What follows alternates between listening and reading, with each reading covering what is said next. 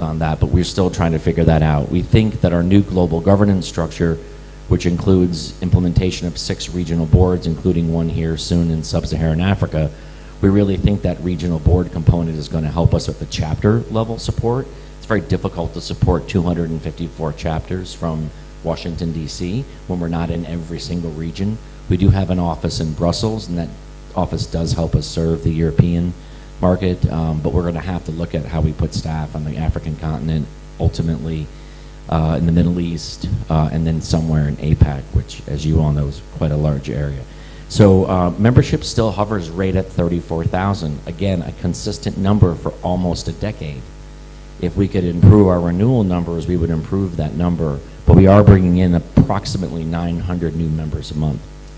Certifications, very important to some of my friends here in the room, in particular our friends from Kenya, who I know, like many of you in the room, promote this a lot. Here in Sub-Saharan Africa, you have approximately 385 CPPs, approximately 141 PCIs, approximately 130 PSPs, and 8 APPs. As an aside, on APP, I can tell you that the Professional Certification Board, do I have a Professional Certification Board member here? I don't think I do, no. They are getting ready to make some fairly major changes to that entry-level certification. It has not, frankly, served us the way I had hoped it would, the way we had hoped it would, and the way our survey data said it would, by the way. We launched that certification fully data-driven, and it has not performed the way that we thought it would based on the data and the input that we had. So the Professional Certification Board will be making some, I expect some major changes this year, and it will change, I hope, the criteria that is required to sit for that exam. That exam, the original intent was to have that exam be available to either early career practitioners. Now remember that a number of our members, and this includes many of you in the room, you come to this profession as a second career. Many of you, not all of you, but many of you did not come here from this profession from a university program when you were 23 or 25 or 30. You're coming to us when you're 40 and you're 50 and you're 60 from usually a military or law enforcement or some related background. The notion behind APP was to give folks the opportunity, both new career and mid-career folks, the opportunity to get a credential, and I think some of the criteria is too onerous, and so PCB is working on that for me, and I hope they deliver me a present in September when we're in Dallas at GSX. So that's generally the way we look numbers-wise. Oh, I'll just quickly say the total number of certificants globally is about 13,000. So that's ASIS by the numbers. It's sort of a bit of a data look into this region. Questions, comments, or concerns for me? I know a number of you have talked to me privately, and that's fine. I'm here the next day or two. But I'm happy to take any questions if you have any. You don't have to have any. You can let me off the hook really easy, and I would be very happy for that. Yeah, anything? No? All right. Thank you. No, I need to pick up. Oh, I do. Thought I was getting away.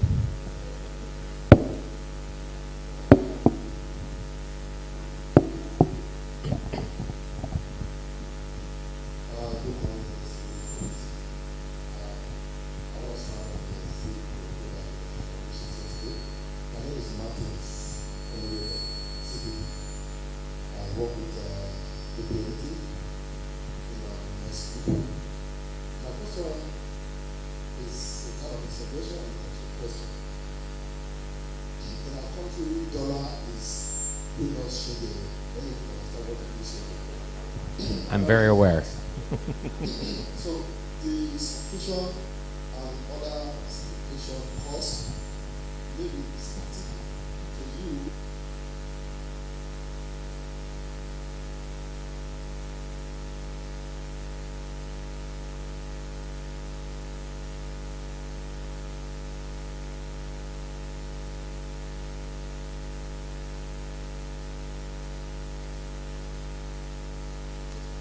The young lady who saw $70,000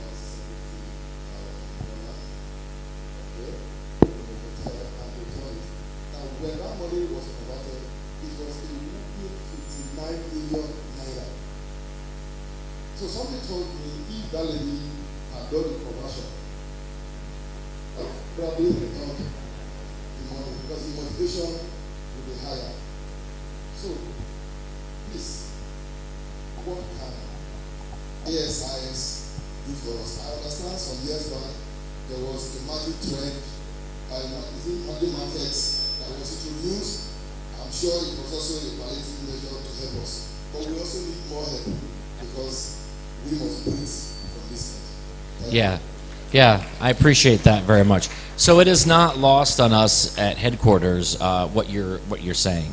The challenge is we have budgets too, right? So we're a US $30 million organization, and when I came to ASIS in 2016, we were hemorrhaging about $6 million US dollars a year.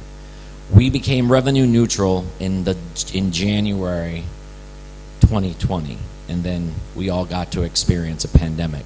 So once again, we were running a deficit budget.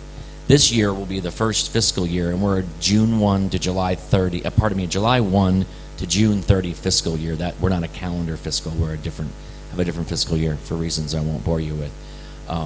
This will be the first budget. Well, this is sort of the first 1.5 budgets because we were neutral for a quarter before COVID hit, where we'll have a break-even budget. So unless or until we can get to a place where we have a bigger margin, we will not be able to change the certification fees. We have somewhat addressed the membership fees, as you mentioned. We've done our best there.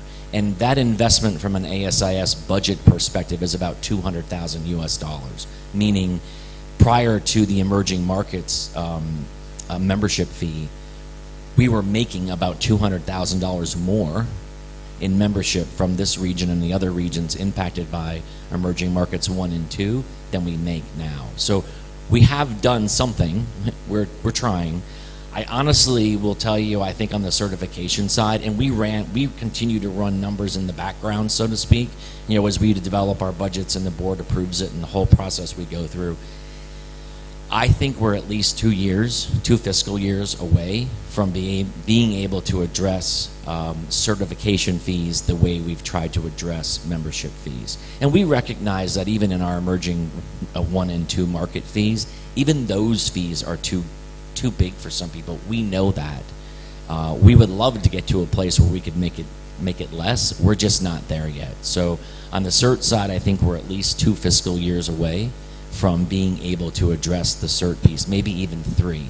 But I think we're going to get there. It's very much talked about all the time at headquarters about how we get there. So we're on the journey. It's just we need to get there. Yeah, it's a very fair question. Yeah, thank you.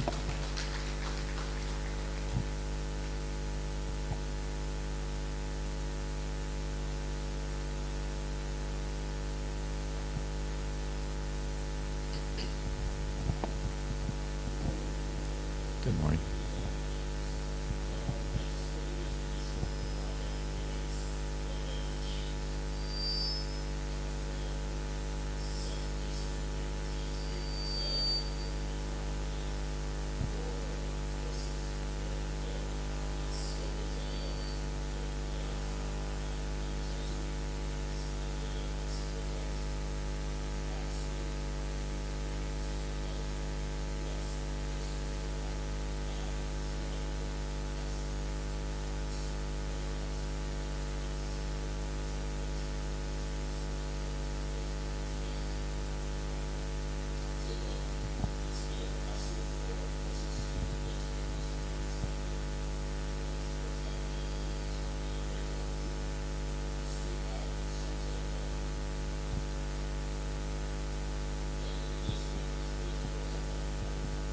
Yeah, that's another great point. We have this discussion across the Asia Pacific region as well.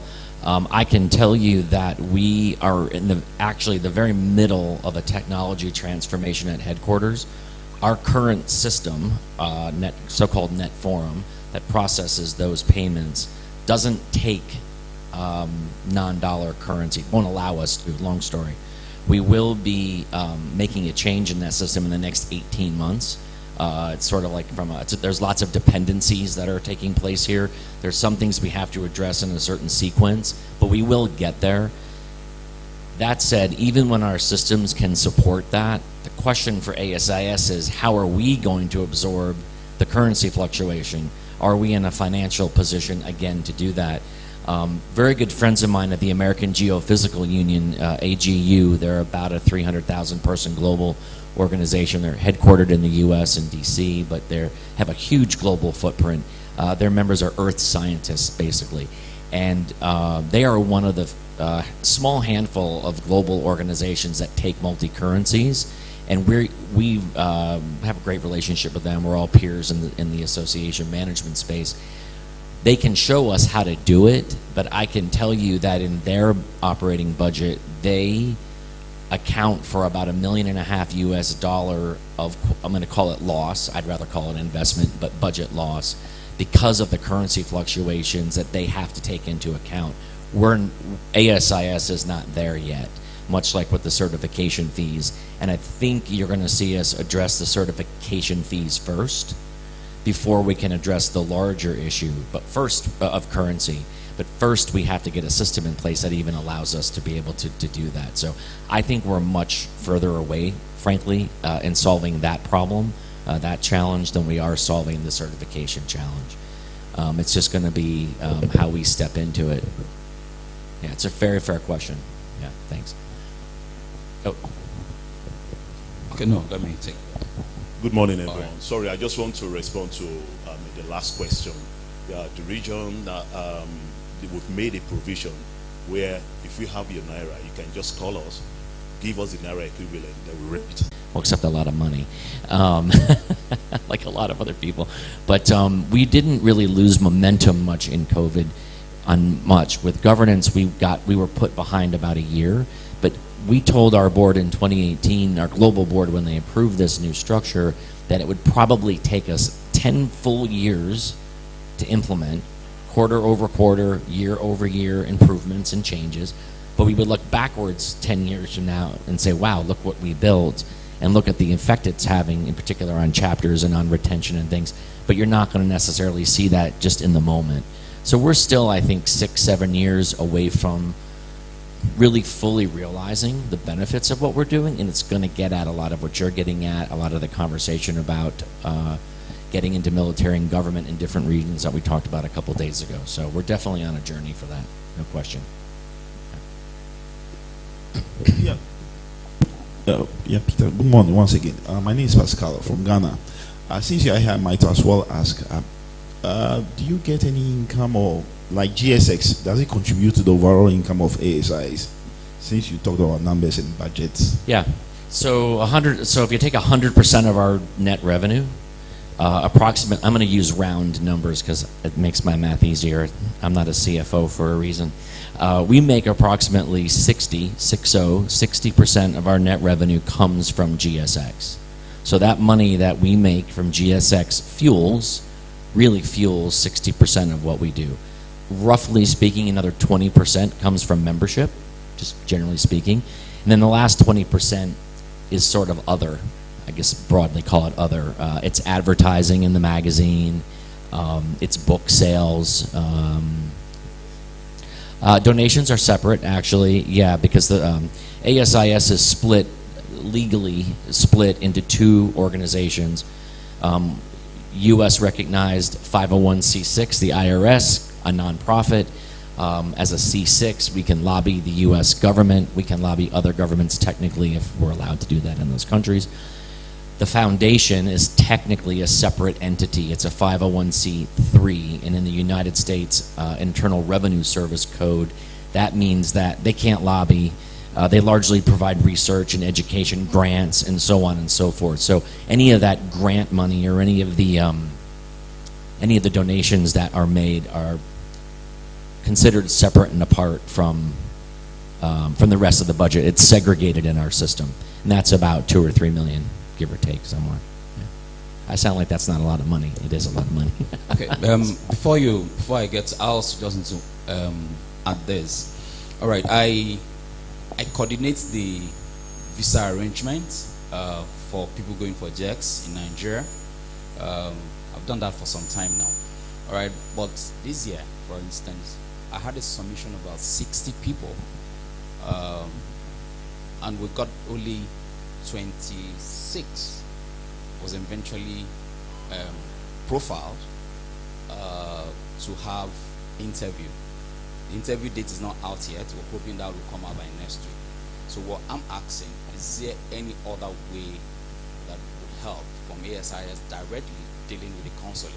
Because we're dealing currently with the commercial consulate, and those commercial consulate has a different criteria, all right, that do not in a lot of ways, address a lot of our challenges for our members, because consulates would have a criteria of saying, you have to be a business leader, you will be able to have a potential or an influence that allows your report to ensure that when it comes in or when you come back from the jet, your report is able to influence a decision to buy, some items or some partnership in America.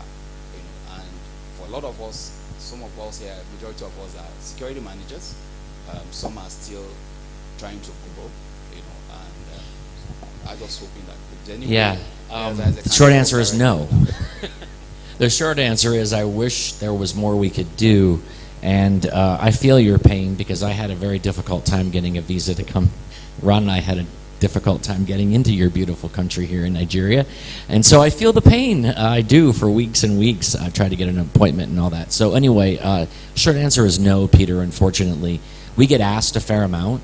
Relative to GSX, we do have a general visa letter on the website. Sometimes people need it to be tweaked a little bit or personalized a little bit for them. We're happy to do that. We're trying to help somebody from Bangladesh right now, actually a colonel in the military.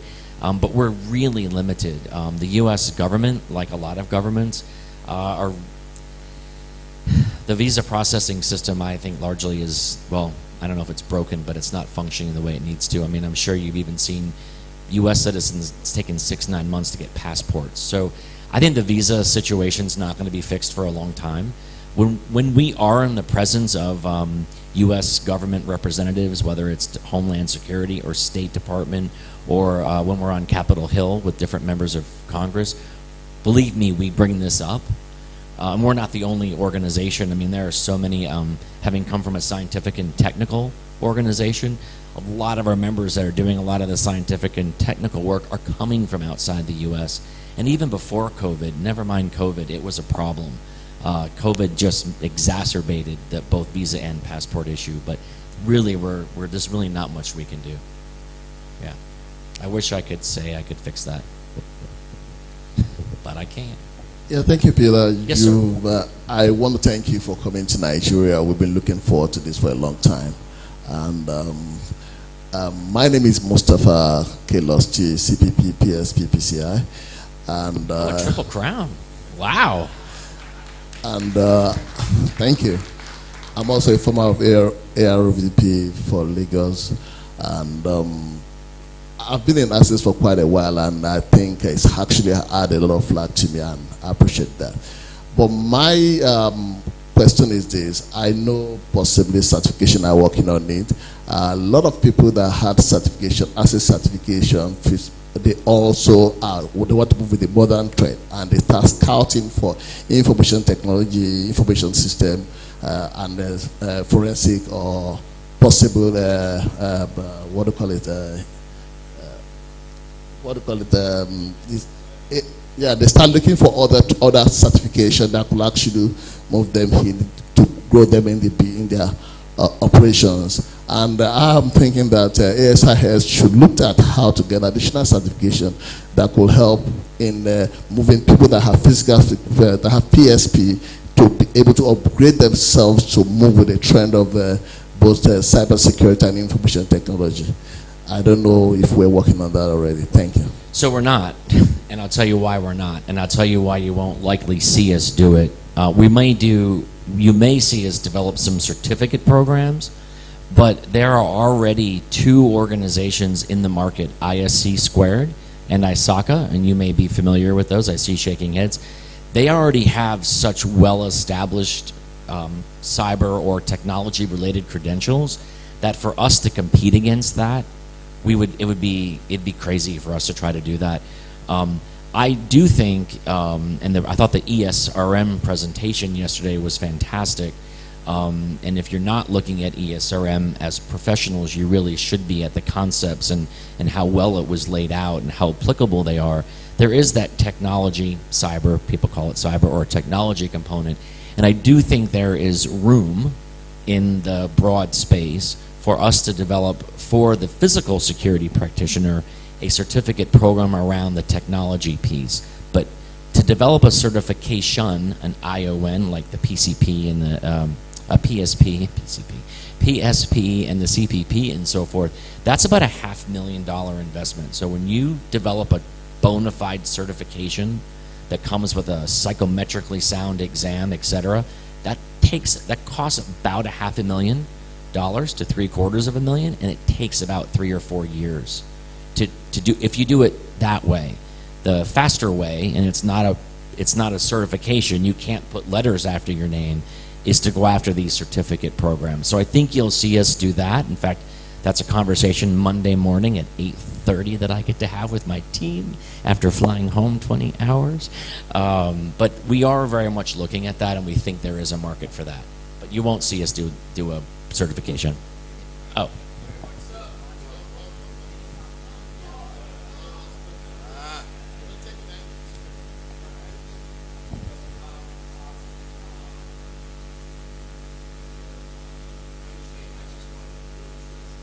I told him he had to keep me honest while he was here, so I can't hear what he has to say.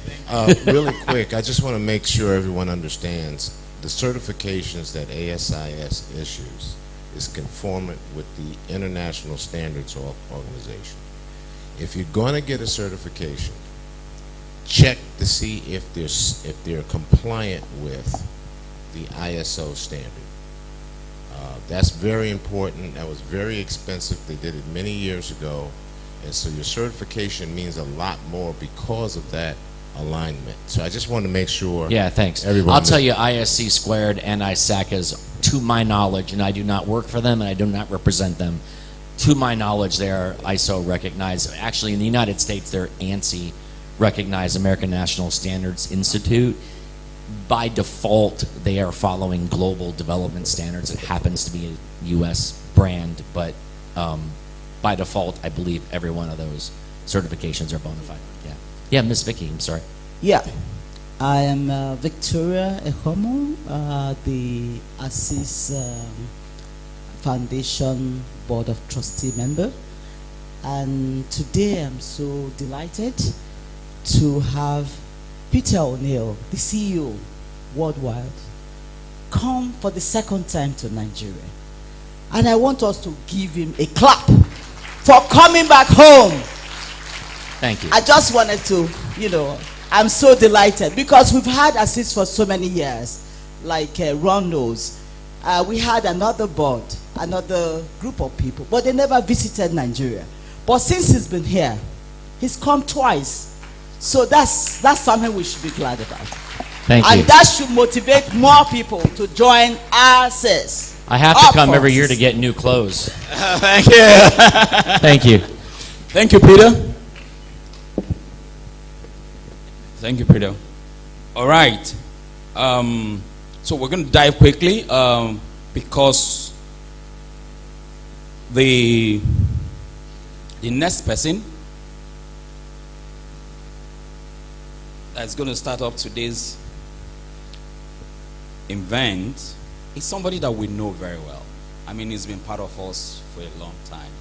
I mean, he was here in Nigeria. And when he was in Nigeria, he was a friend of the house. When I remember when I was the vice chair for Lagos Chapter 206, October himself, the Triple Crown, was the chairman. I was his vice for 2 years before I took over from him as chair.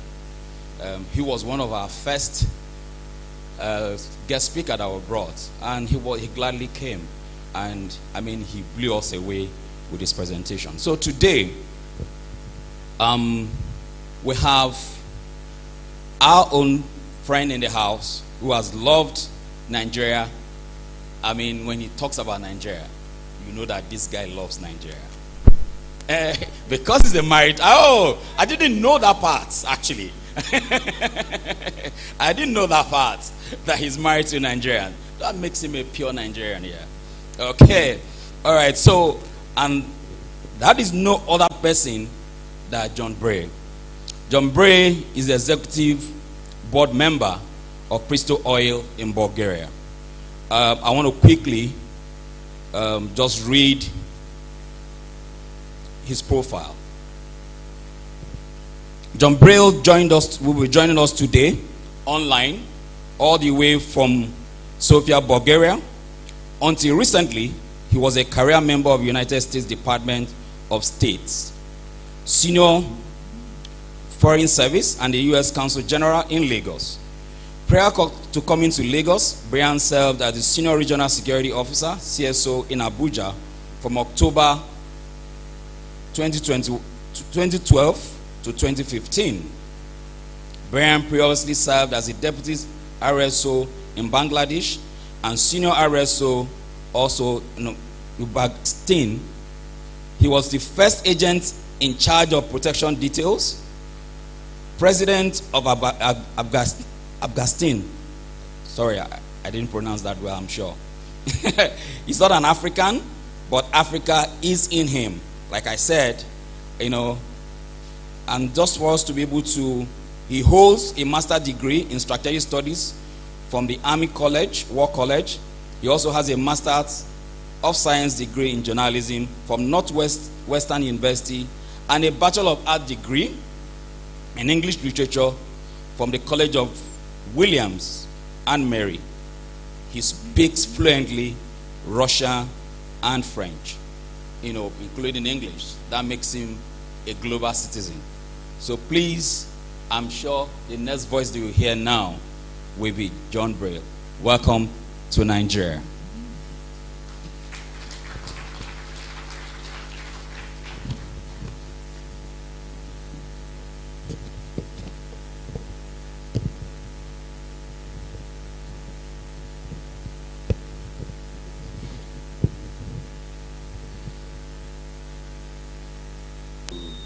Ruben, and I'm wondering if you guys can see them.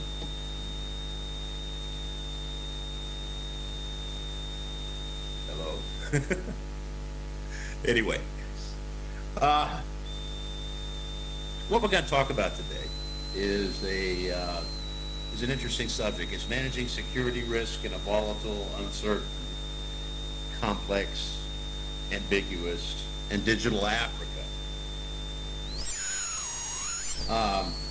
Before we dig into this, I think it's important that we look at some of the definitions, and that means sort of going back to the basics. Let's go to slide 2 now, Ruben.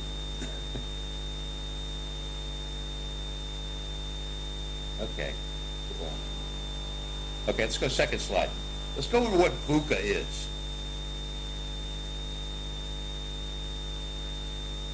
The acronym VUCA was first used at the Army War College in 1987 and was published in 1991 by a guy named Herbert Barber. And it came out in a book for leaders called Strategies for Taking Charge.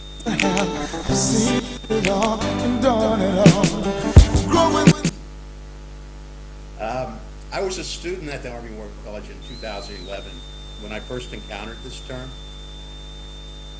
And if you think back to those times, it applied. We had the attacks in our 9/11 against the World Trade Center and the Pentagon. And the U.S.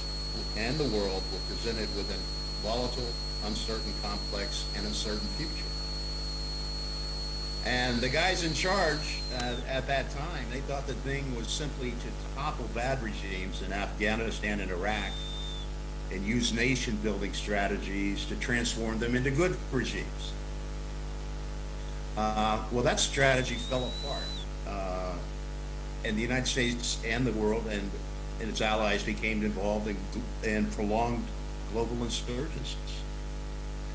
So something that has been so simple, a simple solution in 2001 had become uncertain, complex, and ambiguous by 2011. Throw on top of that something like the Great Recession, the largest global economic downturn since World War II.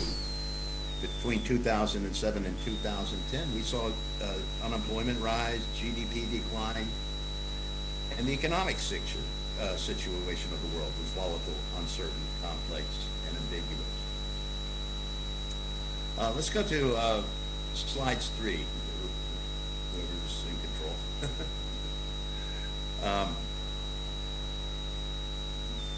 Back one.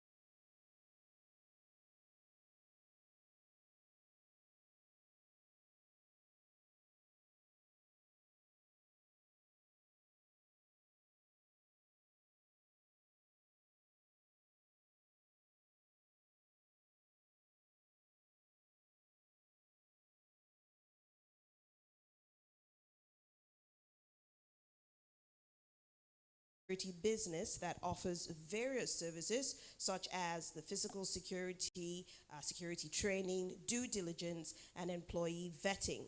She's also the founder of POI Check. That's a tech-based service that helps employers verify their staff identity and work histories. Additionally, she runs a security and safety blog, which is called Safety Africa, and it provides audio-visual tips for the public and women in particular. I advise you to check it out. Okay, so ladies and gentlemen, put your hands together as we welcome Janice Haruna.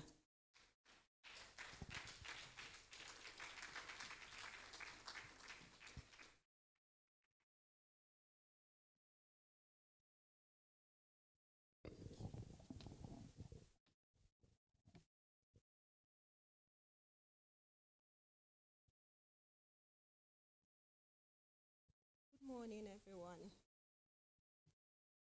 I have my flicks here. Not sure if my slides have gone up yet. I just sent it like 5 minutes ago. So I'll be speaking about winning in a vocal and non-kinetic approach. I am waiting for the slides to go up. I'm not sure it's going up yet.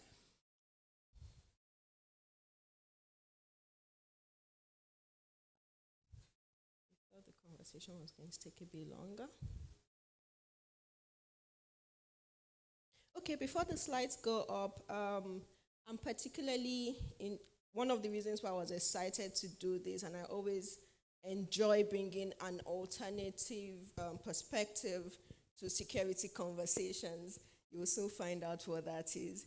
I enjoy bringing an alternative perspective to security conversations, and so one of the things I wanted to do was bring that idea. I always push the notion of grassroots security, starting from the family, and I always push the idea of grassroots security starting from the family,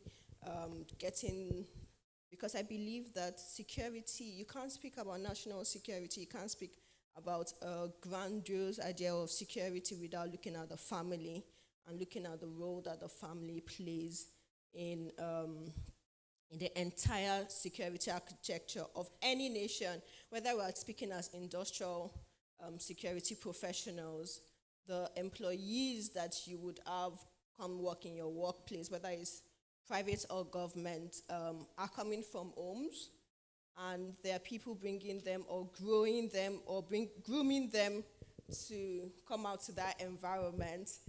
And so I think it's important that we teach security, which is what I do at Safety Africa. We teach, especially women. I think we have about 60% of our readership on Safety Africa is women. And we teach women, share security tips, and I get a lot of, oh, I didn't know this, I didn't know that, type responses from women. I'm already kind of saying this without my slides coming up. I don't know if it's going up anytime soon. I might need to start again. Mine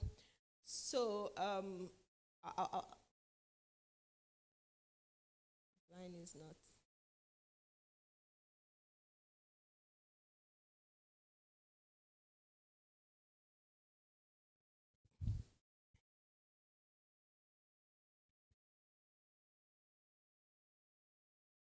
Okay. As I was saying, I usually share those tips with women, and you get tips.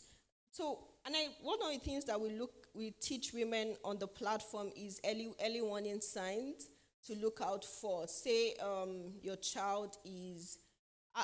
What signs do you have? What signs do you look out for when your child is getting involved in a bad group, mixing around with the wrong people? I've got a kid that is graduating kindergarten tomorrow. I'm really excited about that. And one of the things that I've been able to do is I'm learning to network with the parents, because you find that research has proven that your child is, as they get older, they are more influenced by the friends that they that they interact with. Your kids are about 80% more influenced by the kids that they interact with, and especially the kind of parent that those kids have, will play a bigger role. Then kids would also interact more with their mothers. I think it's about 1%.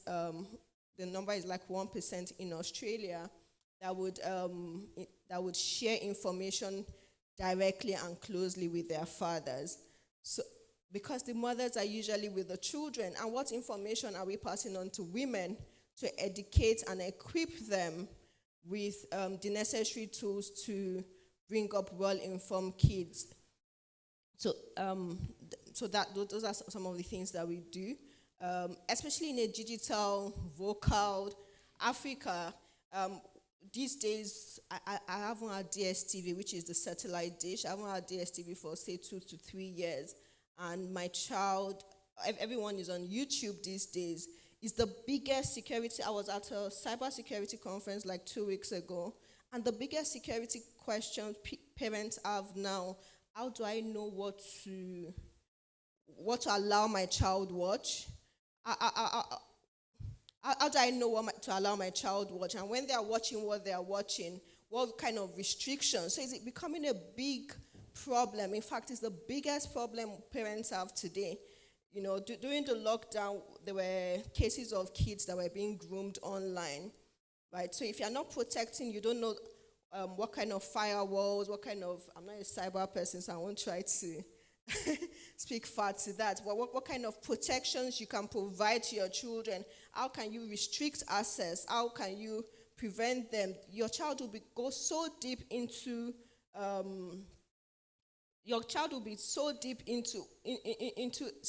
anything.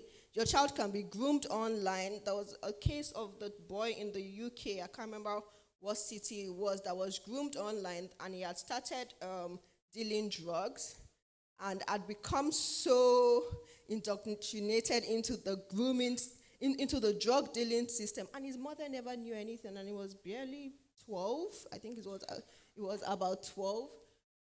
Please, can we start from the beginning so that I don't lose track of what I'm saying? Okay, next slide, please. No, that's not the first slide. So basically, the first slide says in the interest, and it talks about identity. I think I've spoken about identity. I gave a talk at the Army Resource Center last year, and it says, who is a Nigerian? Who is a Nigerian, and why is that important, our sense of identity? If we don't know who we are as a people, if your child doesn't know who they are as a person, then how do they interact with the outside world? How do they get out and interact with the outside world? So that's, who's a Nigerian talks about identity as a people, coming from homes. It also talks about our identity as a nation. We also had a conversation last year that I led the conversation on ASIS. Is it in the interest of Nigeria? What's our national interest? Because when we don't know our national interest, we don't have a sense of identity, we don't know, there's really no focus plan to all the conversations that we're having. And I will marry that.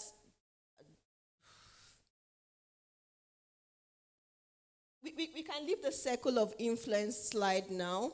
I'll marry that down to everything I'm about to say. Sorry about this, I've had a mix-up because of the slide issue. So what I have here is called the circle of influence, and in the middle you have the child or the person, and that person obviously has their own identity, they have their own willpower, and everything that they have to do for themselves. They still have a control of the decision-making that they're able to make, or the decision-making that they take. Then they have this circle of control, which is your closer family, right?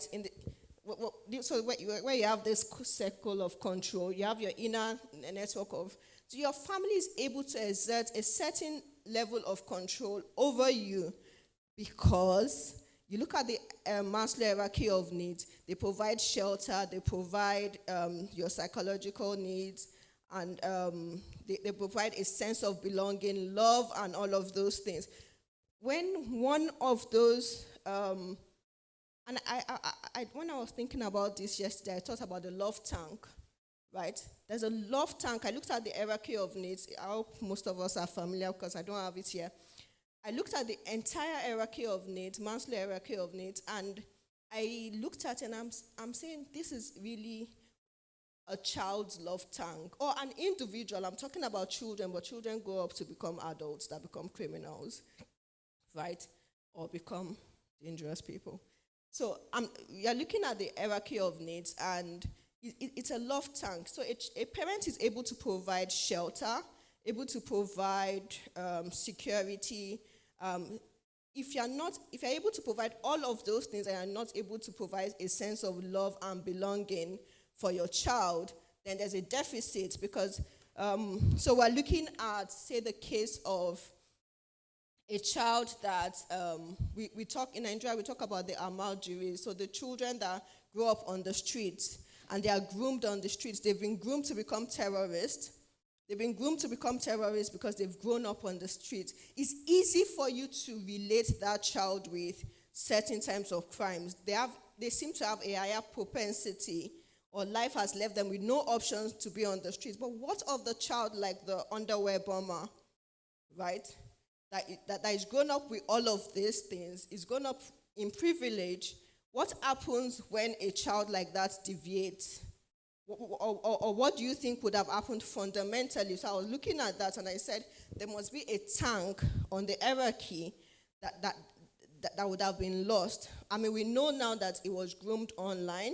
We know that it was groomed by others, and from understanding of what I know, it was like one of the last children from a very large polygamous, very wealthy family, but it was one of the last. So attention, there seemed to have been an attention deficit in that child's life. There was no one, there's something where you say you're growing a child, but you're not bringing up the child. So the child is there, you're able to pay the fees, but there's no one paying attention, a close attention to the child's developmental growth.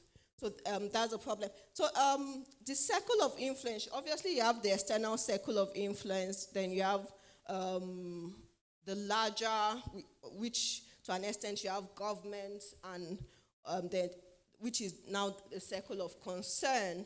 Those people can only show a level of concern. But when there is a problem from the home and people that should only influence begin to control, that becomes a problem if their control is not positive, or the control they're able to put up on those children are not the right type of control. Can we go to the next slide, please? Right. So I said it takes a village. We are Africans. Our sense of identity. I am supposed to have an image somewhere. Yeah, that is not yet. We're Africans. Our sense of identity is important. In the traditional African culture, we grew up in communities where, I want to say Mama Chinedu and Mama Bosse, but we know what we're talking about as Africans. But we had I think, Black American grannies that will check you out, that will put you right. Right now, because they knew what our values were, right? If I understand, say, Mr. Balogun's values, and I see his child somewhere, I'm able to check on his child. I'm able to put that child right. Well, right now we don't have a value system that speaks to anything. And that's why I spoke about who we are as a people, who we are as a nation. What are our value systems? What are the things that we hold dear to ourselves? Right? What are the things that we hold dear to ourselves? Because all of these things would matter in the entire way we try to build up our security architecture as a nation. So the old government's approach, military law enforcement, National Orientation Agency with MINITA, with the media, I know that we had a national security, the 2019 security strategy. It speaks a lot about in a whole government approach, because it speaks about traditional leaders involving, but I mean, we all know that the document wasn't used. I don't want to say that in front of Madam, but we all know that the document essentially sat redundant for his entire lifetime. I would love to see that document. I think it's a beautiful piece of literature, but I would like to see some of those approaches being implemented, because when we fight, well, whether we are fighting a drug war, we are fighting, and we do have a drug epidemic in Nigeria. It's a serious problem. We have a serious drug problem in this country, and no one is saying anything about it. So whether we are fighting a drug war or we are fighting terrorism in Sambisa Forest, right? We can't fight it just with military. We've got intelligence. We have family. Children that go out to become terrorists were given birth by somebody. Children that go out to become drug dealers and drug abusers, or that go into cyber crime, are coming from homes that are essentially, most of them brought up by mothers that don't understand, or parents. But we know that in any society, it's mainly the woman that does the bringing up of the children. So they are coming from homes where certain security values and impact. The speaker before me said something about public awareness, creating public awareness, the importance of creating public awareness. When we come to conversations like this and we come to gatherings like this, it's important to speak about industrial security. It's important to speak about fighting wars, how we can do this, and all other strategies. But if we don't consider the home, we don't consider what happens in the family, we don't try to teach women, we don't involve women in conversations that involve security, then we would never get there. We would never get there, because we'll be fighting with just half of the population, as they say. So the community approach, religious leaders are important, religious institution. I saw a tweet yesterday where someone says certain people need to learn to put their religion ahead of their cultures. That's a big issue in Nigeria, but why don't we put country first? You know, the reason why every one of us sitting here is proud to be American, are we not?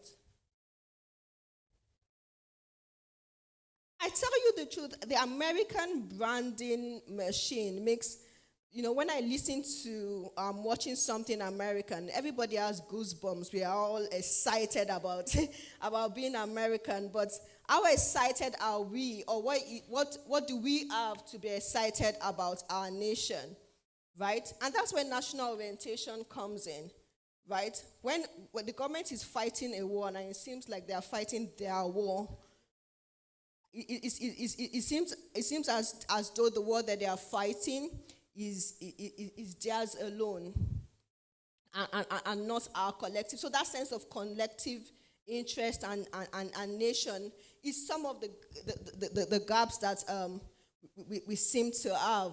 Social and community. I've included this to this, that it takes a village. We've got the physical communities, but we now know that online, maybe younger people and some people, I know a lot of people will probably be more conversant with like Facebook, but even on Facebook, I know that there are communities there.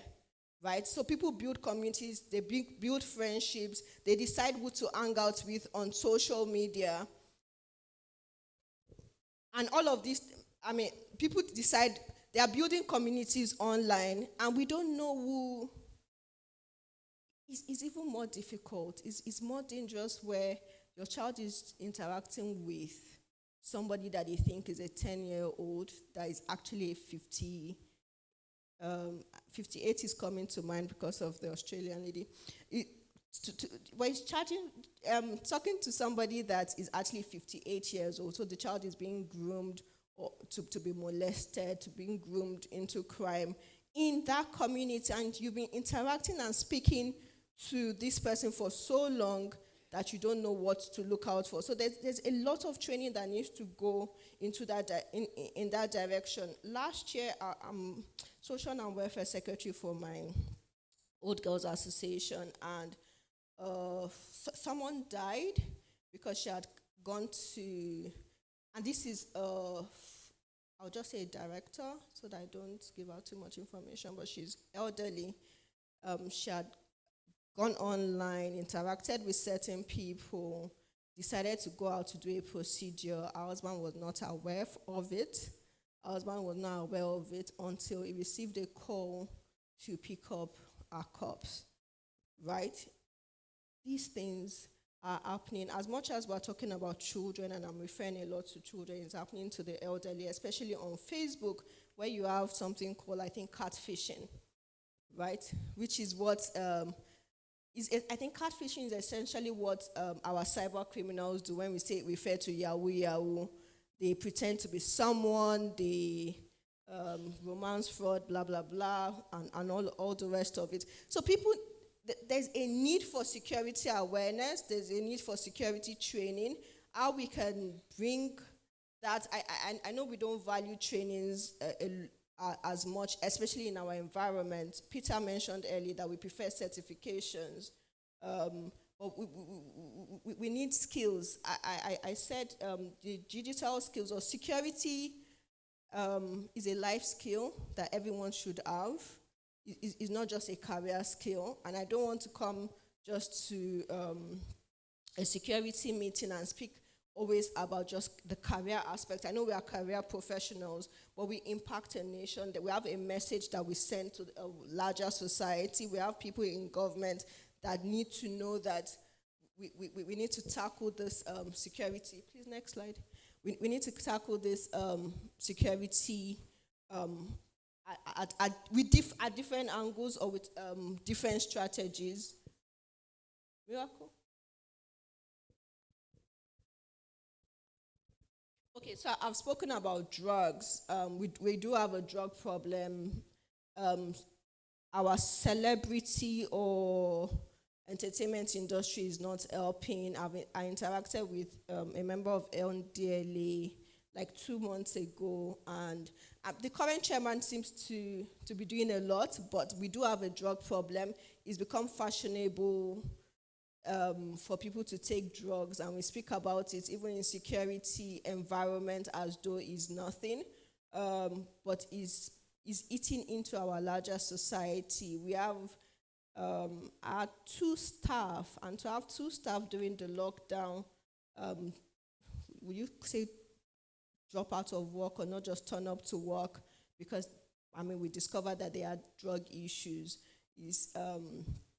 It becomes a problem. We don't test before we employ, not physical security, even physical security, to be honest, we don't test. So we're having a drug problem and a drug issue. How can mothers from home, before they go into work and they become police officers and they become law enforcement officers and they become government workers, let's even leave the private sector because we know that they are in government, they are more in government actually. Before they go out, how can mothers pick and determine the kind of people they want their children to interact with? What are the early signs to look out for? Your child withdrawing, not coming back, corruption. Okay, I'll talk about cybercrime. I've spoken about cybercrime.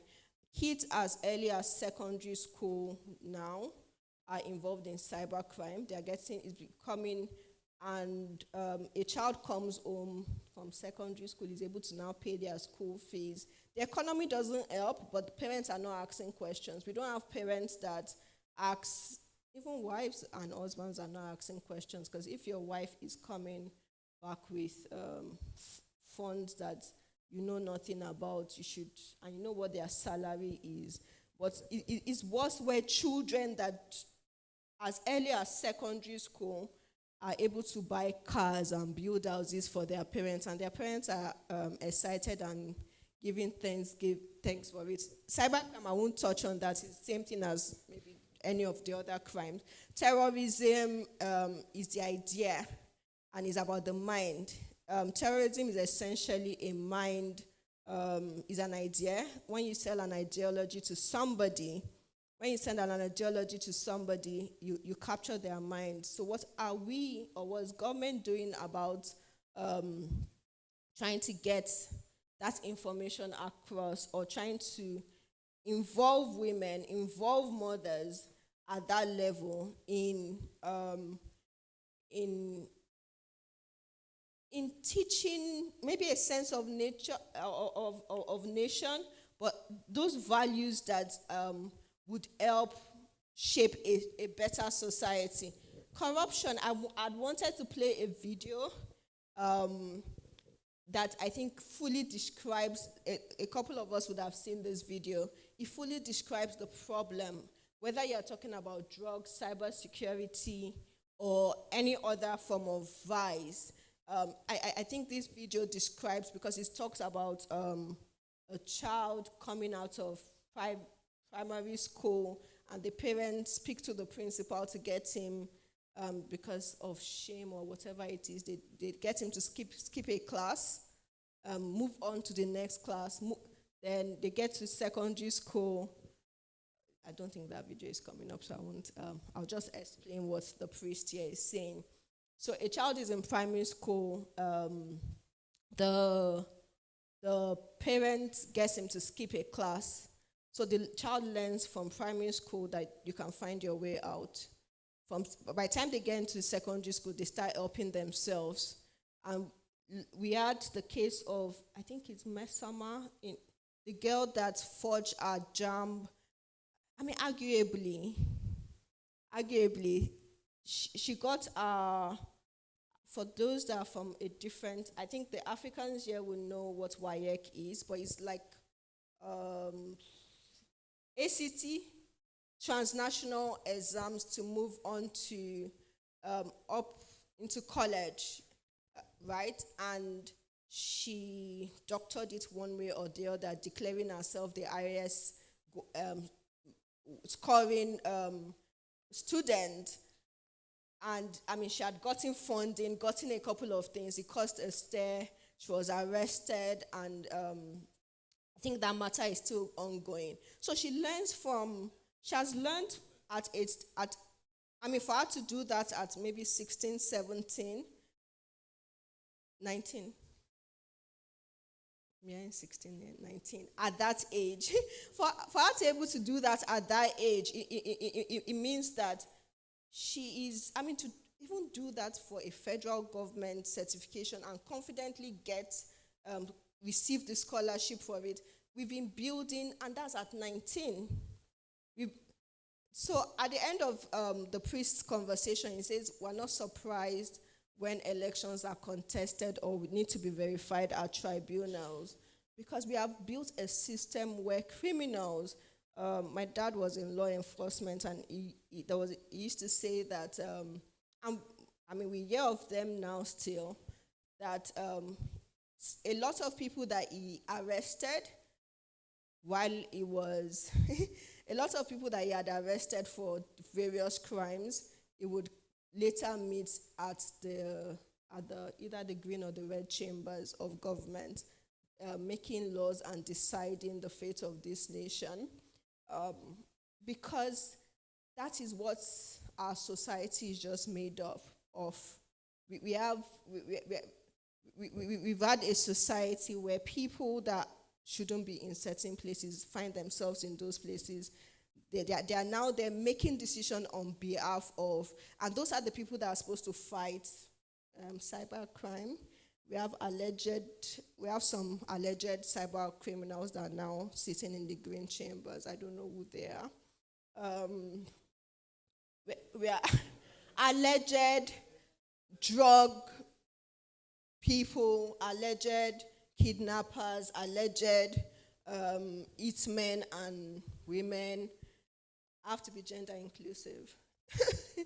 So we have a lot of alleged people that are in government, and they need to make decisions. I was having a conversation yesterday about why our security, I don't know why the national security strategy, for instance, was never used or implemented.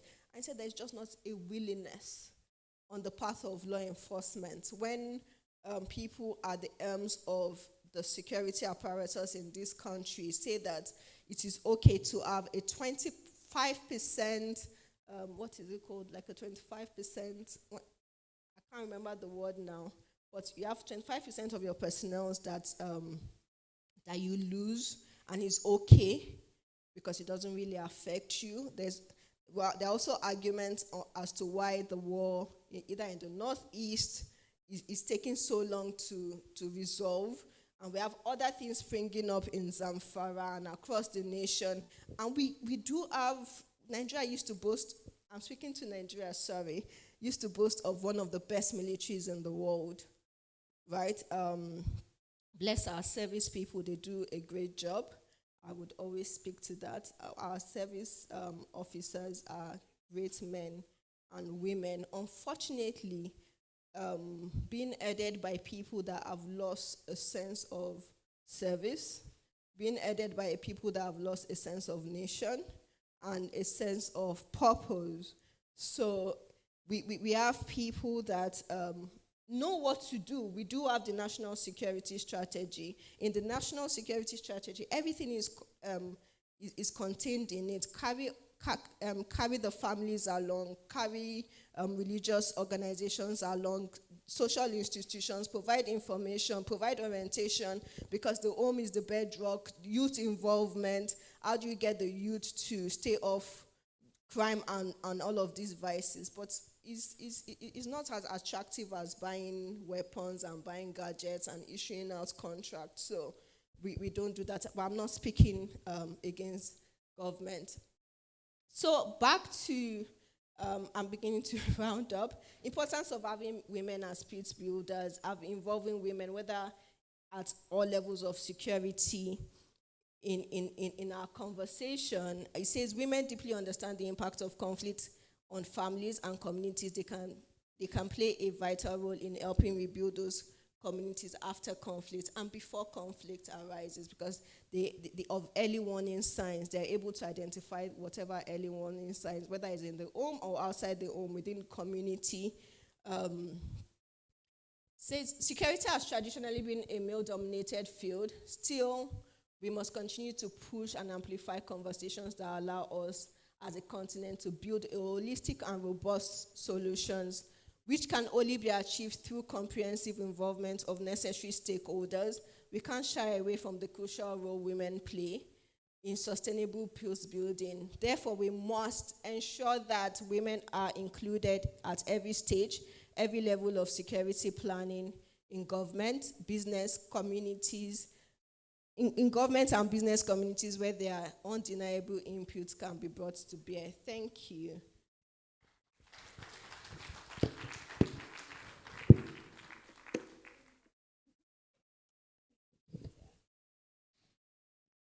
Are there any questions or anybody wants to comment or add a reaction to that? Thank you.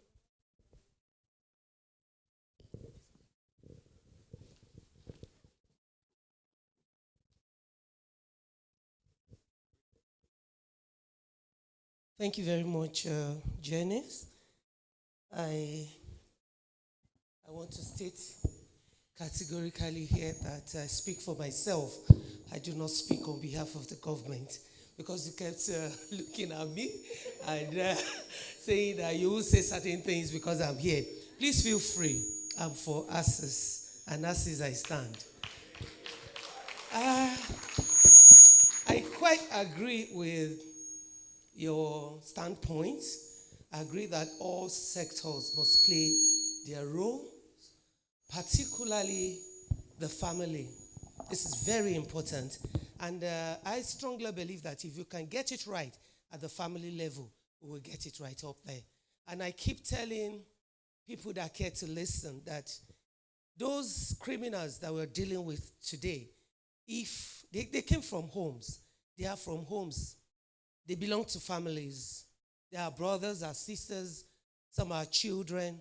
And if you're able to keep the home and bring up children the way we're supposed to bring them up, I'm sure we won't have this kind of problem that we're having. If there are no children on the streets, who thirst and hunger for things that their mates who are privileged, have, I'm sure the crime rate will also reduce. And I also agree with you that the private sector have a big role to play. So we shouldn't just look at the government efforts, because security is for everybody. And therefore, I'm looking forward to a state where even the private sector, either your industrial security or wherever you find yourself in law enforcement and all that, you will come together, to actually fight these threats. They are everywhere, especially the cyber threat. And I used to tell people that the next world war is going to take place in the cyberspace, either we like it or not. Our children are being groomed there, like she said. They are watching and doing so many things on the internet, and we are just watching. Some parents are so excited about it. Not that they are the generation Gen Z, of which Janice belongs to. Yes, that's the truth, because 80% or more belongs to that space. And if you're not there as a parent, then there's a shortfall. So we all need to work together to ensure that beyond just selling our equipment and services, we get involved even in intelligence. It is very critical. She also mentioned the fact that the drug war is a reality. Children are doing drugs, and we must identify with that. I thought you were going to talk about the symptoms and things to look out for when your children are doing drugs. Even for the less privileged, where you have children sniffing into gutters, doing lizard shit, dried lizard shit, is as bad as that. Yes, the tramadols and all the benylines and all that. Those are basic drugs that even the less privileged get access to. And so we must watch out for these symptoms in our children, and we must do everything that we need to do at the family level to ensure that we have a secure society. Thank you very much. Thank you very much. Any other question? Oh, wow.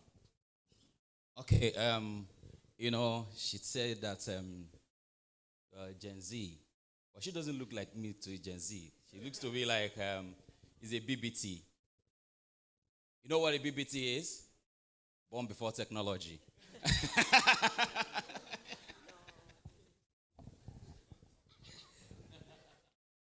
I'll stand on existing protocol.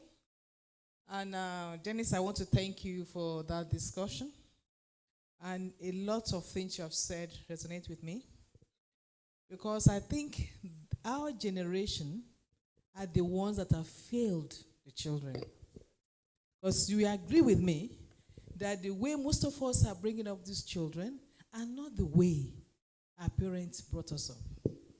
Because we feel that we now have the privilege, and what you don't have, we want to give you to your children. I don't mind that, but you can give to them the care or something that you don't have. But please, when it comes to security, when it comes to discipline, you must get it right. Some of the things you said, I took out some kids for a birthday party. My daughter was turning 10, and I said, okay, gather your children and let's go. And when we are there, took them to a VIP lodge. I want to give them a treat. And I said, what do you have? No, they were asking them. The boy said, can I have Hennessy? And the guy said, huh? They had to take it. And the second person said, okay, can we have a little bit of alcoholic wine? No. You don't blame them, because they're trying to imitate their parents. Hello. And I said, Daddy normally have Hennessy. And he smiled, and But they should have been taught that is not for children. So I said, fine, what we are going to do here is to have juice, to have your whether Fanta. No, it was a lunch. I took them out for lunch, so they have the full lunch. But I'm just saying, we are not getting it right. For me to take a child, a boy of 10, 11, it's asking me, can I have NSC? Hello, it means the parents has been giving NSC. Let's be factful about that. Have a taste. It's not too much. It's not this. Yes. Then the child has to start to take drugs, and you are blaming the child. So we need to look at all that. The same child went to sit for exam, and in that exam hall, they were calling answers. They called me and said, do I want a special class? I think I'm a BBT. I don't understand what the person what the person was saying. And I said, no, I have a teacher for my child in the school. I have another teacher that comes home to teach her. So what special lesson are you talking about? He told her, it's a special class. I said, sorry. And I told my child, you know you're in trouble if you... So, and as if I knew. I didn't pay for that class. But because maybe the group doing it, I've already put that class. And they're calling question 1, question 2, question 4. God bless you. And my child said, my mother will kill me. This thing. I said, and he said, Mommy, and he came out on merit. I said, what is the need that these students were cheating for? And parents pay $350. So when you are now telling for Mesioma, it started from home. So please, we are the one failing. And I'm happy, Janice, that it started with the parents, giving them that focus, that right idea, and they can pass it to the children. Thank you. Thank you very much. That's the mother hen of chapter 206. Just for you to know. Okay. Thank you very much for the lecture. I have to start off with this. I'm a father of 8 children, 30 grandchildren, 22 great-grandchildren. Okay? And I'm going to ask you a question. As a father, well, my kids are gone. Some of the grandchildren are around. Well, the great-grands are still doing stuff in their pants. What would you recommend as a grandfather? How should I intercede and deal with my clan? I mean, really, it is. Because sometimes I feel I'm out of touch. They'll tell me that I'm out of touch, But anyway, I just want to get your perspective of that, because that would be very important. That's actually the biggest issues. They said the parents that brought us up with a strong fist, when it's time to bring up our children, they lose everything. They're the ones offering the candies and the treats and all the rest of it. So it becomes a lot more difficult when you're a grandparent. But you need to remember, I think the most important thing is that grandparents are a lot more daunting. You want to take care of your children and all the rest of it.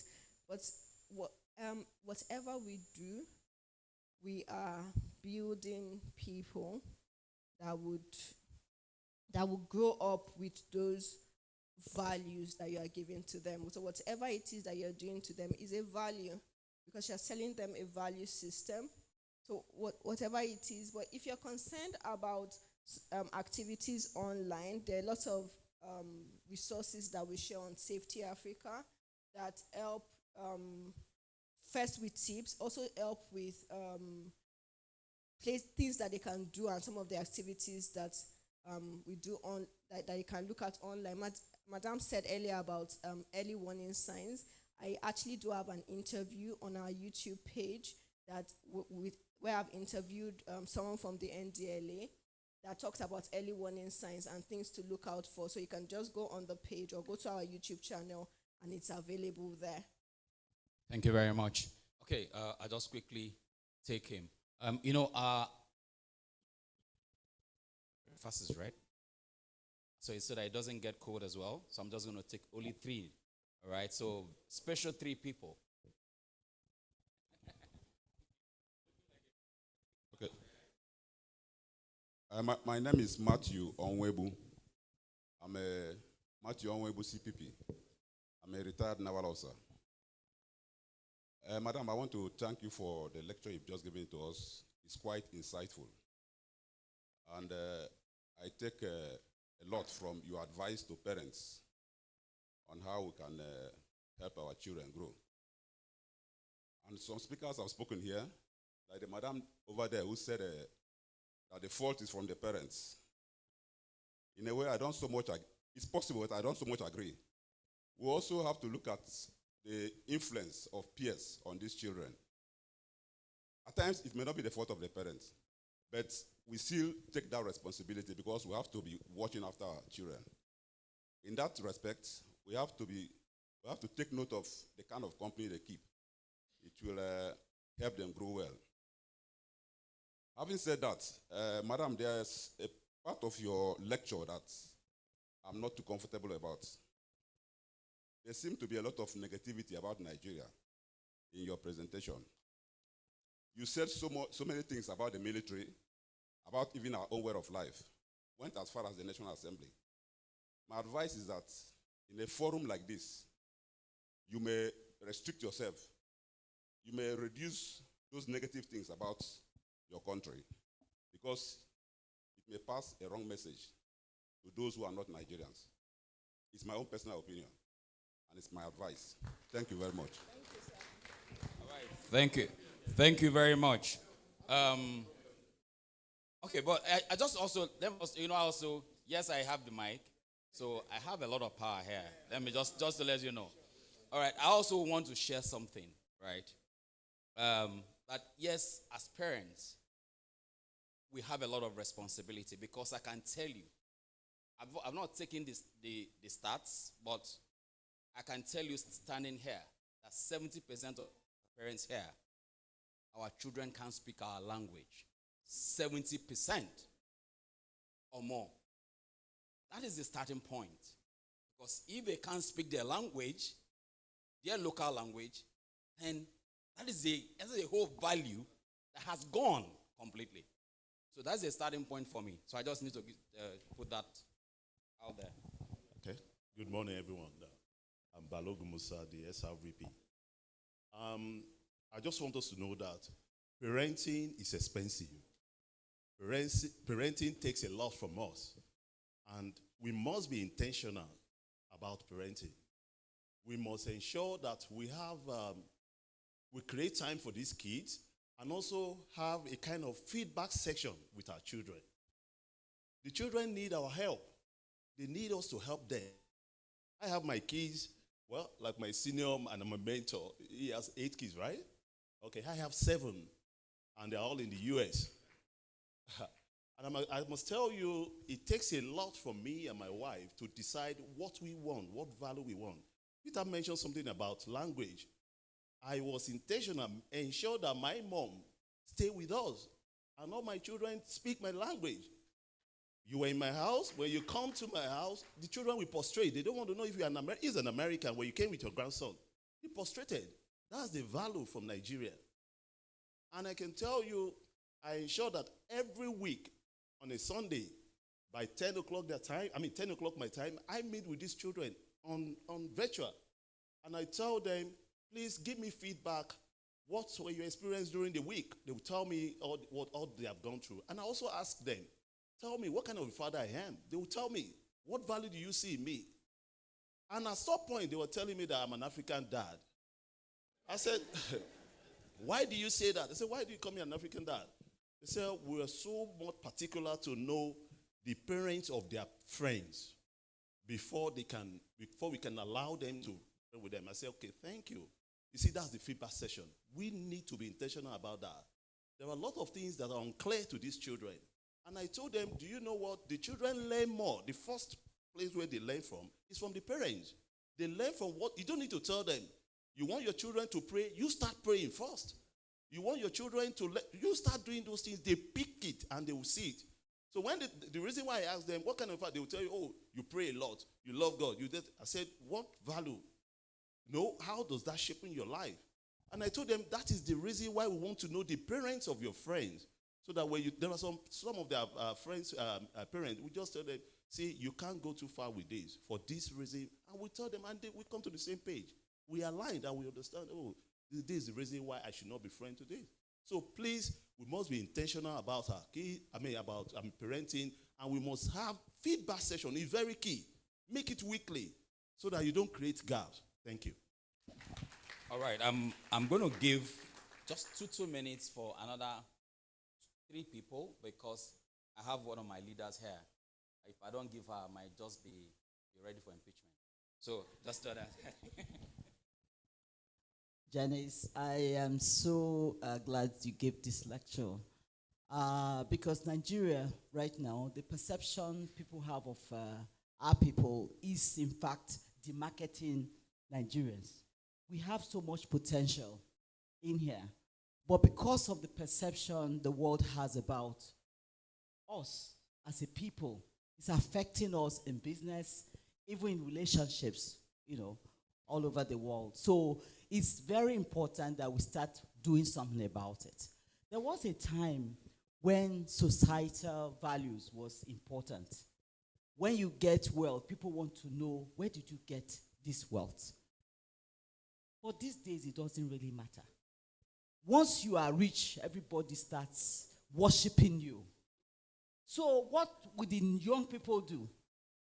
What will the young people do? They want to get rich, whether through internet fraud, through any way that they can get rich.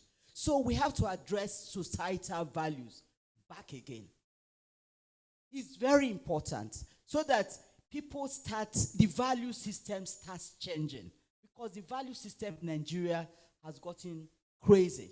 So we must change it around.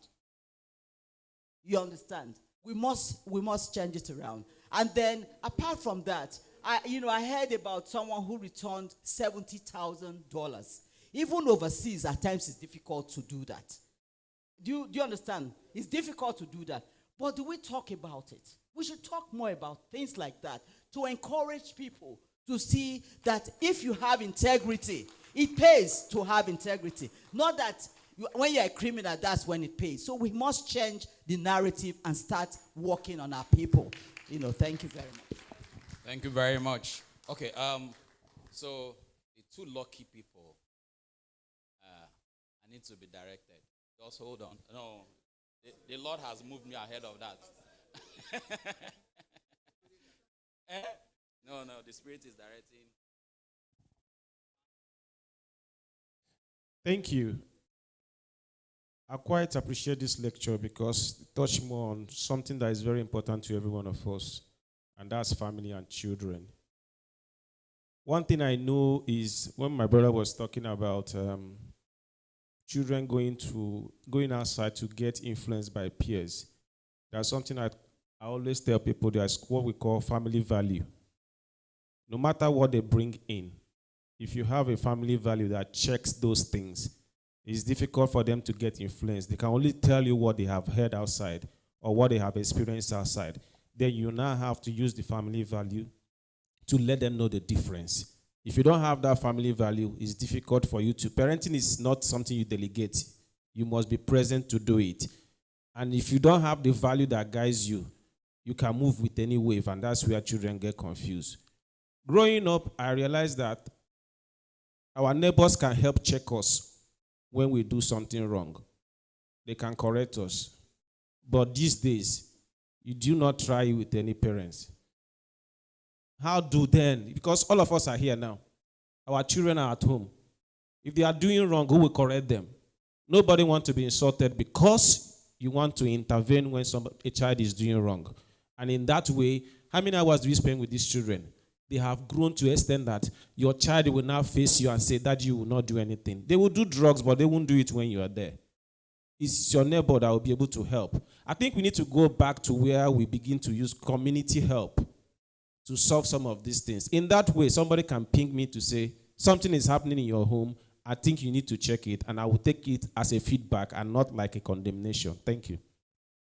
Yeah, we were trained communally. I was a village boy, so I knew what that is. You know, I have my people from Kenya. The Lord just moved me there. So just 2 minutes. A minute. Yeah, mine is just a comment. I'm a mother of 3. My last born, my last born, when he finished Form 5, I was planning to take him to Canada. And that time people already started using telephones. He said, "Mommy, don't buy me a phone until I finish school." And that is what happened. When he went to Canada, that's when he bought his phone. I believe as parents, we are the ones who are supposed to take responsibility on how to bring up our children. How you bring up your children in Kiswahili, they say, mtoto umleavyo ndio akuavyo. The way you bring up your kid is the way how the kid will be. So I think as parents, we have a responsibility to be there for our children and not to be very strict. But be careful with social media. I see small children trying to take the phone and browsing and doing that. During our time, there was nothing like that. So my son told me, "Mommy, don't buy me a phone until I finish school." And that's exactly, he went and bought it when he was in Canada. Thank you so much. Thank you. You know, that's the essence of being a BBT. All right? So BBT, no, proximity. The Lord is still working here. Just in addition to all what that has been said, our children today follow Mange do, Mange see, Mange do. So what we do, they do it 3 times. That sits very well. What you do, they do 3 times. What you do, they do. I need the chorus. What you do, they do. So that I can sit with you to do the right thing. All right, let me take one of my leader again, because this impeachment is getting close. If I don't do this. I'll try and be brief. So just a story, and a lot of you might have heard it. A young boy goes to the mom and asks, "Mom, how did humans come to be?" And she starts the creation story. Adam and Eve were created by God. And he says, "No, Mom, I asked Dad the same question yesterday, and he told me that we evolved from apes." She goes, "Oh, that's your father's side of the family, not mine. I'm telling you about mine." I brought this up because 2 weeks ago, I spoke with a colleague in Lagos, and she was in tears. She'd called me in the evening. "What's wrong?" There's someone who we thought was a pastor. He'd been married, did not have a child for about 10 years, and eventually God blessed them with a baby girl. Girl is 5 now. About a little over 18 months ago, the wife left him. Normally we'll say, bad woman. When she was asked what happened, she had a lot of stories to tell. Infidelity, she went to the aspect of he's not really a man of God, he's doing things that are contrary to biblical precepts. Anyway, she left, marriage broke down. But they're trying to co-parent. And so the daughter would stay with the wife for a while and then stay with the father for a while.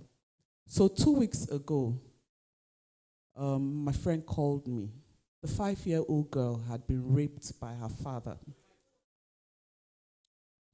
Now, I've brought these 2 things to let you know that the family unit is the most important thing put in place by God. When he created man, and that's if you believe the creation story, not the ape story, he said, "Go ye into the world and replicate yourselves." Replication is not just to produce forth the human being. It is also to take the essence of who you are and put it in that person. Now take a second to think about yourselves. What are you putting in your children? Are they being trained by your house helps, or they're trained by you or your spouse? Is one of you a stay-at-home parent, or are you both out in the world struggling to make it? Do you take the time to invest yourself in them? If you're not doing things the right way, you're just bringing up a crop of criminals. Nigeria will not change. The world at large will not change for the better if we don't replicate the right values. So take a step back today as we live here and think of your own self. What are you giving to the next generation? I think that's the most important for me. That gives a wrap. That was completely wrapped up for me because, like she said, what you do, they do 3 times. And she wrapped up with that. So please, can we give a round of applause to Janice? You know, thank you very much, Janice. She's one of the young CEOs of security companies in Nigeria. Please, a round of applause again. You know, she's making us proud. One of an Amazon in industry, young Amazon at that. And I think one thing I would like to add, you know, following what she said, what you do, they do 3 times. There needs to be a close-up in the gap between the parents and the kids, this generation and Generation Z, Generation X, and even the Alpha generation, because that's what they call the younger ones now, the Alpha generation. Yeah, they call it the Gen Zs. We think they're crazy. Wait for the Alpha generation. My niece, as about 2 years old, was downloading albums on my iPad at 2. It's crazy. I know of a kid who trying to isolate the parents from what they're doing. You know this WhatsApp status? So they put what they want the parents to see to only the parents. They don't see the rest. Yes, it's that crazy. So a lot of parents are saying technology is not my thing. You have to make it your thing. Because the kids are living in that world, basically. Thank you so much. It's been a wonderful session. Please, again, a round of applause for Janice. All right, real quickly, we have kind of eating into our breakfast time. So I guess we're going to have a quick bite and run back in if we want to stay on course. So we were supposed to have 20 minutes. Yeah, so we'll expect that people should use the back door so that we'll just have a straight line from there, where our high tables and big bosses will use this aisle. Thank you very much. So 15 minutes, 15 minutes and we're back. Thank you.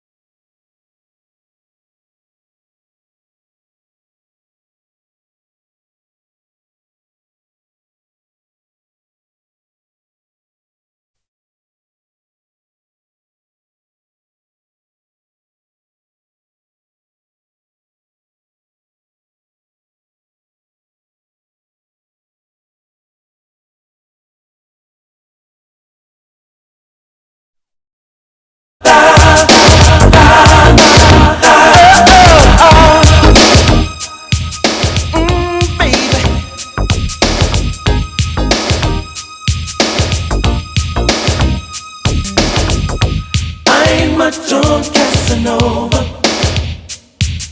Me and Romeo ain't never been friends. Can't you see how much I really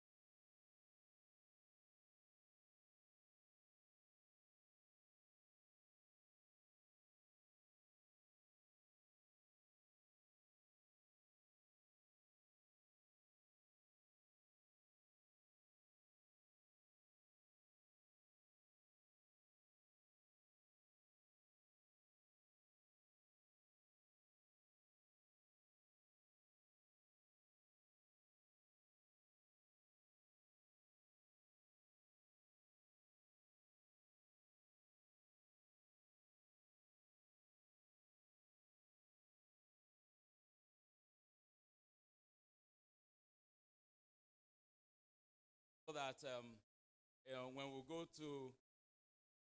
to JX and you say you want to do a tea break, and then you just get there, you get a coffee, and then you get a biscuit. That's what we get as tea breaks, right? But here we're getting full meals. So I want to say thank you guys for putting that together. So I've reached out to everybody out there to come in so that we can start quickly. So we have the next. Okay, coming up next for this next session, we'll be looking at integrating a business-aligned security framework, enhancing organizational security and agility. And to take this segment, we have the person of Benjamin Coleman. He's the head of Protective Services, Travel and Response. He's a risk mitigation and crisis management professional with more than 20 years of experience in both the public and private sector. And in his role as the head of Global Security Protective Services, leadership support at Meta, Benjamin manages security support that proactively keeps business leaders safe and efficiently engaged in all endeavors that support the business, as well as lead crisis management efforts. Now, prior to joining Meta, Benjamin Coleman managed global security and global travel department within the oil and gas industry. In addition to all of this, he also developed and managed security programs. He has provided personal protection for executive dignitaries and also for celebrities. So ladies and gentlemen, please make warm Mr. Benjamin Coleman as he comes up stage. Please a round of applause for him as he comes. You know, Ben makes us look like I'm very short. And I don't look like I'm short, really. We took pictures and we look like kids. Thank you. I appreciate the introduction and making me seem even larger than I am. First, thank you for having me. The hospitality's been amazing. I appreciate it. It's my first time in Abuja, but not my first time in Nigeria. I will be back. I did have visa issues as well, but I got the 5-year visa, so I can come back when I need to in the next 5 years. Is the presentation up? Oh, perfect. Like I said, thanks for having me. I've managed security programs for a while, and before I sound holier than thou when you see my presentation, a lot of this was generated by my mistakes over the years. So I'm human just like the rest of us. I've learned from those mistakes and identified just a framework that helps me build effective programs. At Meta, I currently manage the security support, all security operations for the executives. I've got about 200 executives globally. So that's not the easiest thing to do with a small team, but we make it happen. So we're here to talk about enhancing organizational security and agility.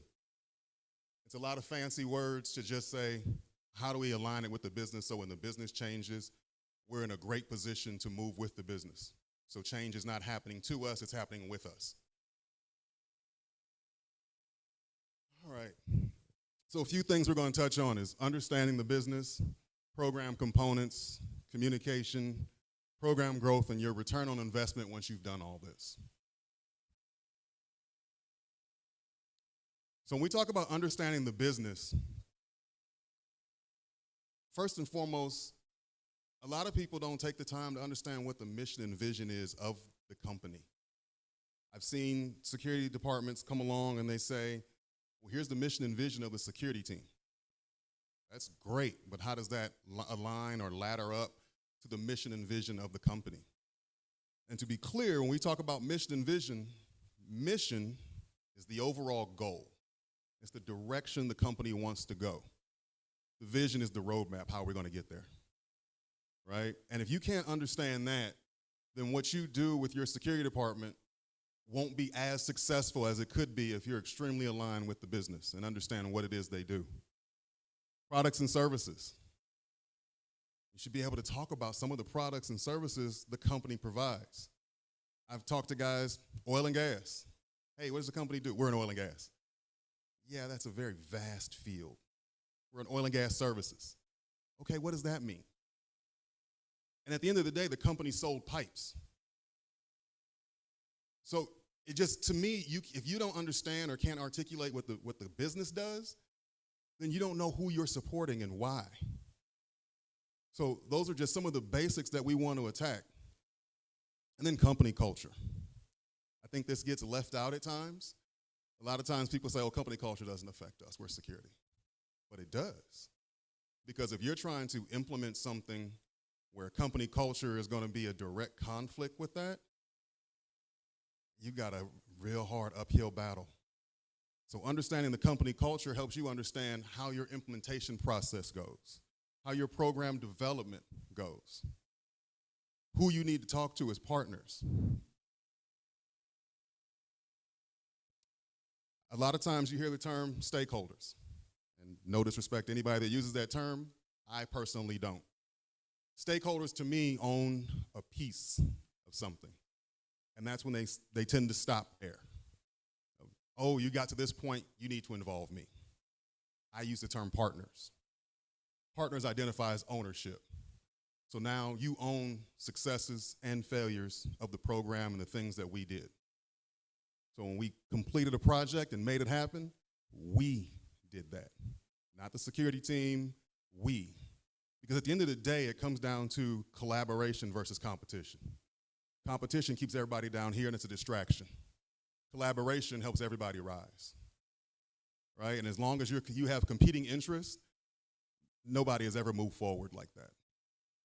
So some of your partners, EAs, executive admins, have been extremely helpful in getting information, moving documents, identifying who you need to talk to, helping you get those meetings that you've been trying to get forever and nobody can understand how to get on this calendar.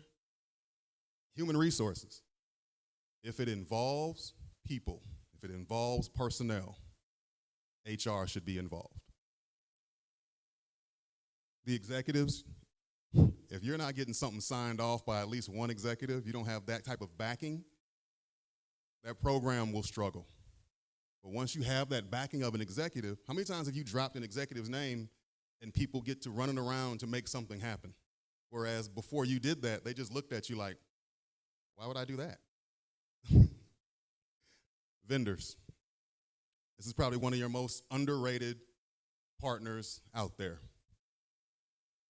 Vendors support more than just you. They support multiple companies. And I like to empower my vendors to help bring me information, right? So, for example, if I have something going on with my program and they see it and they say, hey, we've got this product. And I get it, a lot of folks say, hey, vendors are always trying to upsell. That's part of their job. Like, okay.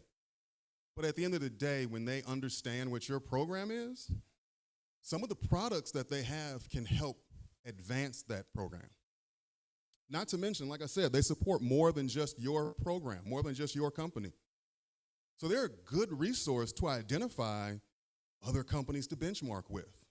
They're a good resource to help you network with other security managers that may have a security program that's the same size as yours, going through the same thing. And they can say, hey, here's what we did over here. Or here's somebody you can talk to who's gone through the same thing you're going through and get some ideas on that. A lot of how we use as is. Your vendors can help with that. Finance. Make friends with finance. You want the money? Know who to go to. But also, you have to partner with them because it's going to be a give and take. It's going to be yeah, I know you want the money, but we can't do that right now. What can you cut back on? And they'll remember those times when you said, you know what, I can work with you on this and I can cut this back, but we're going to need to talk about next year and some of the other things that I need. But that also comes down to having roadmaps and plans and thinking forward. And last but not least, legal. I always bring legal involved. I get legal involved early. And the reason being was two reasons. One is the last thing I want to do is tell a lawyer something that happened after the fact. That's where I get in more trouble. But two, I get that legal sign-off on things that I'm trying to do up front. I've limited my liability. And also, when you have all these partners, you do a little bit of what I call spread the liability. Why would you sit there and own all that liability and say, I did all this, and then all the liability comes on you when something happens? And we work in security. Nothing happens until it happens.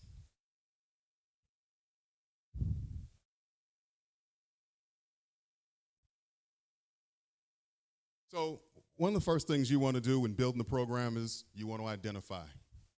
Identify your target market. At the end of the day, even though you're in security, we all work in marketing and sales. We are all business people. Our business just happens to be security, right? So identify who it is you're supporting. Who are you protecting, or what are you protecting? Is it data? Is it people? How are you protecting the people? Is it just in buildings? Is it while they travel? Are you building a travel risk management program? Or are you just protecting the office buildings, the facilities? Then the facilities. What type of facility do you have? Are there government regulations that you have to abide by? Is it a factory? Is it some type of refinery? Is it critical infrastructure? Those type of things we all need to understand. And then products. Supply chain became a huge issue even during the pandemic. Like, what products are you protecting? And some of the programs are going to do all of these things. So once you identify what you're protecting, you then want to assess the risk, the threats, what is going to happen, what are the potential things that can happen. But one of the biggest steps I think is missed sometimes is prioritization. Prioritizing those risks. For example, environmental terrorists. Oil and gas, it may be number 2, number 3 as an issue. Tech is probably much further down the list. So based on sometimes the industry you work in, the prioritization of your risk is what matters. Now, we've identified who or what we're supporting, protecting. We've assessed the risks and threats associated with them, and we've prioritized. Now we can start to develop what our plan is. What is our plan for the program fundamentals? What does it look like? Staffing requirements, communication, education. I think education is overlooked at times. If you're putting something in place, how are you telling your partners? How are you telling the company? How are you telling the employees and everybody else who you are, what you're doing? A lot of times people show up and say, we're security. What I have come to learn over the years is everybody's perception of security or definition of security is different. So whereas when I show up to an oil and gas facility and say I'm security, it's understood and it's more structured, so to speak. But I show up to a tech facility and say I'm security, and they're looking at me like, oh, like IT? Like, why? We don't need physical security. So meeting people where they are to help them understand where you're trying to go, who you are and where you're trying to go, is very important. It goes a long way. Trust me, I've learned the hard way. So now you develop the plan. We got to implement it. We got to put it in place. What does the service delivery model look like? Have you given timelines? Is there a phase that it goes through, or is it just we're going to shut this off today and tomorrow this is what's happening? Not the best thing to do. So understand what your service delivery model is and how that's going to be implemented. And then develop a means for information sharing. A lot of times I think we get caught up with, oh, OPSEC, operational security, or you don't need to know that. I'm going to tell you, context is key. There's a lot of times where you'll do things and you'll just say because we need to do it. Just take a step back and be able to explain that, provide context of why do we have double badging when I walk in? I badged in, you know who I am. Hey, we have double badging where you badge in, you walk through the turnstile, and you badge in and get through the door. That provides security, a bit of a buffer, to make sure that you are the person that's carrying the right badge. Because you could be holding someone else's badge, or somebody that shouldn't have your badge, badges in, they walk through the turnstile. If we don't have double badging, they're in the building, and we have a security breach. You explain something like that, people tend to understand a lot better and say, okay, that kind of makes sense once you've explained it to me. So context is key. Don't be afraid to share. Now we want to review. We've got the whole program in place. We've identified who we're supporting. We've assessed the risk. We've developed the program. We've implemented it. And it's running. But you're not done. You have to review it to make sure it's still running, right? We want to go for optimization, program optimization. And the thing about program optimization is it only lasts for a short period of time because things always change. And when things change, it's no longer optimized. We have to make sure those things are still working. But how do we review it, right? One of the things that we do is we look at our SOPs, our standard operating procedures. Yesterday's program is not today's program, right? How many SOPs do you have that seem antiquated and don't include any technology or don't even speak to how you actually do things today? That means those need to be updated. That review needs to happen. You want that documentation for your program to be as accurate as possible, because when you bring somebody on board, they should be able to pick up the SOPs, pick up your workflows, and understand how this program works and be able to be onboarded and effectively help you. Resources. Do I need the same resources that I needed yesterday? Do I need more? Do I need less? Do I need different resources? Do I need more technology to support us? What do we have that we've standardized that I could potentially automate, where automation previously was not even an option, especially not for security? So those type of things, those different type of resources need to be reviewed. That's another place where your vendors come in and they say, here's some new technology we developed. Here's how some of the other customers are using it. Have a conversation with them. GSX, good example of seeing new technology. And then feedback. Feedback, this is so important. I do a 360 feedback. I empower my vendors to give me feedback about the program and tell me what they feel like is working and what's not. I also empower my team to give me feedback. It's not a, I said do this, we do this. It's a, hey, listen, this is not working. And the reason why I do that is because my team, the more I become more administrative, if I'm being honest, the closer they are to the field and the further away I am from it. So they're in a better position to tell me what's actually happening out there than I am to tell them. But then also the people we support.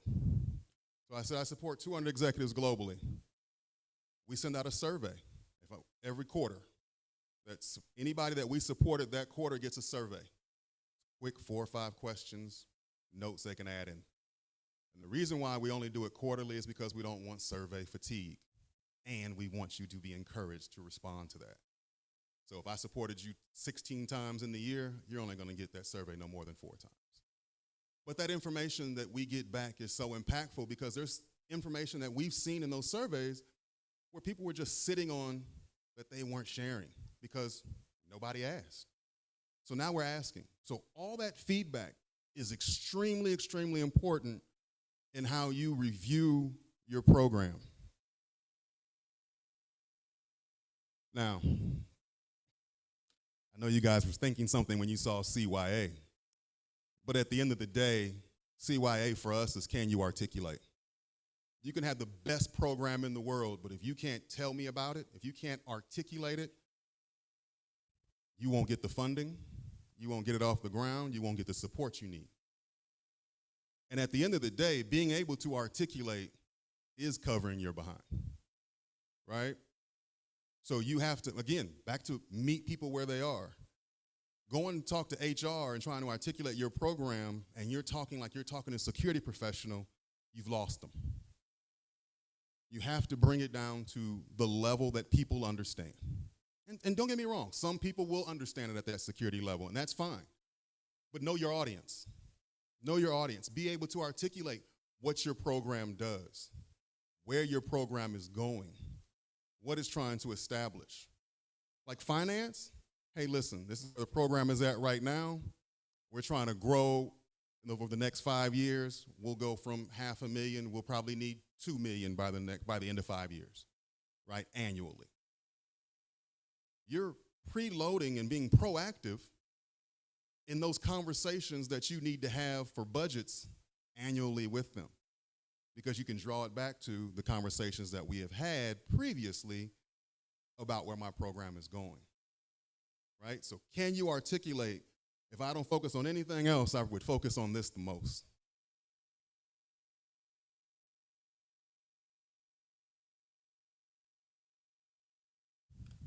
So we talked about program growth and being able to articulate. Part of that, and mission and vision, part of that is establishing how you're going to grow and tracking it. And how do I track that? What are my key performance indicators? What are my metrics? And are we just getting metrics just to have metrics? That's a problem. Metrics and the key performance indicators should tell a story that makes sense not just to you, but to others in the company. So if you're tracking how many times people swipe their badge, HR may have cared about that at one point, but they don't anymore. Okay, let's put that to the side. What is it you care about? What do my partners want to see? Talk to them. What metrics do you need from us? Is this helpful? And sometimes you may have to give them a nudge where, here's a report, here's what we're tracking, is this helpful? And they may say, yes, but can you add this? Or no, I don't need this. But at least you're being proactive in the partnership. You're reaching out to them.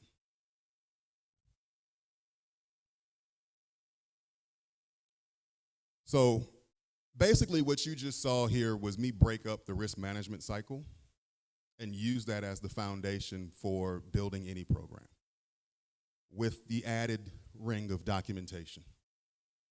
This puts you in a great position to have your programs get certified, ISO certifications, and things like that, because you've got great documentation, you've got a process in place, you've got a point to start from, you're reviewing it, you're continuously going through this cycle, looking at your program.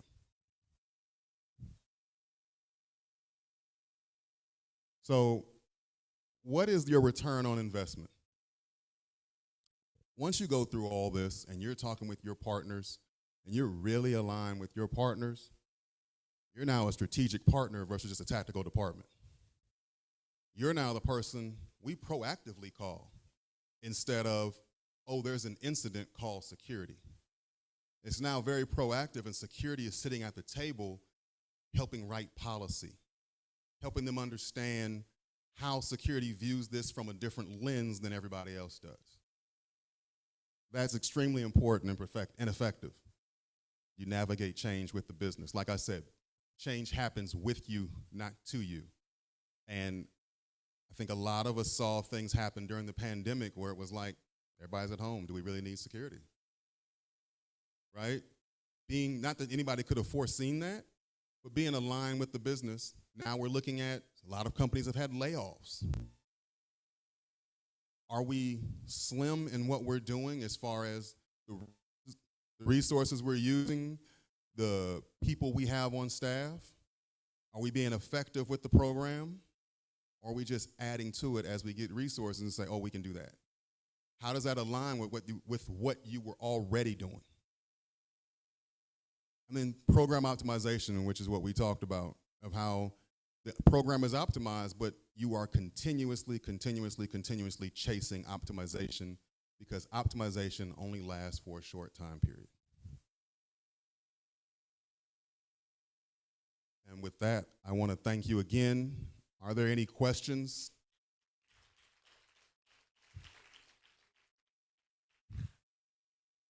No questions? I get away that easy? Oh, nope, somebody just stretched and it was over. There's a question back there. Yeah, you got a question in the back.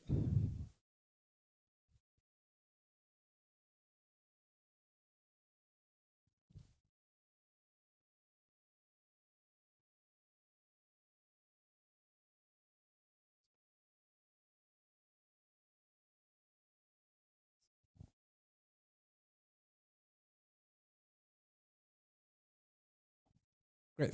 Thank you so much. My name is Gambo Philip Audu. I actually had to clarify with the moderator if I'm allowed to comment rather than ask questions. I'd like to say that I can't remember your name again, please. My name is Gambo. I'd like to connect with you by your name. I can't remember your name, but that's the reason why. Okay, so the speaker actually ran us through entire gamut of security operations and management. Sincerely speaking, I was almost running out of my shoes because he spoke to a lot of things that are missing, the missing link in our security management. You will agree with me. And I think it speaks to the bottom line of the ESRM so much. Because if you are not able to tie your security operations to organizational mission and vision, then you are out of place completely. I'll give you a story. By the grace of God, in 2016, I was privileged to be in Orlando, Florida, and where I think about 13 or 15 of us across the world were recognized as triples.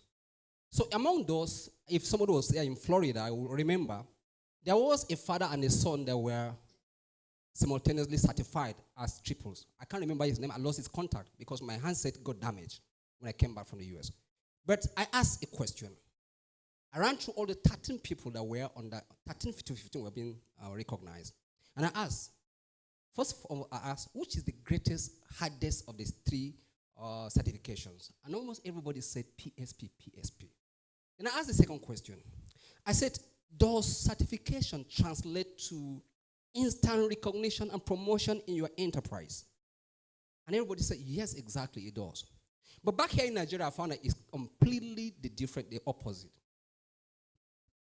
Please, I'm speaking because there was a presenter, I wanted to make that point, but there was no room for that. I think you cut short the contributions. So the thing is that, what is the bottom line? Why is it not happening in Nigeria? Now, my experience, when I became a manager to an organization, please, with due respect, I'm not going to mention that organization. I've left, and I do appreciate them.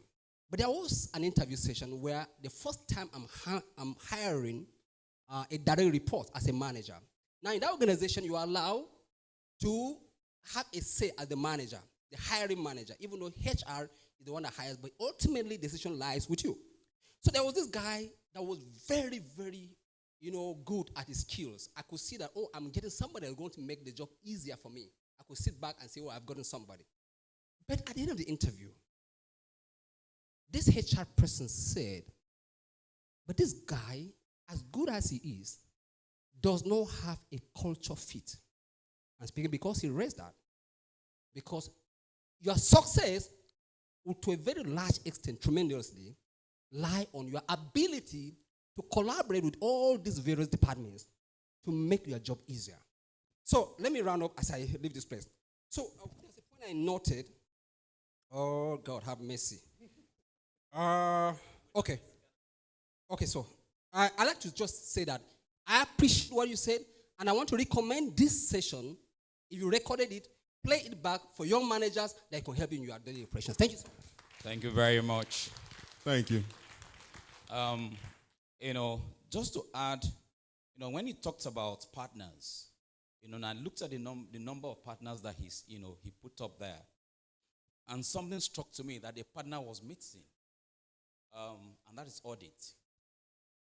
Audit for me is one of the greatest partners that you need to have as in your security program, because when they audit your program, there's always a gap, and because there's an internal gap, you are able to resolve those gaps before you have an external, audit again, if you have external audit.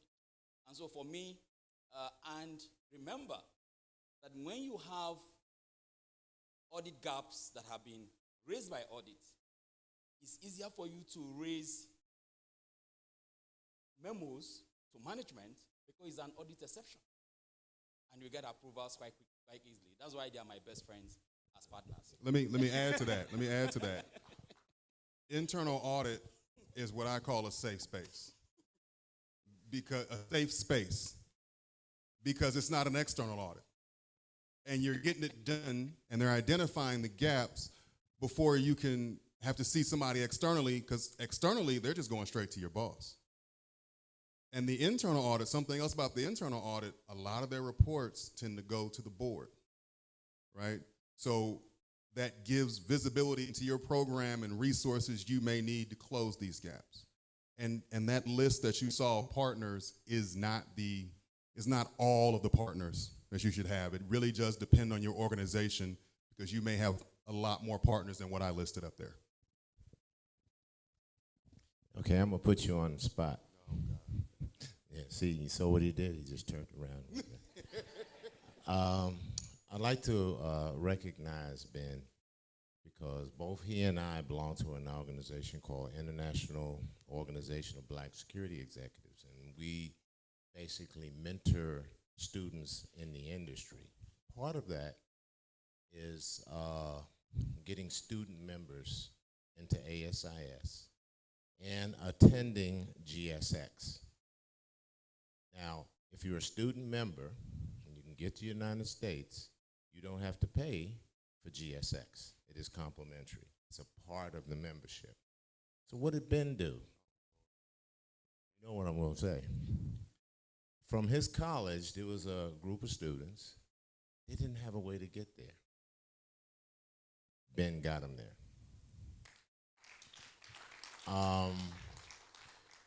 One of the things that I've said in many of the forums, but I wanted to say that about Ben because both of us kind of have the same heart. His is a little bigger than mine, but that's okay.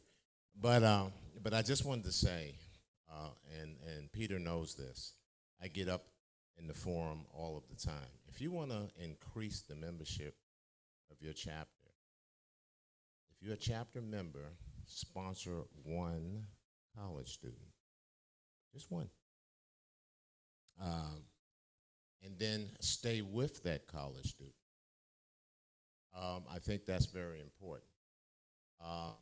If you have the means to have your student come to GSX, and I know that there's been some employees from Nigeria come to GSX, maybe you can sponsor a student to come to GSX. I don't know. That is based on your personal finances. But I would say, and the reason why I wanted to say that about Ben, because we was all struggling how we're going to get these youth to GSX. And Ben said, don't worry about it. I got these. I'm going to take care of them. I'll take care of them with some hotels and da-da-da-da-da. You know, completely surprising. So I want to, thank him for that. And he does it every year. So this is not anything a one-off. So I just want to let you know that's the kind of person that you just heard from. Thank you very much. Thanks, Ron. Nobody knew that until you told the whole room. All right, Ben. But that can only be stopping in America. It should be extending that to Nigeria. All right, so should we talk about that after that? Now you're trying to dig deep in my pockets. I mean, just put in your budget for next year. All right? No, they wouldn't notice it. I think you have a question over here. If you compare this to Naira, you wouldn't notice it. Just be sure. Okay, where's the hand here? No, there's a hand here. Thank you. Yeah, Ben, thanks a lot for your presentation. I think it's on point, apt, and then we've learned a few things. You at Facebook, I just want to find out, in enhancing your organization's security and agility, one, are you involved in recruiting your team members? You indicated you support 200 executives globally. So are you involved globally, or you've outsourced it to HR? And number two, if you're involved, what do you look out for? Must they fit in what you just described in making your Facebook agile? Great question. I appreciate that. So, to answer your question, I'm just going to tell you how the program started. I've been with Meta 5 years. June 25th made 5 years. So when I started June 2018, the reason why I got hired is because my CEO and COO had security teams. no other executive had a security team or support. And last minute ad hoc things would pop up like, you got to go to Pakistan and testify, or you got to go do this. And they would throw the whole kitchen sink at it because it was a last minute preparation. And they said, we have to do better. We have to build a program around this. And so that's what I got hired to do. So when I came in the door, before I got hired, they said, oh, it's going to be like 10 executives. Okay, great. I walked through the door overnight. It's 40 executives you got to support. So I'm trying to figure it out by myself. And just because of the nature of the things I did, I worked for Usher for like 5 years. I worked for another rapper, Kid Cudi, for 5 years. When you do that and you're the only guy, you figure it out. So putting the process and framework in place was extremely helpful for me. So I was running around the world with 40 different executives, supporting them, and built what they called a travel program at that time, because what we did was they only needed support when a risk was increased to them. So that's when they got support. But then I had metrics. I made sure I looked at everything. And I said, I need somebody to help. And so we started to get headcount. And I hired non-traditional background people that could handle a non-traditional program. So the first guy I hired had been in celebrity protection for like 20-something years, but he's also a U.S. Marine, right? So he came on board, and he killed it. He's based in the U.S. Then I kept looking at my metrics. 50% of the work we do is in the APAC region, in Asia Pacific. So I said, I need somebody in Asia Pacific, and put them in Singapore. And that garnered me so much more support and love from my partners in the APAC region, because they said, nobody thinks about us. You actually came out here and you put somebody here. They felt like they had to wait until it was regular business hours in California to talk to me. And I said, you don't have to do that. I'm up at 5 in the morning on calls with them, late night on calls with them. But then I put somebody there, and it made things extremely easier. Again, still looking at the metrics, we need more people. And we had a regional model at the time. We've since gone away from our regional model to make ourselves more streamlined. And that's how we're able to do 4 people, 4 full-time employees, and then some vendor support, and supporting those 200 people globally. So no, they don't have to have my background. I prefer they don't. I want the best program we can build, not the best program I can think of. That sits very well, deeply with me. Oh. I need to write it down first. I'll tell it to you again. Just take the mic over. All right, that was the next. I need to have 3 people now. All right, you know, before I'll be accused of marginalization.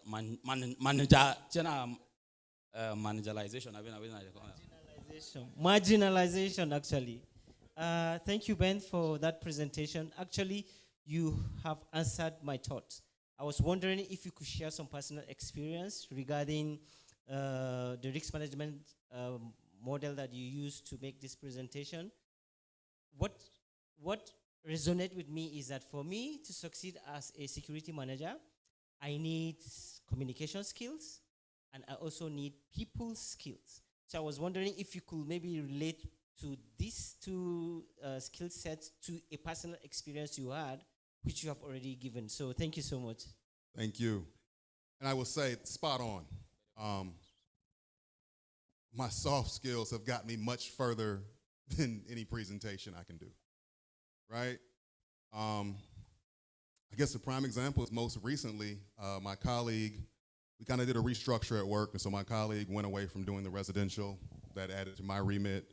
She now does the intelligence side of things, and she's learning things, and she had her team offsite in Washington, D.C. And I just so happen to know folks in the Washington, D.C. office because I've been out there several times, supported folks. And I'm on a call with my colleague, and she says, yeah, I'm hearing you're the mayor out here. I said, what do you mean? And she said, everybody knows you, everybody loves you. And what I realized is it came from traveling with some of these executives and their admins. And these admins have jumped around to different teams. So now they're carrying my name to other teams, helping me. So my soft skills have actually gotten me in the room so I can do these presentations, right? They don't care about what I know until they care about me, right? Then they want to hear and listen to me and what I have to say. And then it's like, oh, that's insightful, right? This great guy, Ben, gave us this great information, as opposed to security's coming to do another presentation, right? So the soft skills go a long way, and that's just one example of how they've helped, yes. Yep. Thank you so much. My name is Stanley Adeyemo, Security Lead British Council. Thank you for the session. It was very, very helpful. One thing that caught up with me with what you've said is understanding the business, which is very key. So what I want to say is just a comment. It's not actually a question. And it's just for us, all of us who are security managers, that sometimes we get people who pushed us wanting to do different things from what the organization visions are. And it's our duty and responsibility to make sure that we are being firm. So that you get people who join your organizations. This is the direction, the security policy, but they come up with different policies from the organizations where they're coming from. And because they don't understand the business, and you have the key, you know what the business is all about, it's our responsibility and job to make sure that we stay strict to what the vision is so that we don't miss the point. Thank you so much. Agreed, and I'll word it like this. I'll ask you a question, or the room a question. What's more likely, for you to understand the business and be able to talk to businessmen, or for the businessmen to understand security? Right? So at the end of the day, if you want to get it done, meet people where they are, know how to talk to them, know your audience, understand the business is that first step. Very key. Knowing the business is very key. And not just that, knowing the business, you also want to understand how the business make profits. Because if you understand how that business make profits and you cascade that to your team, that brings the value. Right. Where's where we going? Where's Chairman? Anybody? All right, so I think we're done. The hands are not coming up again. So the spirit is working. Thank right you. now. I appreciate very much. it. All right. Thank you very much, Benjamin Coleman. Another round of applause for him, please. Know your audience. I think what I wrote down was they don't care about what you know until they care about you. So make them care about you. All right. So we'll deviate a little bit before we take our next presentation. We have a special presentation coming up now. Should I say a special award session coming up right now? And to handle this, I would love to call Peter O'Neill, the CEO of ASIS, to make the presentations. Please, a warm round of applause. That's not for my CEO. That club is not for my CEO. You guys are not doing well and all. Come on, pull it up again. Thank you. Yeah. Okay, so I'm going to go ahead and introduce three other people who will be joining him upstage. First, we would like to welcome upstage Bola Tito Sure Olufe, FSI. That's the Director of Training, DSS. Can you put your hands together for her, please, as she comes upstage? Next, we'd love to introduce Brigadier General Adebola Adefarati, CPP. That's a Senior Security Advisor, Embassy of the Kingdom of Netherlands here in Abuja. Right. Okay, so I'll leave that to Peter now to handle the presentation. So thank you. So good morning. And we have one more person coming up. And we have, coming up stage next, we have Balogu Musa, CPP, PCI, PSP. That's the Senior Regional Vice President.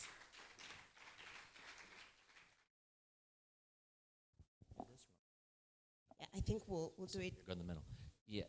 So good afternoon again. On behalf of ASIS International, and I appreciate Musa's help with this, ASIS International, like many organizations in the security space, have ASIS challenge coins, and we tend to give them out in different places in the world to chapter leaders, to regional leaders in government, in the private space, et cetera, et cetera. So it's my pleasure this morning to present these 3 medals to these 3 very fine people. So please join me in thanking them for their leadership. Can we have the photographer? Can we have the photographer, please? Yeah.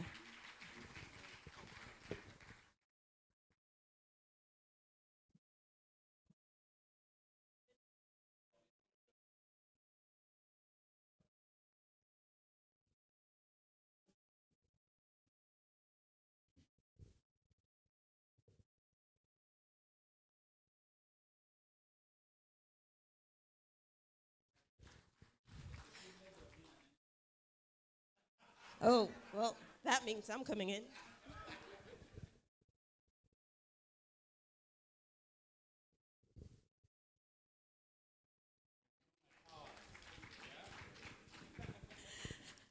Okay, real quickly, we're doing so well. We're moving to the next presentation, but please can we give them a round of applause as they go back to their seats. Thank you very much. I know, Madam Olaso, you just sit down.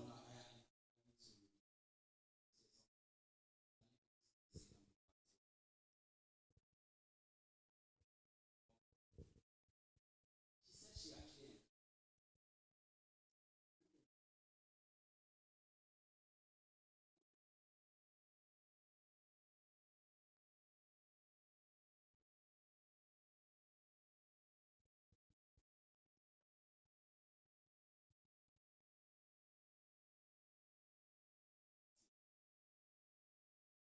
Yesterday, you I hope they move into chapter 26 because you are a doctor. Right, Chairman, have you done that?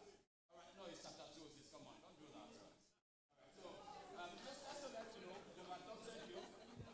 Thank you very much. I'm just gonna take that. He's using the power of the mic. Okay, so we're going to go to our next presentation. It's going to be on Managing Security Challenges in Nigeria, Fourth Republic, 2010 to 2023, Lessons for Africa. And this presentation is going to be handled by Adegboyega Adebayo Karim. Now, he holds a PhD in Peace and Development Studies of the University of Ilorin, Nigeria.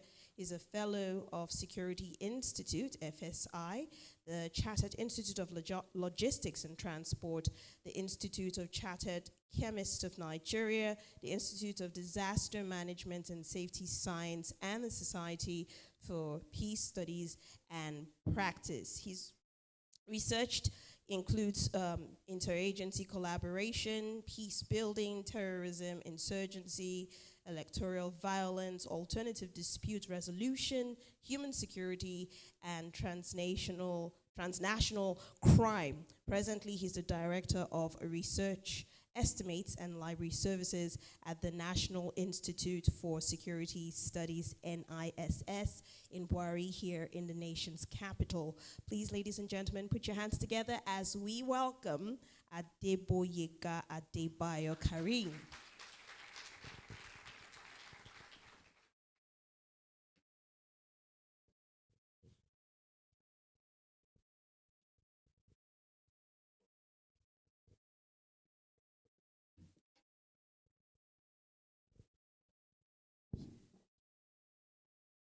The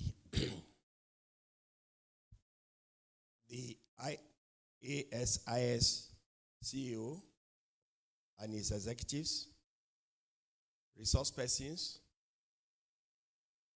distinguished participants, good afternoon. On behalf of the Commandant of the National Institute for Security Studies, Abuja, I'm here to present this paper. Alaji A.S. Adeleke, FSI Daga, MNI. This is the order of presentation. running from introduction all through to conclusions.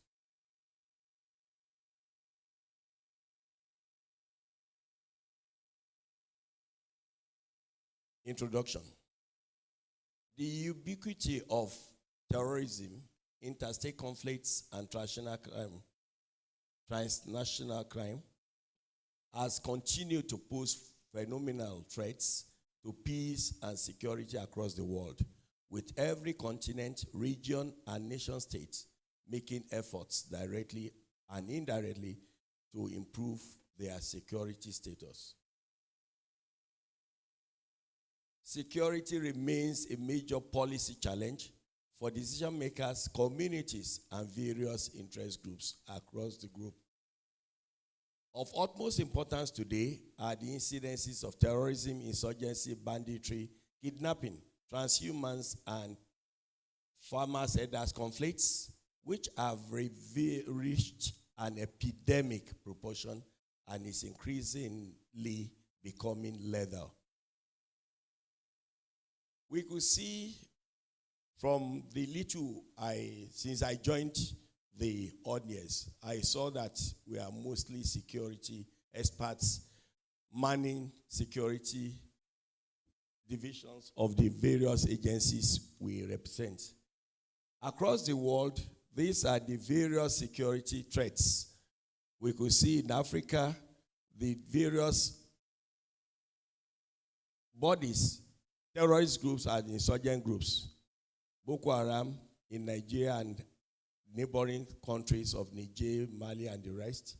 And we could see in the Sahel, ASIS, and other ones across the world. These are indications of violence, crisis in other parts of the world too.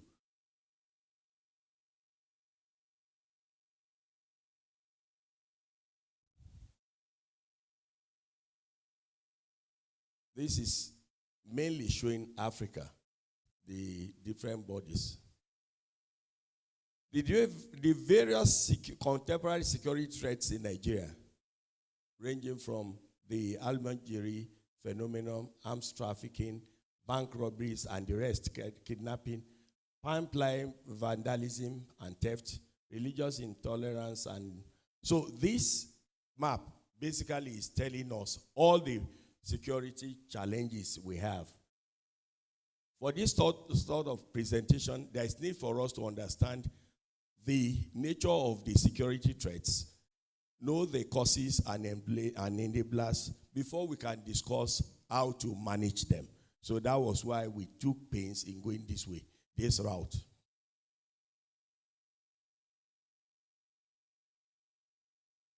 I wouldn't know what's wrong with the batteries. So security basically is primarily defined in terms of each country's capacity to resist armed threats to its survival and values by either foreign actors or insurgent groups at home. So for this type of audience, there is no need to go to the nitty-gritty of what security is, going to the definitions per se. So I will just run through this because the focus of this paper should be what? Managing the threats. National security is, I will go by the one by Obasanjo, is the aggregation of the security interests of all individuals, all entities that exist in the Nigerian space.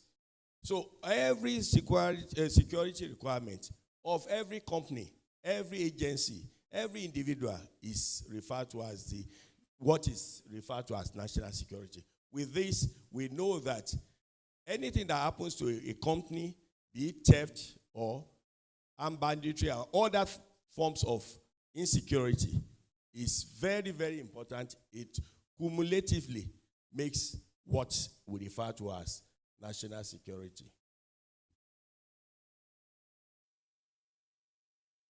So insurgency and terrorism. Within the definition of insurgency, I must have jumped it. Okay. insurgency is a form of rebellion, which a dissident faction that has the support of a substantial part of the population instigates commotion of widespread civil disobedience, sabotage, terrorism, and wages guerrilla warfare with a view to overthrowing a legitimate government. And we all know, with the insurgent group that is common, that had wreaked serious havoc in the Nigerian space, Boko Haram, ISWAP.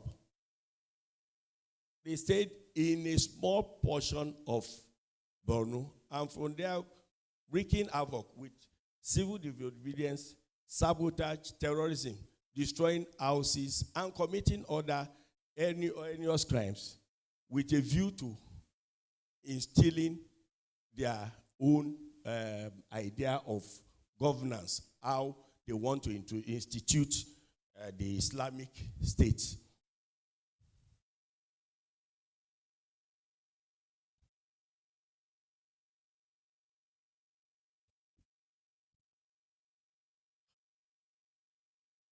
Terrorism.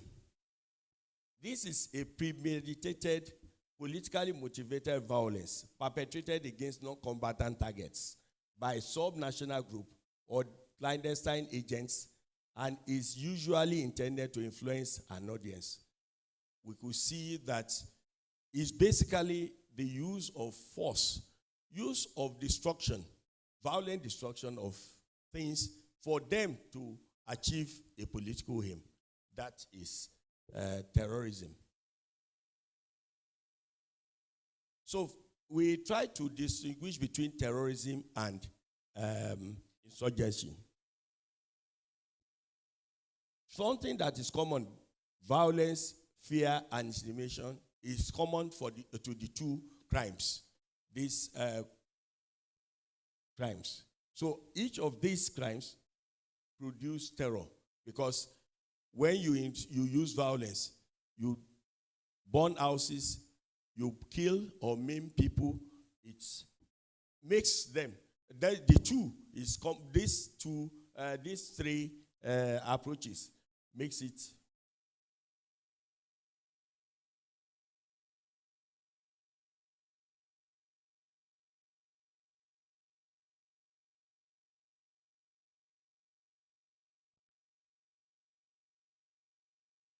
Okay.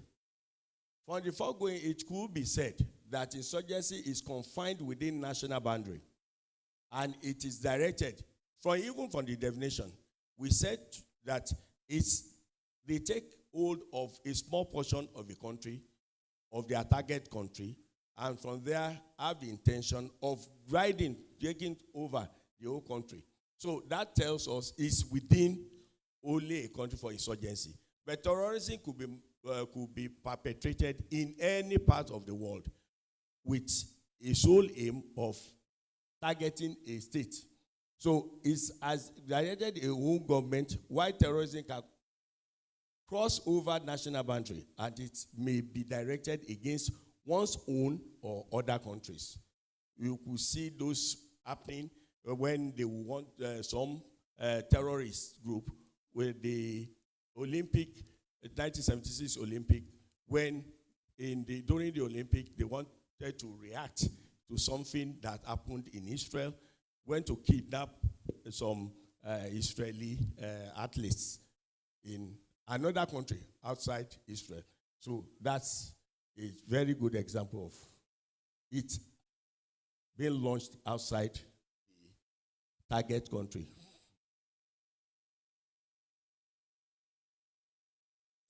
Insurgency is generally operated with the support of a section of the local people, whereas terrorism may or may not. It's always they must get the support of the local people. Boko Haram, for instance, they must have the buy-in of those who reside in that area. If they don't, it's not possible for it to be insurgency. They will support them. They will pretend not to even see. They won't even help security agencies in managing it. But for terrorism, they don't need the support. They will just strike and What they want is just to create fear and strike such that people will be afraid of even having any support for the government which they are against.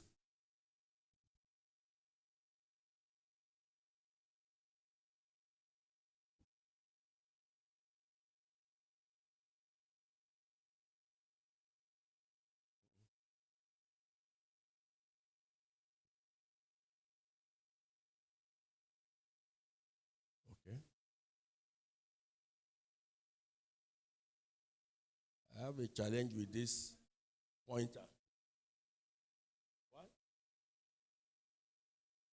20, okay.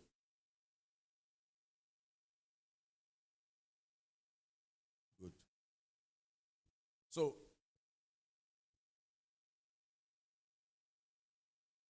it's not, okay. So this sets it up, I've discussed this. So basically, terrorism is a strategy by insurgents. Can you please?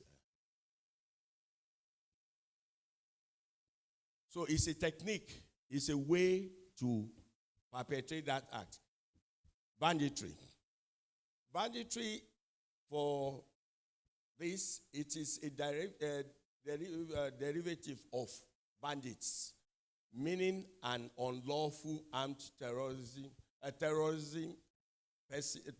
person, people, and confiscating their properties. In this instance, you see the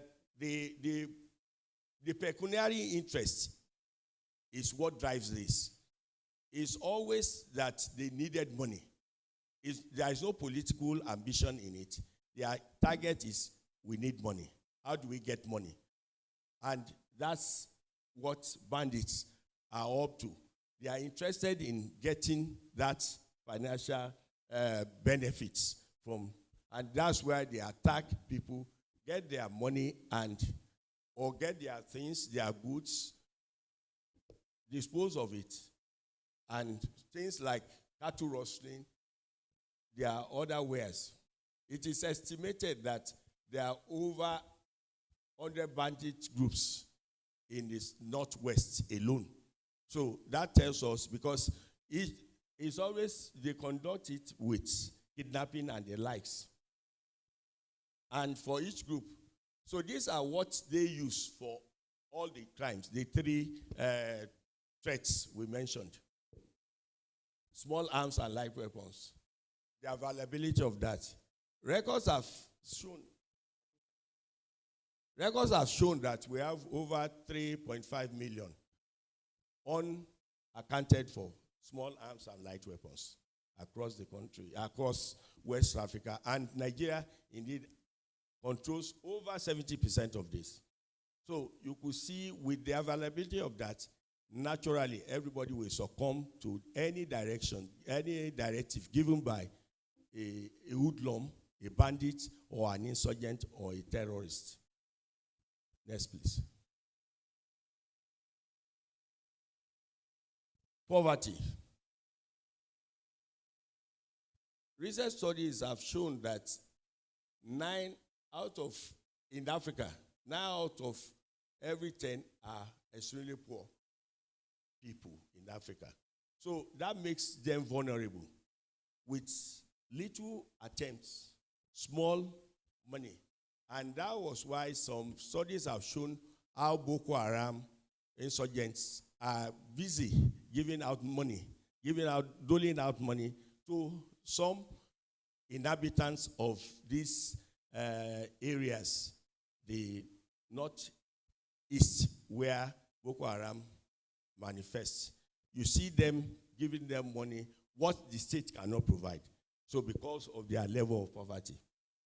So from the 2022 multidimensional poverty index, we could see that 63% of persons living in Nigeria, that's about 133 million, are multidimensionally poor. So with this number of persons, and bulk of them are in the rural area, with 86 million being there and in the north, and 47 million in the south. All the three threats we mentioned are mostly in the north: insurgency, banditry, and terrorism. So that tells us how it grows. Another cause also is unemployment. The level of unemployment is pretty high. As at date, is over 33%. And the youth unemployment is even more. That's about 46%. So if you have youths that are unemployed, they have tendencies of being used for other purposes than the legitimate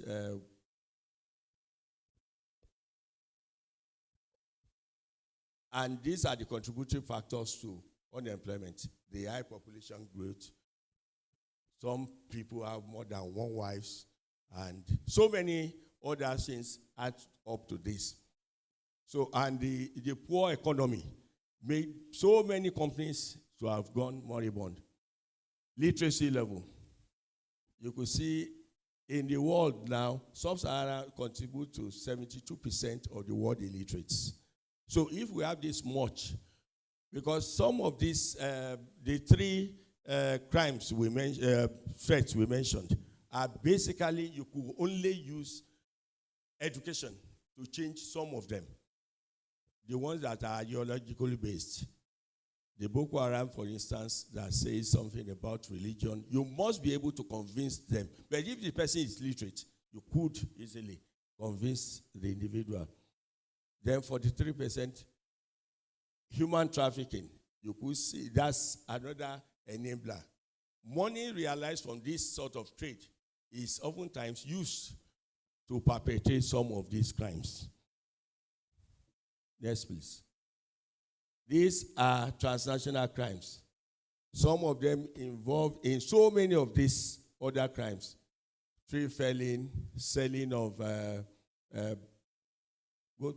yes, you could see the contribution of them.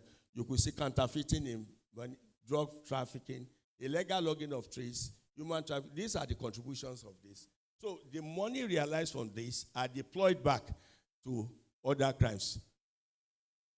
Organ trafficking, which is most common now.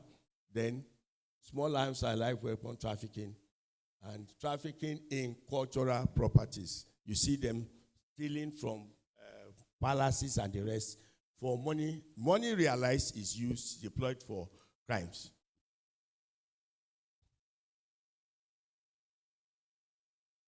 So these are the various movements.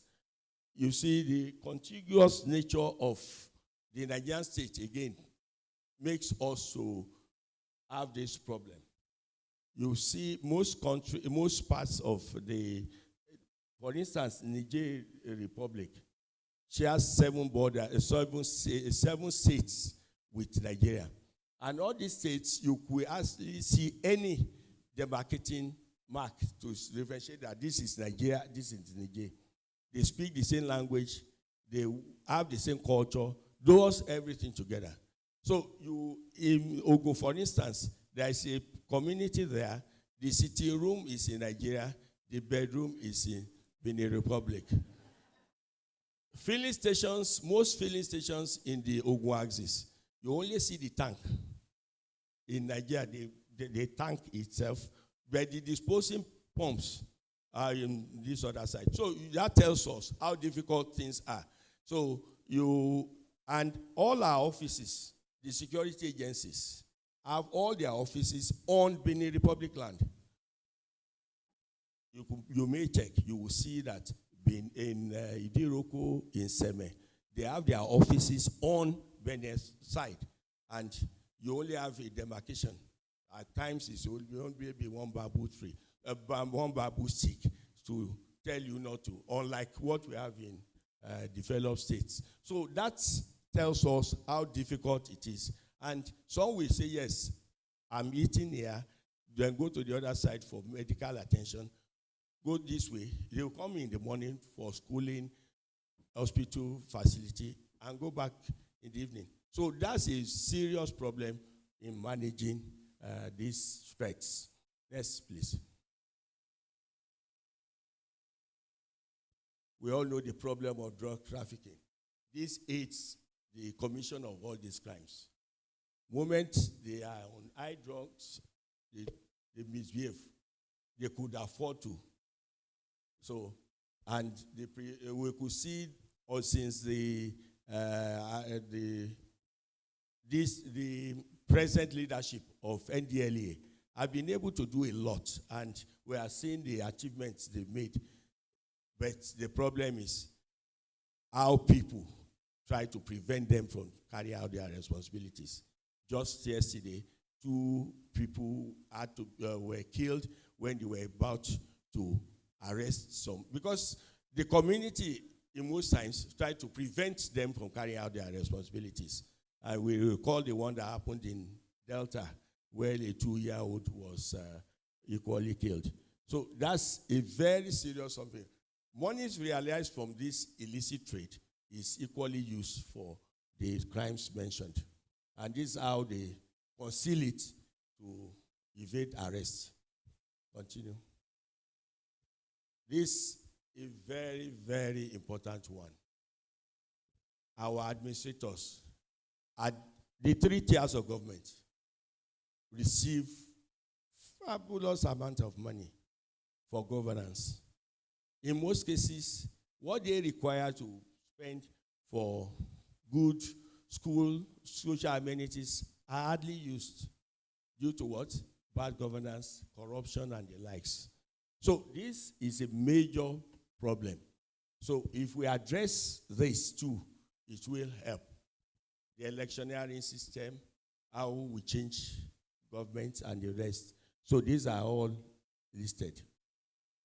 Youth unemployment. Next, please.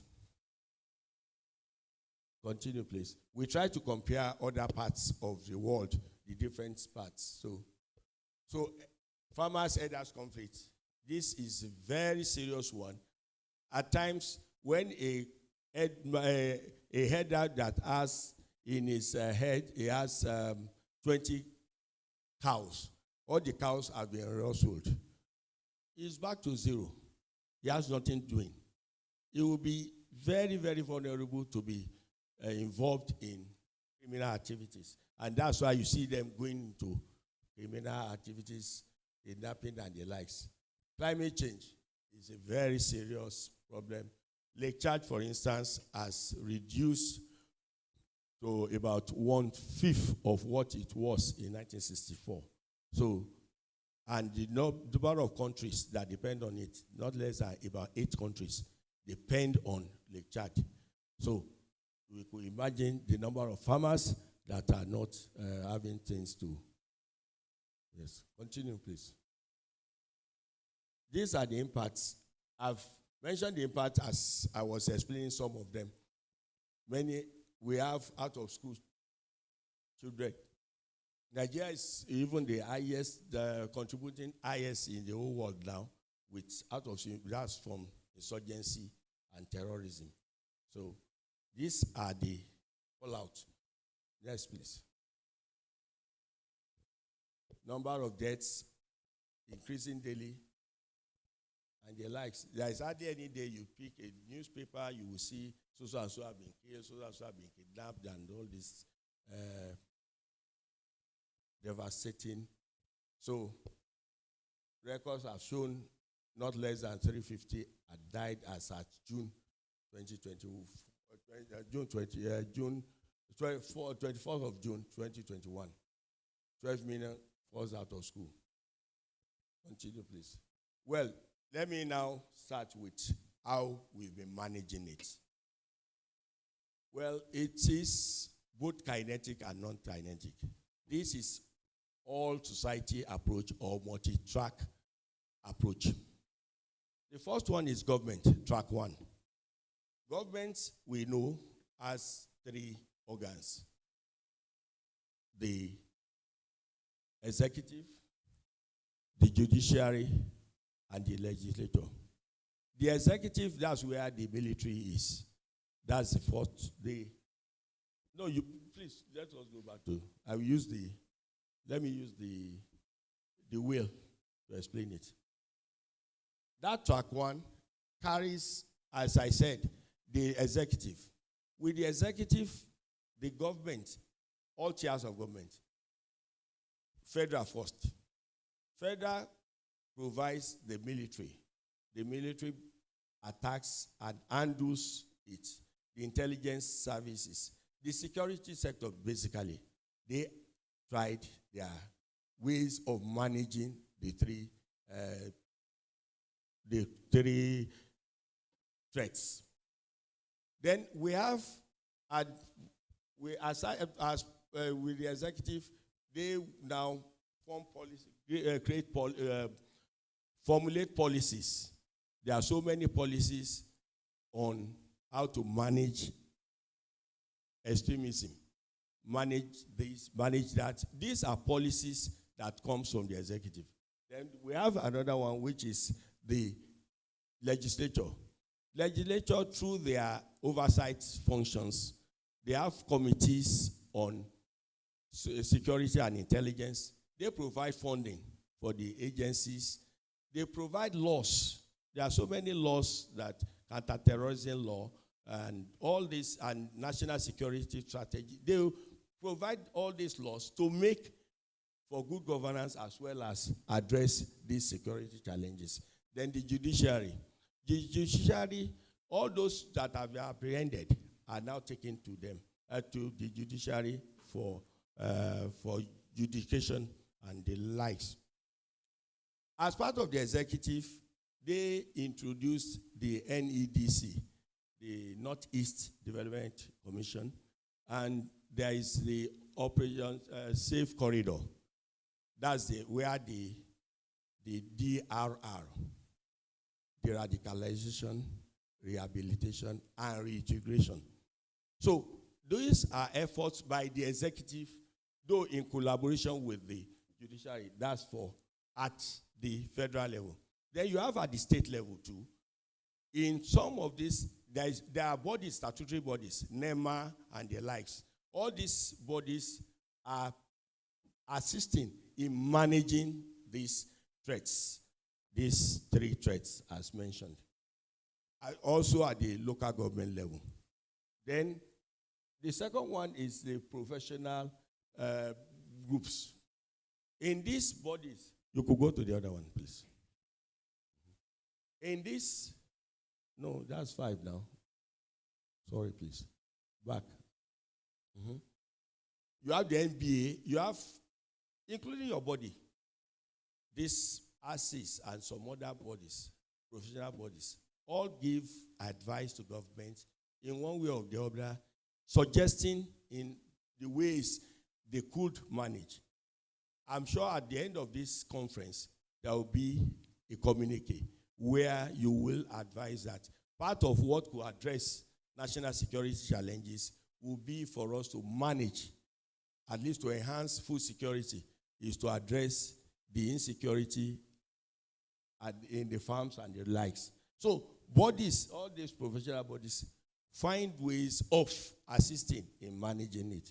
Then another body is the business community. The business community, they have a way, and that's where some of us too belong. The companies where we work, if those companies exist, they engage people, we will have less unemployed persons, and we are good to go. We will have reduced threats in that regard. Then private citizens. All Nigerians, foreigners alike, all of them play a significant role in the management of the threats we mentioned. They are the ones who see some of these things being perpetrated, avail security agencies information about them, and they are the ones that even, they are the victim most times, but they avail us the information, which is very important. Then research, training, and education. That's where the National Institute for Security Studies, for instance, fall in. The research institutes, other research institutes, all universities in the country that offers something to do with security, criminology, and intelligence. Aside that, some other professions, some other departments too, conduct researches that have something to do with research. Take, for instance, engineering. They look at agric faculty. They look at food security. All these are to complement the management of this problem. Then we have the activism. We could recall the Bring Back Our Girls body came up, and that was how we were able to get so many, the awareness. They created a serious awareness about the problem of the Boko Haram in the initial stage. If not for the Bringing Up Our Girls, and made it to be worldwide. We could see some, the wife of the then president of the U.S.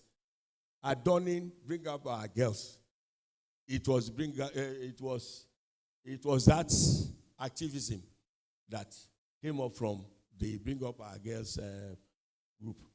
Not too young to run. All these things, if they engage the youth well, and these are bodies that come up to assist. Then religion. We know the Boko Haram has ideological leaning. So the only people who could assist more are the religious leaders who could disabuse the adherents of, or those who, the sympathizers of such a thinking. So there is need for the religious bodies have a serious role, and they have been playing that role. We've been seeing so many religious leaders coming into the fray to address this. Then funding, NGOs and the likes. Then developmental bodies, bodies. We saw a lot.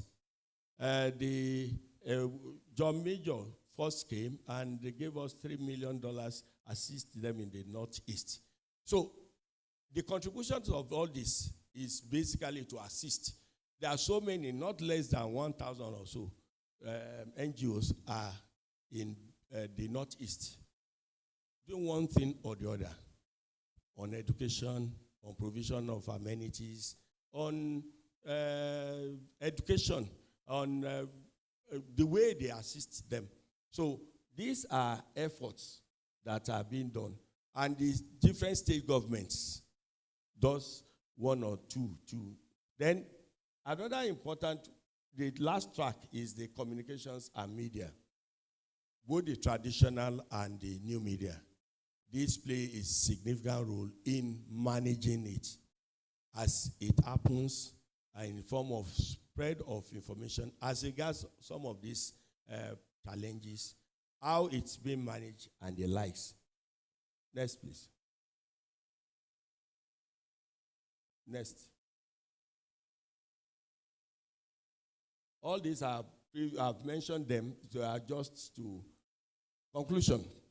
The contemporary global political economy has given way to upsurge of religious militancy and terrorism, small arms and light weapons proliferation, climate change, youth unemployment, drug trafficking, bad governance, corruption, farmer-settlers clash, and transnational crime, thereby reinforcing threats to global peace and security.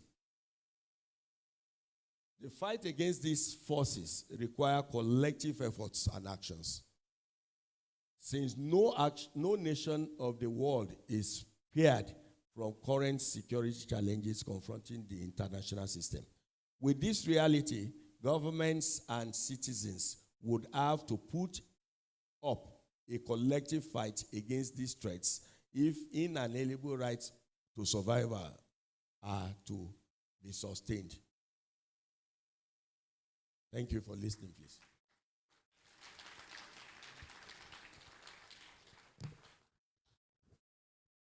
All right, thank you very much. Please a round of applause again for him.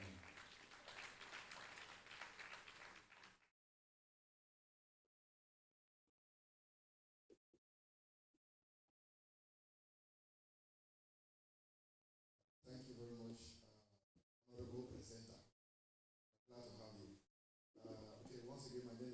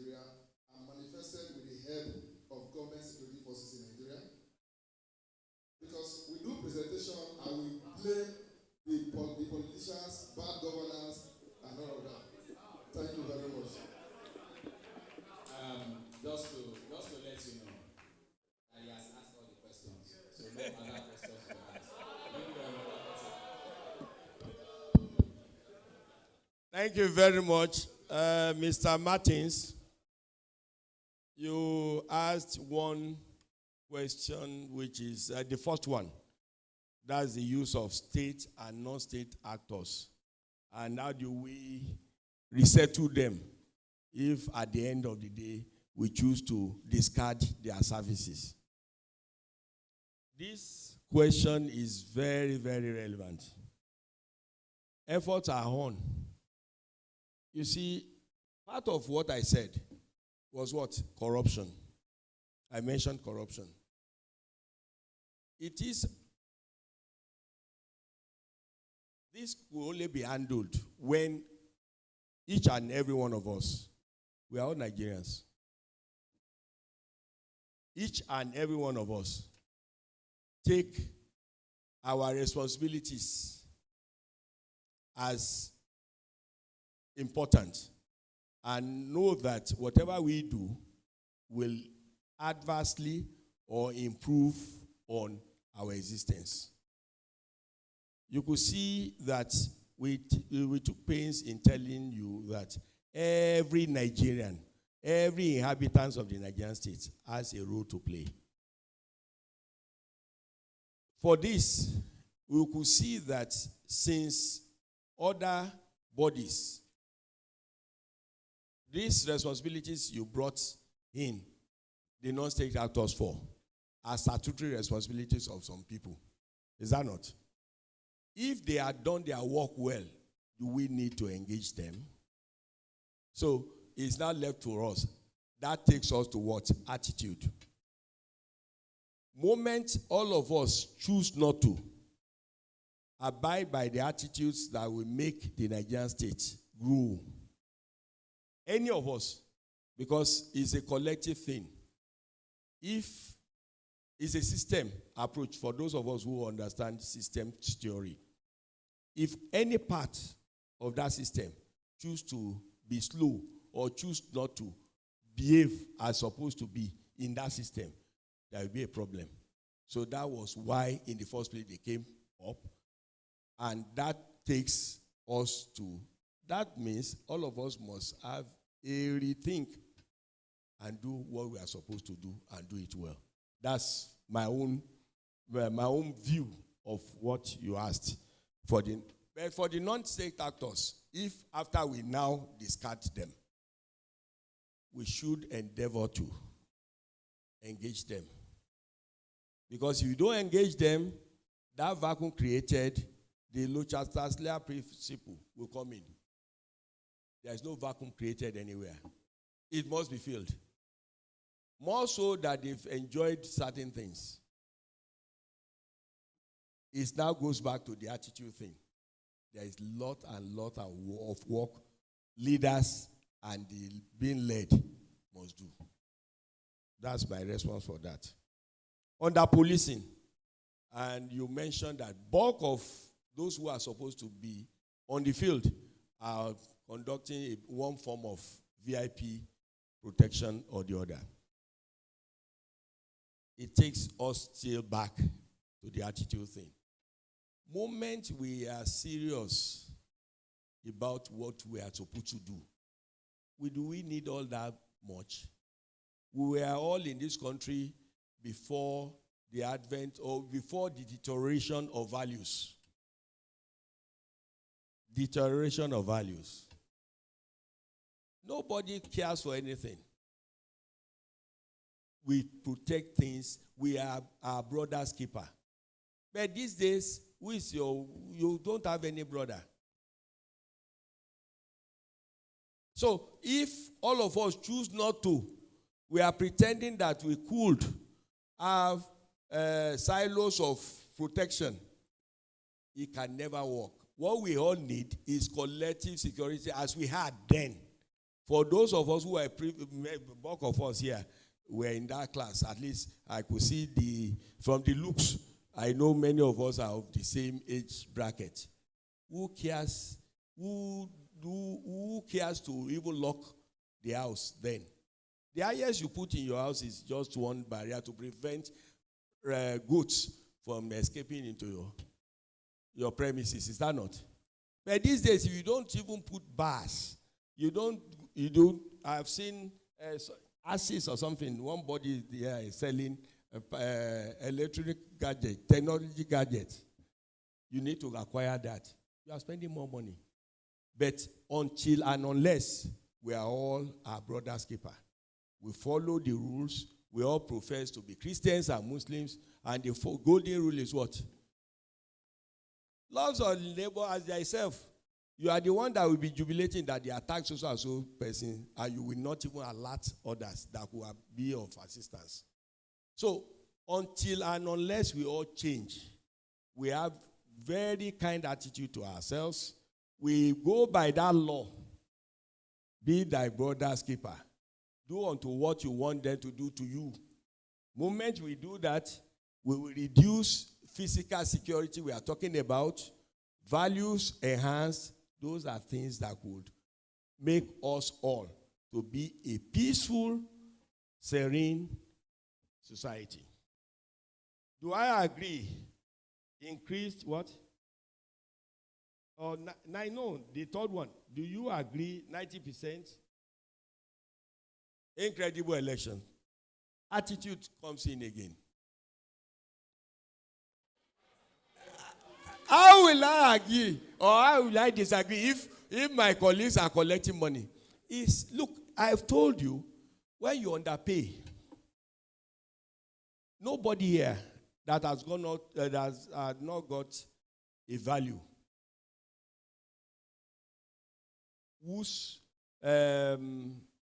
integrity could not be broken. Maybe let me now come to by my profession. Yes? No, let me explain this.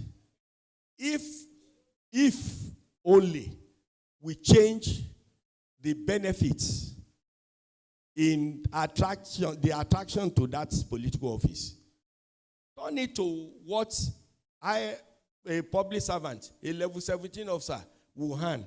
Nobody will go and spend extra money to want to lobby anybody. Is that taken?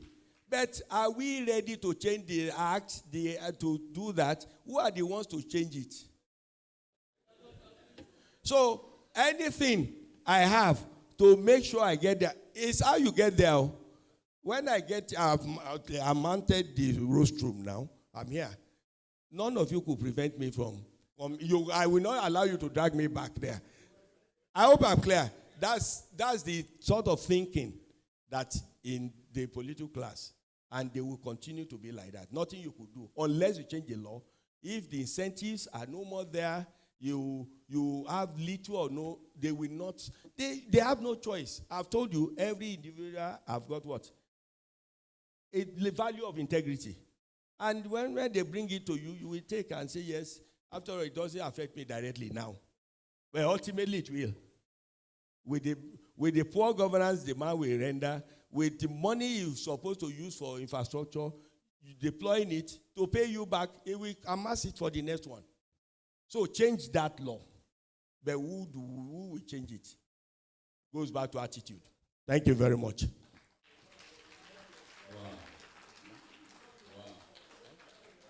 Okay, Ross, where is your attitude? Because this attitude is becoming deep. Thank you very much, Dr. Karim, for this very insightful paper. I just want to state that the National Institute for Security Studies is located at Lower Uspadam, Buhari, and I'll look forward to a time where ASIS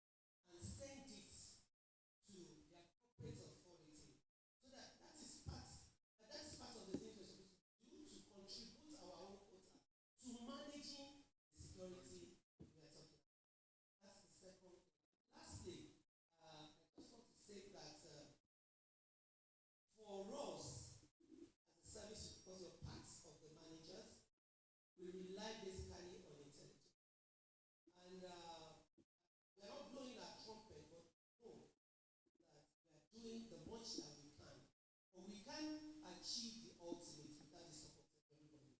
So all hands must be on deck to manage the internal security of Nigeria. Thank you. Thank you very much. You know, I just said something. Because every year, every other time, conferences, there's always this discussion about private and public, how much information more from the community, because every security community is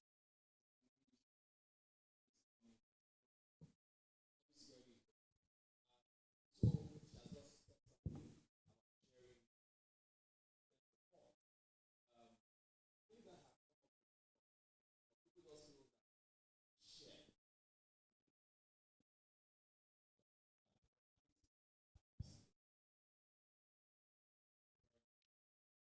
Thank you. Thank you very much. Okay.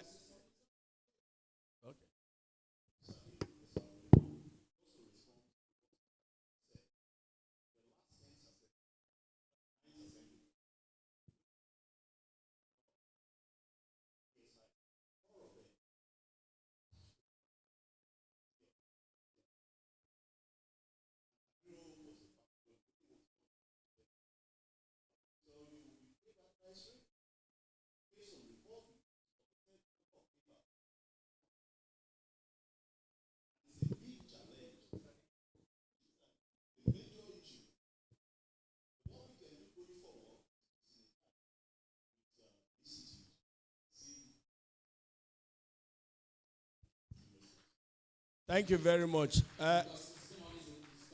Well, in addition to what Madam Bola said, please let me inform you. All of us here operate in one local government or the other. All the local governments, 774 local governments in Nigeria, have got units of security, the DSS. If you are operating in any environment, part of what you should know your environment such that you know those principal officers there. I'm sure you are aware of the DPO. You should be able to know the local government security chief, who is the head of security there. In fact, it will assist you in addressing so many problems, labor-related, crime-related, other crime-related issues. Identify, when you get back now, identify who the LGSC is. Identify him and try him with information as regards what had happened in your area and see if he did not do anything. If he didn't, you have her number. She's here. She's in the national headquarters. And if there is any need, you could even go proceed to the state headquarters. They have a state headquarters. So that's the boss. So that will assist us. As regards the membership drive, which you mentioned, earlier I had discussed with the local chairman and some other officials as I came in.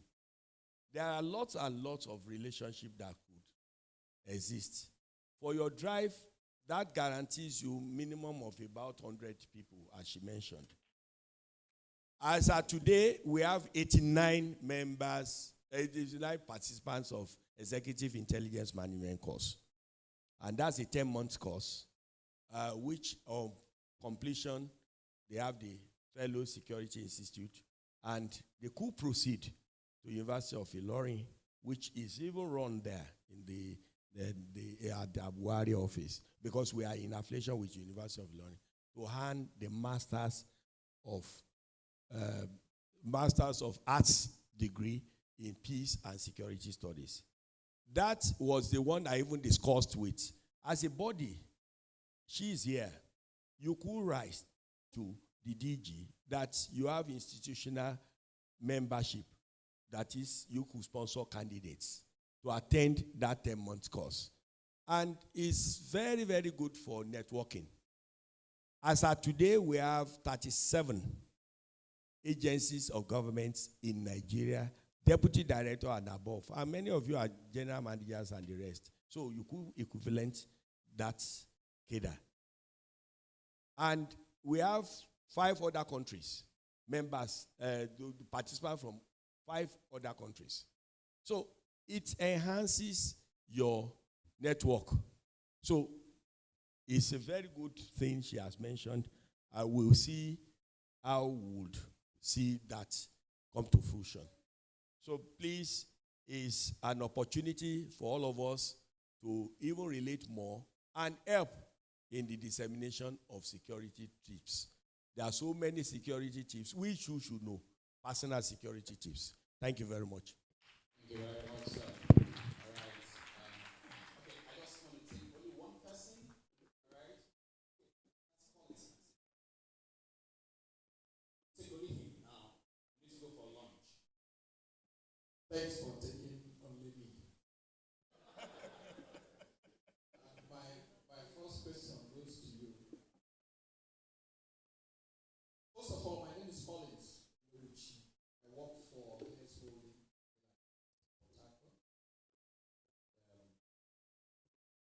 I've had a lot said about the service that grew by cadet. I won't say much about that. Two things. One for Peter. You said the acronym BBT, born before technology. Born after technology is what? No. Bad. Eh? Is it? Okay. I did not say it. I heard it from you. Please, sir, in one of the chapter conferences in Port Harcourt, a paper was presented. I just want to tell you the level of the quality of people that attended. The former president, Goodluck Jonathan, delivered the keynote address. So, and the paper was presented there. Very useful suggestion was made for us to look at what is happening in South Africa, where private security organizations were licensed to employ armed guards. Yes. So if you're a senator, you want to move with 3,000 policemen to protect you. You go to a private car company, pay the money, and then they will give to you. So that all these our policemen, all our soldiers, I left shell. If I tell you the number of soldiers, policemen, civil defense personnel that just support shell operations alone, there are so many. Every day we talk about under policing. Meanwhile, this I think we know what to do. We have refused to do it. If you have as I've come here now and I feel that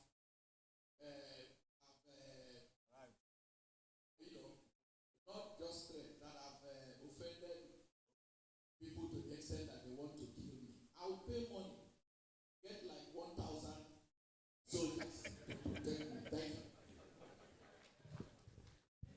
Thank you. So when you're really in business. Thank you. Sorry, sir. Okay.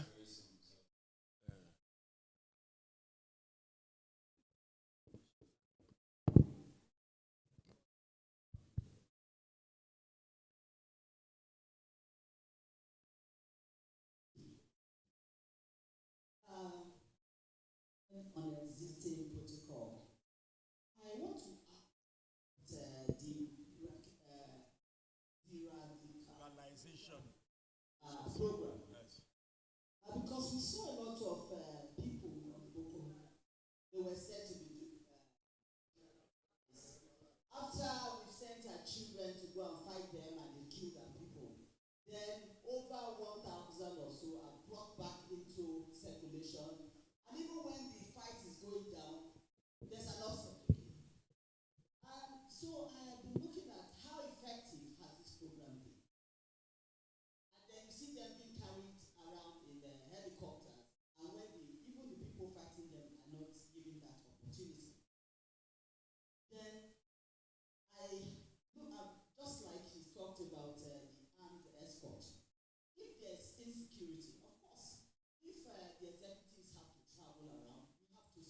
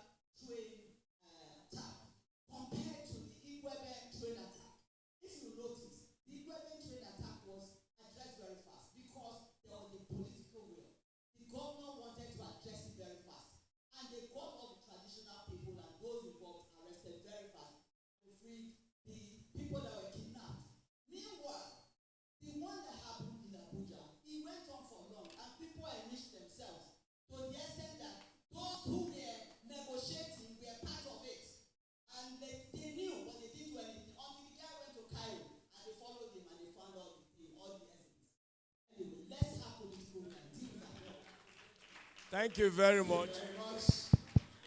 Thank you. Thank you. Can I just react? Yes. Yes. Thank you very much. Well, for the Oga Collins, your submission of private security guards, let me inform you, in South Africa, their policing system has about just 20% or so owned by the state. About 80% is by private guards companies. So they control virtually everything. We had made several suggestions as regards that. I was privileged to be in a study tour of South Africa twice. And we met with their own SSA, our own equivalent of SSS here. So but for this, it must be an act of parliament. You could see the problem we have to even introduce the state police. No, state police. If we have the state police, the state government-owned police system, and whereas there is no state that has not got one form of state policing apparatus, in form of vigilante, what's it called, road maintenance, road safety, and the likes. They are all there. But let us have them, but those ones are not harmed. But if we have it as state police, they will be harmed. But that takes us, all of us, back. Let us go and meet our representatives. They represent us in one way or the other in the assembly. Let them, both at the state assembly as well as because when they pass it at the national, they will take it to the state for concurrence. Is that not? So if we push them there at that level, then that will come to fruition. Then, sorry, I'm not done. The radicalization program. She mentioned is not working, or by her own estimates. We have made several suggestions. We are still using the retributive justice system. Retributive justice system, and she made a very good example of it, is where the victim, nobody talks about the victim. You are more interested in what? In the perpetrator. It's the perpetrator you take, you give accommodation, you give food. Take, for instance, a murder incident. But if it's restorative, you all recalled what happened in Rwanda, the terrorism, the genocide. The Chacha court relies on what? Restorative justice system. In restorative justice system, the three parties, the victim, the perpetrator, and the community are all healed. And our two religions, two major religions, or even the three, recognizes this. In Islam, for instance, if you by mistake kill anybody, that's what we call idea. For today, is 112 million or so. You will pay to that bereaved family. Whereas the state will just take custody the murderer and forget, and nothing will happen to the bereaved family. Nobody will ask whether the children go to school. But if you give him the 112 million, will he still feel bad that he lost his beloved one? It will reduce it. If as Oga said, it's possible to present one of his other that he feels is not contributing much. Is that not? That's restorative justice. It's in our, see, unless and until we introduce restorative justice system in the management of, is there in my presentation? Only I skipped it or something. Restorative justice system is a way out. All these people coming back, they will just see them, you'll see them on network news, they are coming back, then they pick them, take them to the operation, restore, then go to rehabilitate, they radicalize, this. The families are there. Never liked them. Never want them to come back. And he's still using their eyes to look at them. So nothing you could do. So, but if you use restorative justice system, it's not compulsory you pay them. Even in Islam, it's clear. The bereaved family will ask. They will ask from the bereaved family, what do you really want? Christianity too asks that. What do you want the man to pay to you? Or what he will say, okay, I've forgiven him. In the community, in presence of all the community members, they will embrace themselves. He will penitently forgive him. And the relationship will be, the community will be healed. I hope you understand that. So that's the sort of thing that could help us, but we are pretending not to see it today, till tomorrow. Moment we don't, you address it, it will continue to be like that. So those are the things. Thank you. Thank you very much.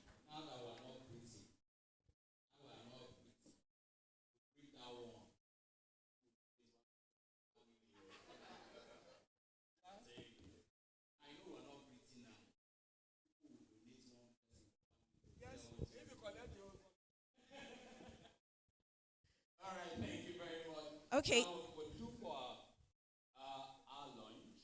We've actually run a lot of time because of, just to tell you the level of engagement. If you have a paper that is not well engaging, you will lose time.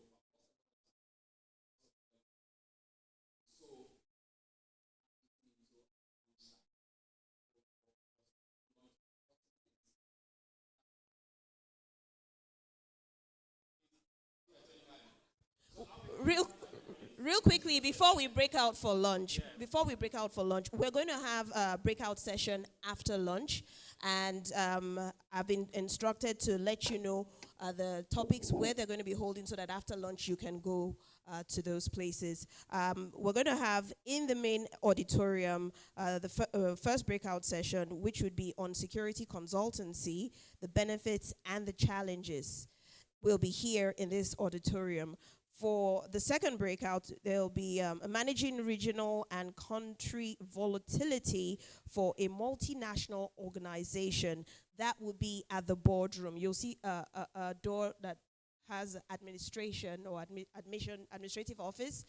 You can go through that to find the boardroom. And then the next breakout session, where we'll be talking about navigating career hurdles in VOCAD environment. That will be in a meeting room upstairs. Okay? So do you want me to go through the topics again? Okay. Okay. So after lunch, we go to those various places, and it's for 45 minutes. Thank you, and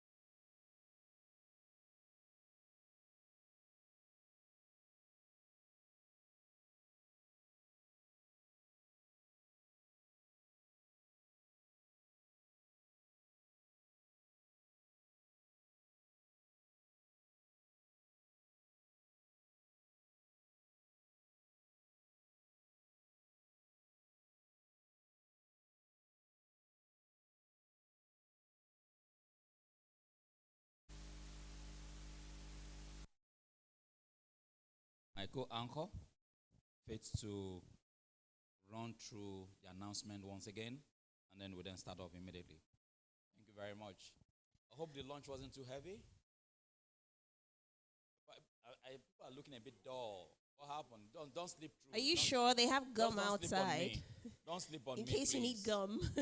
All right, but I'm sure that the next speaker will blow your mind. You know, I don't want to let the cat out of the bag. You know, I've sent something to his DM already, because I know that where he's coming. All right. Okay, so real quickly, in case you missed out on the announcement earlier on, for this auditorium, what we're looking at is security consultancy, the benefits and the challenges. And for the boardroom downstairs, we're looking at managing regional and country volatility for a multinational organization. And we have another boardroom meeting upstairs. There, they'll be looking at navigating career hurdles in VUCAD environment.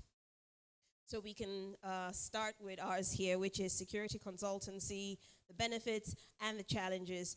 And to handle this segment, it will be handled by Samuel Fikpu, CPP, PCI, PSP, CSC, country security specialist. Now he's an experienced security professional with a demonstrated history of working in the security and investigation industry. He's skilled in physical security system designs, crisis management, intelligence analysis, emergency management, and closed circuit television as CCTV, and so much more. He has a diploma in adult education from the University of Ghana. Ladies and gentlemen, please put your hands together as we welcome him to the stage.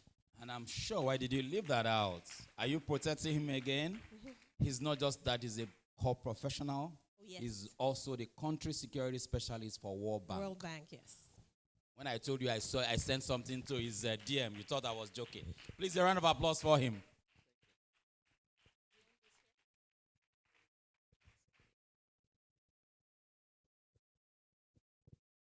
Good afternoon, colleagues.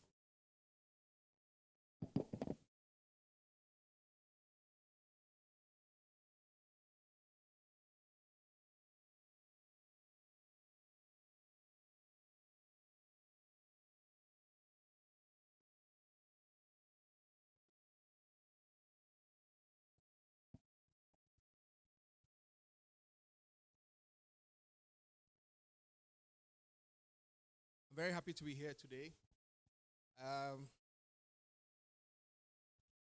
Many people will not believe it, but this is my first time of setting foot on Nigerian soil. Thank you.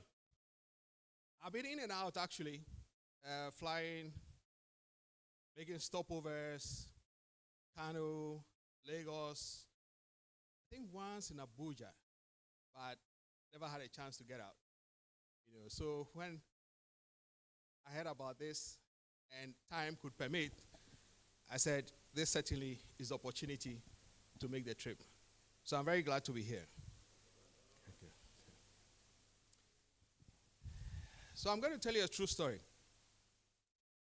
Nearly 2 years ago, a little over 2 years ago, on the 14th of June, we had an armed robbery attack on a bullion van. Bullion van attacks are quite rare, not rare, but very infrequent. So when one of such things happen, it gets everybody's attention. What made it really, really bad was that a policeman was shot in cold blood by the armed robbers. It turned out that one of his own colleagues who had turned rogue had attacked the bullion van, and when he spoke, the policeman recognized him as his bosom friend. They were like brothers. He will have none of that. He shot him and killed him. But we have CCTV everywhere. You know, every street, every road junction, we have CCTV there from controlled from a central control room. So they were able to trace the passage and identify the motor riders who were following the bullion van, and they arrested the guy and his accomplices. Well, if you kill a policeman, you die. So the police staged a shootout, and they killed the policeman too. Well, that's just the way it goes. But the import of the story that I want to tell you is that a few days after this, everybody was still talking about what had happened, and, you know, something should be done. Then I get a call one morning from a very close friend of mine who was a very senior police officer. Said, Efo, what are you saying? I said, saying about what? Said, the bullion van attack. I said, what have I got to do with bullion vans? I don't work on, no. Please, say something. I said, what do you want me to say? The police are handling this. Said, no. He kept haranguing me day after day. Then I said, what exactly do you want? He said, call your friends, call your colleagues. Tell government something, advise them. You are the experts. So I said, okay, now I understand what you're saying. So I called Ogajo, and he organized a team. So there were a number of us, some from the military, some in the banks, in a broad spectrum of experts. And we examined the genesis of bullion van transmitting valuables across the country, starting from the Gold Coast, way back. You know, how this has evolved and become something that is handled by the police, the mode in which the money and the gold are transmitted, the dangers associated with it. We looked at the legislation, whether the police had the proper orders, you know, to follow in escorting these vans. We looked at a whole lot of things, you know, and then finally, the way forward. What are our recommendations? We actually also looked at a case study of some such situation that happened in one of the states in Nigeria. And the police chief then took a very drastic action, gave an ultimatum. If by this date, banks don't have the right calibration of armored vehicles, every vehicle, light skin, will be grounded. And they thought he was joking. He grounded everything except 2 banks. And everybody sat up, they got the right vehicles, and business operated again. You know, so we kind of put together a presentation. Now, what government did with that, I'm not too sure. But interestingly, I think that got their attention, because a few days after that, I got a call from a friend of mine who was a senior officer with the BNI, the Bureau of National Investigation. I mean, there are people you don't want to mess with. I don't go near them. But I had a friend among them, you know, and she said, oh, my former boss wants to meet you over lunch. And I said, what have I done again? He said, no, it's nothing that you've done. He just wants to talk about ASIS. I knew it was a lie, you know. But I went anyway. So we talked about many things, including ASIS, but we dwelt on what we had spoken about during the presentation. Now, you know, why I bring this up is that, you know, when senior people, government people want to take important decisions, they actually consult very broadly. You may not know they're picking your mind, but they probably are. And I'm very sure that they got wind of the presentation because we have intelligence people among us, and they wanted to know more about it. Today, the military has partnered with an Israeli company, and they're producing bullion vans in Ghana. Very much along the lines that we recommended. That, look, a consortium should come together and manufacture this here or bring it in. Put it together as a business. And let the banks rent from us. Let legislation be passed and insist that policemen are properly geared before they go out on these errands. Now, with the serious security challenges confronting our societies today, our communities are really relying on us to provide them some guidance, in very, very serious challenges that they face. As example in the incident I just narrated to you. So my presentation today is to inspire you to become the best you can be in your field so that you can be relied upon to provide the right solutions to your clientele about the very many serious security situations they might face. Next slide, please. Sorry? No slide. Oh, okay. Oh, all right. All right, okay. So that brings me to the topic for our discussion, which is security consulting, the benefits and the challenges. Because this is right after lunch and people may be sleeping, I would make it very interactive, okay? Now, first of all, who is a consultant? Can the mic go around, please? Anybody want to hazard an answer? But if you promise me you'll not sleep, then I'll let you off. Yeah, you gave one yesterday.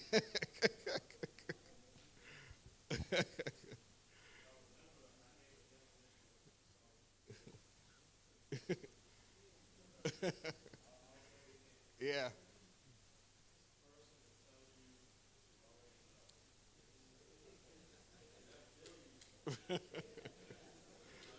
Thank you, Ron. All right. Okay. So the Oxford English Dictionary defines a consultant as one who provides expert advice professionally. Expert advice professionally. When we talk of an expert, we are talking about one who is very knowledgeable about something or skillful in a particular area. For instance, an expert in forensics. Doing something professionally is to do that thing in a manner worthy of or appropriate to a professional person. That is, doing that skillfully. Or saying the person is doing this professionally, he's doing it for money, not just as an amateur, but he's doing it as his paid job. So who is an expert? According to your U.S. Federal Rule of Evidence 702, experts may be qualified by their knowledge, skill, experience, training, or education. What it means is that a consultant is somebody who knows what he is talking about.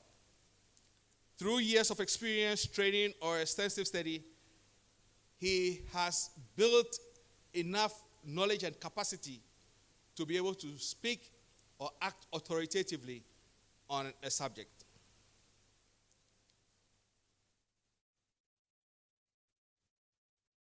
So when we call ourselves consultants,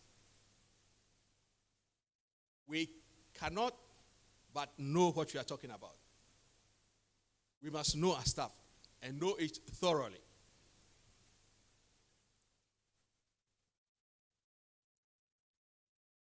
But you see, we cannot call ourselves security consultants and be all things to all men.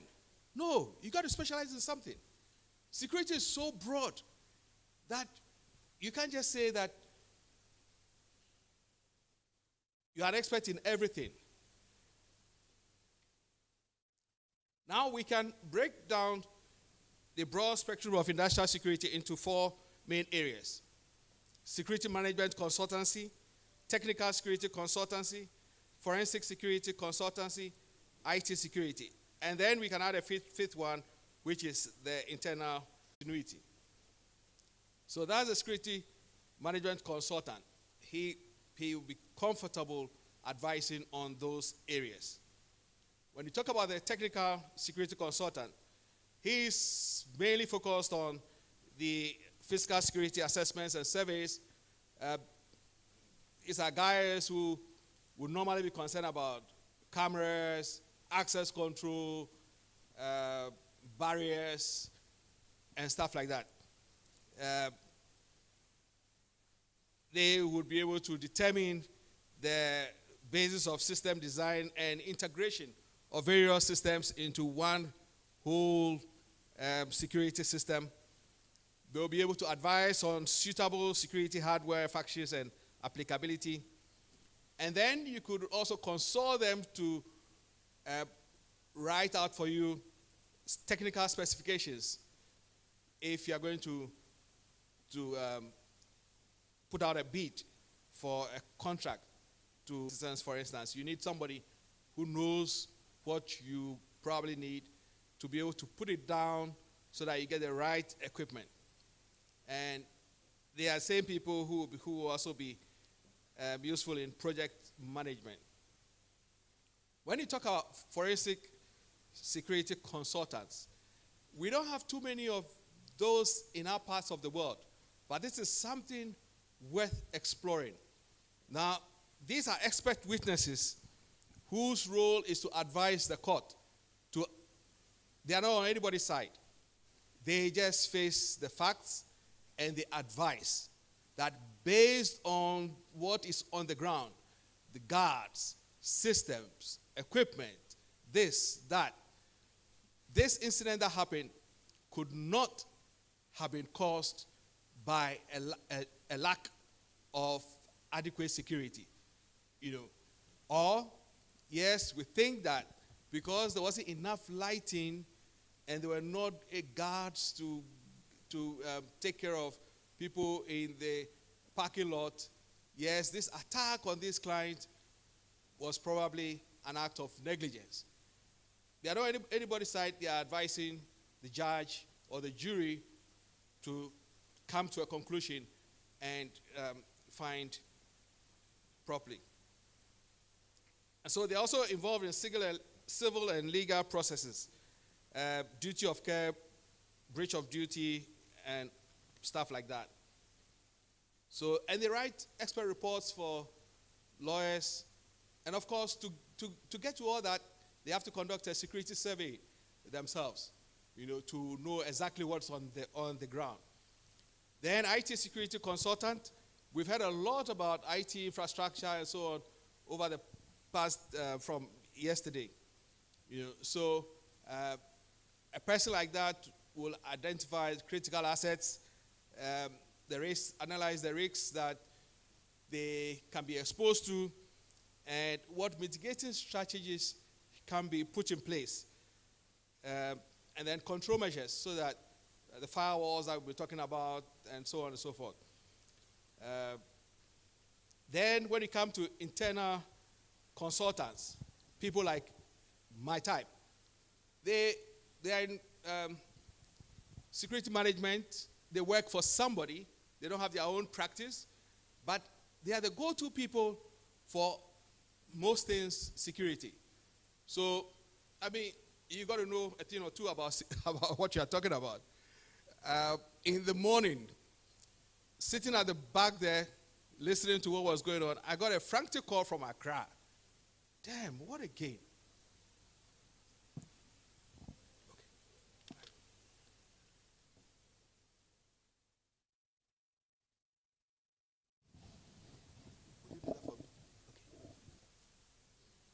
Let's go to slide. So 5.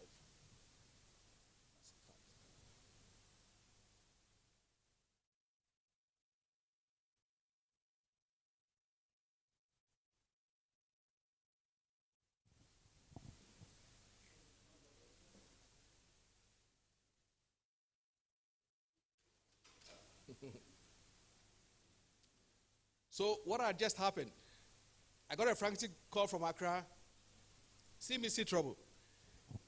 This guy driving one of our staff, police says stop. He just ran the guy down on his bike. And I said, what? So he calls me all the way from Accra to solve a problem. And I said, look, I'm on leave. But can you leave him for the police to take him away? No. You got to step in. So I spoke my language with the police and promised him that, look, we'll put anything that is damaged, you put it right. Wait for me, I'm out of town, I'll come back and deal with it. I mean, this is just some of the shenanigans you have to handle. But, seriously, you talk about physical security, access control, cameras, people want to travel somewhere, you got to know what is there, not what you think, but you must know what's on the ground and advise appropriately that no, you cannot go here at this time. Perhaps you should postpone your trip for another month or so because the kind of reports we are getting are not right. So it's a huge thing. And if you have to cover multiple countries like I do, then really there's no sleep for you. You must have your tentacles spread out everywhere. Slide 6, please.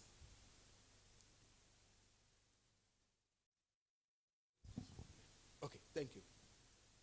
So which one? That one? Okay, I'll try it. Thank you. So what are the skills you need to succeed as a security consultant?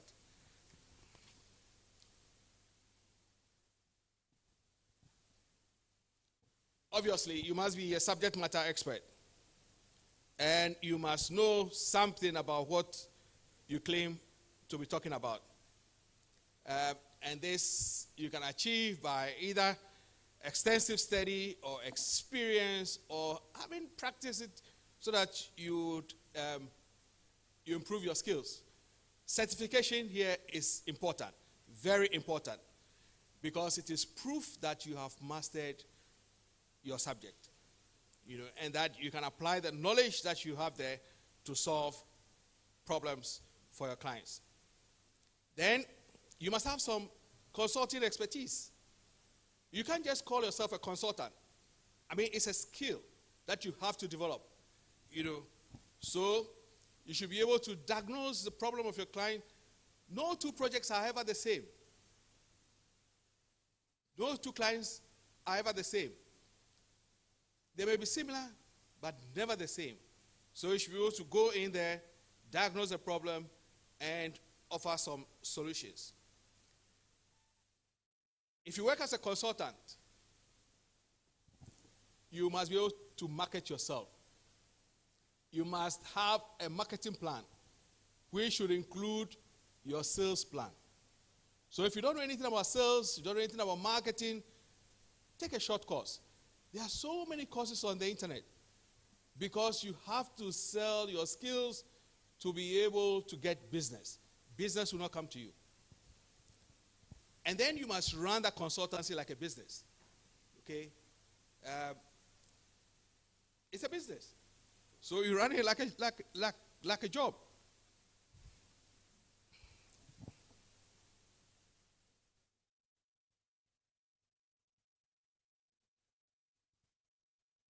Okay.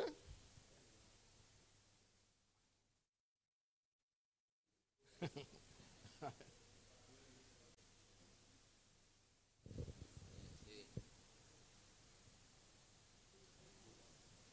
you going back? Oh, yeah. No. Key functions.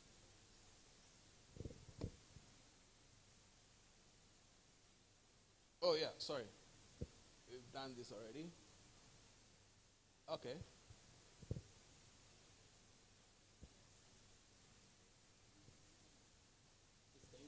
Slide from up. Just give us next slide from the up. Next slide, please. Sorry. Next slide, please. Yeah, thank you.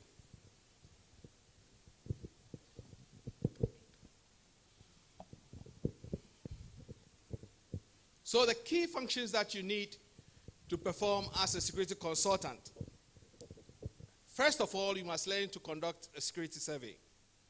It's one of the main tools by which you're able to diagnose the problems that your client faces. And then you must be able to learn how to write a formal proposal. Because that's how you communicate your ideas to your clients. For some reason or the other, some principals may not want anything in writing. You must be able to deliver your findings, what you diagnose and everything orally to him. Of course, remember to collect your fee, even though your report might be oral. That's an informal report. And if you've never done one of these reports before, it would be a good idea to tag along with one of the seasoned consultants when they go to conduct their surveys, so that you know how it is done.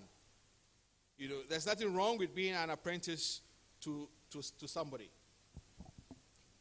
But I must say that there are pitfalls that you need to avoid.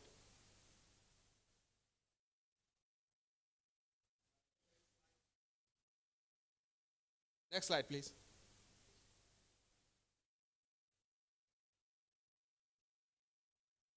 Okay.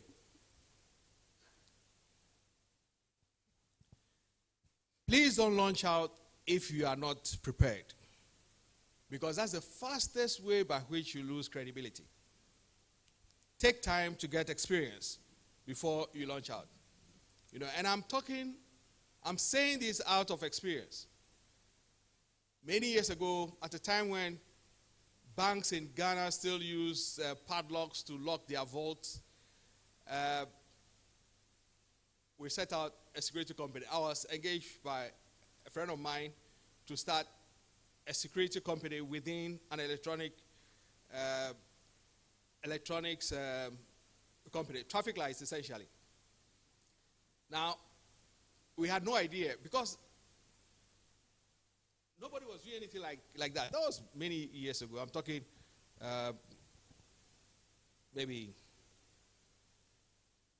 30 years back. I don't look that old. We had no clue what the systems were. And I'm not an engineer by profession. The boss said, don't worry, I'll teach you.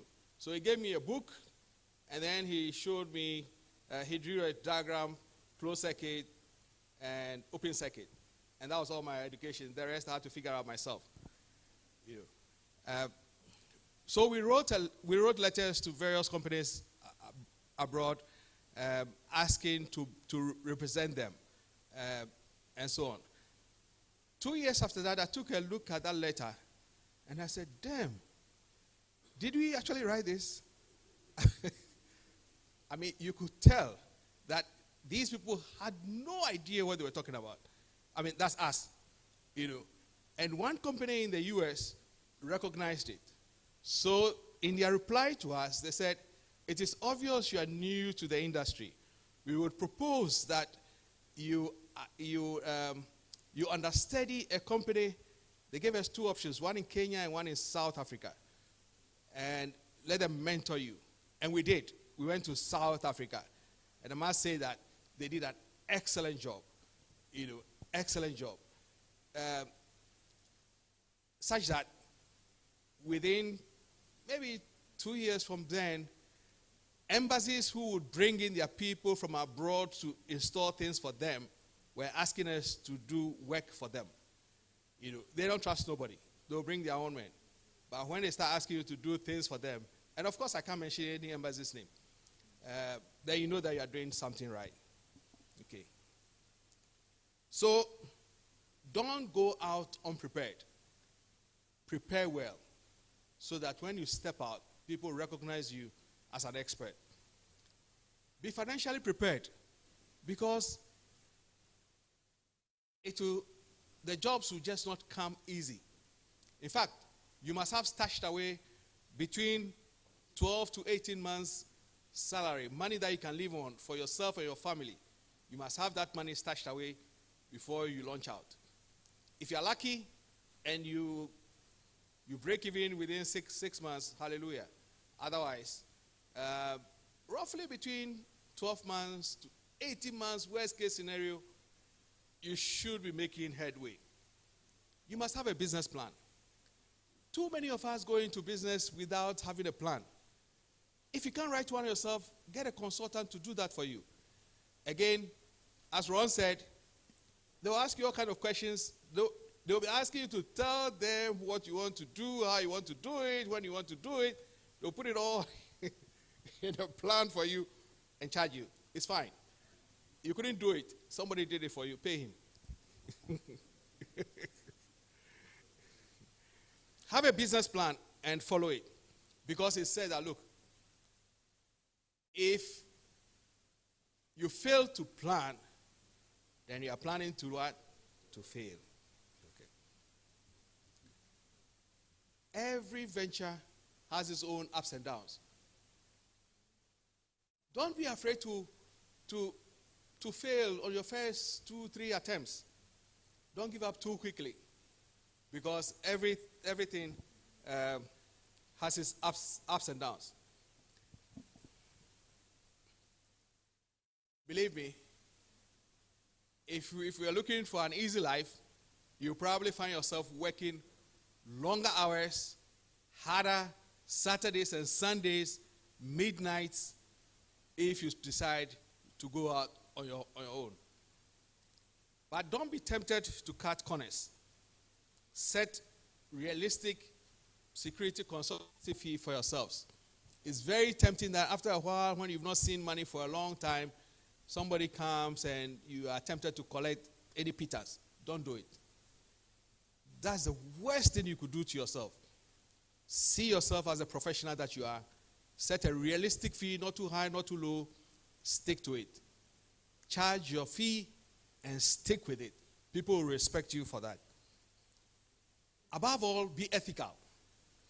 We cannot stress this enough. We cannot stress this point about ethics enough. And I'll come back to it. That is, don't cut corners. Don't undermine your neighbor. Look, the market is so big. The market, when you are baked for it, your money will find you. You know. So don't do your friend in. Just because you want to kick him out and get it. No, don't do that. Next slide, please.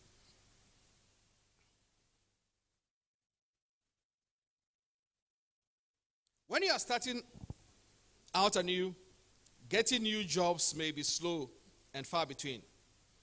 But take your time. Build experience. Now, how do you build experience? Offer to do free service. You know, start with little jobs. Make presentations to schools, universities, churches. And out of that, you build traction. And you keep going. Secure a shop. Then a shopping mall. Then you go to a complex. Okay? Start small. Yeah, think big, but be realistic. You don't know anything yet. You know, so start small and grow.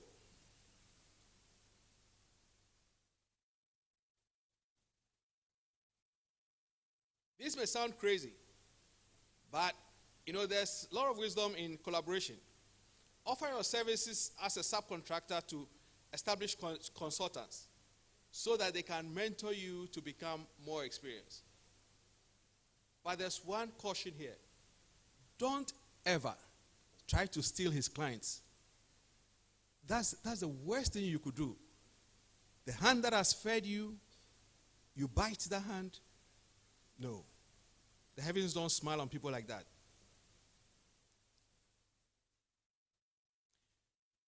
Architects draw very beautiful buildings.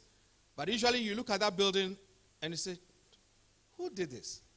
I mean, there's no security at all taken into consideration. Offer your services. Give them lectures. Tell them how security can be incorporated into designs from the beginning. You know, and when they have a job, guess who they will call? It's you that they will come for.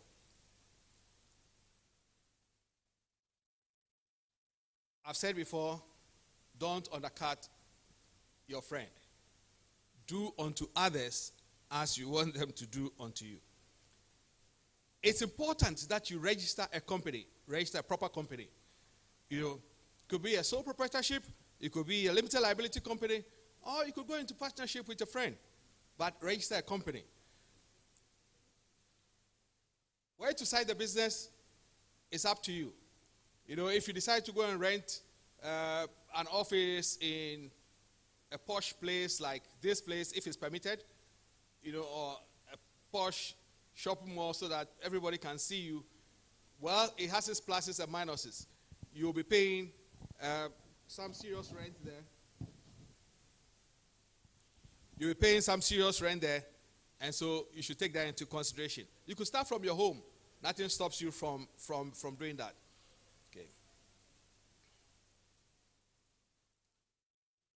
And then pay yourself a salary. Don't dip your hand into the till and take whatever comes there. Run it like a proper business. Next slide, please. What are the benefits? I'll say that the benefits, once you are grounded and running properly, the benefits are really enormous. These days, I don't do much of the external consultancy like I used to do before. Once I retire, I intend to hit the ground running. You know, but there was a job I did in the past, and believe me, the profit, I'm not talking the contract sum, the profit alone was more than a whole year's salary in one of my best jobs. You know, so you can imagine, it is very rewarding. You know, the other benefit is that you gain recognition as an expert in your field. Consultancy, security consultancy is like a doctor-patient relationship. Once you do one job for a client and is happy, he gets another problem, he calls you. Okay? And over the years, I still get calls from people that I knew 30 years ago. I tell them, no, I don't do any installations of systems again, but don't you know somebody? Please come and take a look at the house and advise. I do that for free. I do, and then I point them out to somebody who can do the installation for them. You contribute meaningfully to the growth of the security industry in your country. So those are the benefits. Next slide, please. So when do you launch out as a consultant? Some people, once they get a certification or once they are out of school, get a first degree in security management, security consultancy or something, some security something, straight out to be a consultant. Getting a degree, a lot of knowledge in security is fine, you know, but it's just book knowledge. You're not baked yet. Take it from me. You need to be grounded. You need to have that attraction. You need to take it a little at a time. So take small jobs and build your experience. Don't be in a hurry. Like I said before, once you are baked, the money will find you. Most people will launch out after retiring. You know, that's also fine. That's if you're in good health and you are strong, that's good.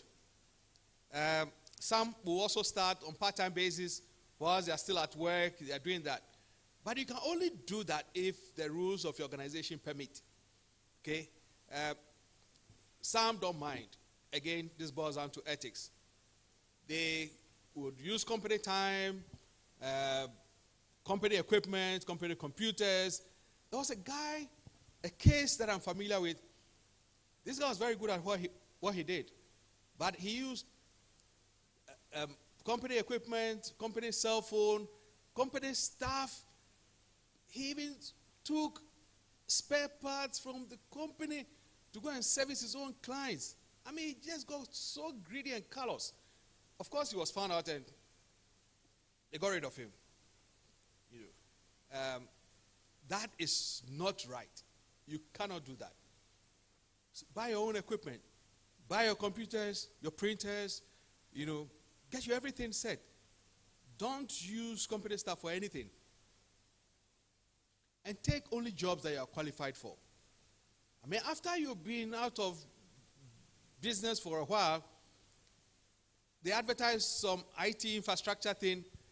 You have a CPP. That doesn't qualify you to be an IT consultant. No. Then you apply with the hope that you get it. Don't do that to yourself. Apply for only jobs that you are qualified for.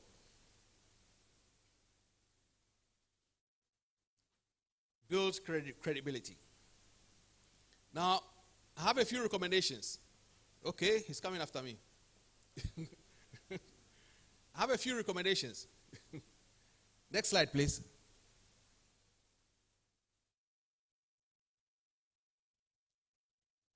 All right, let's go on.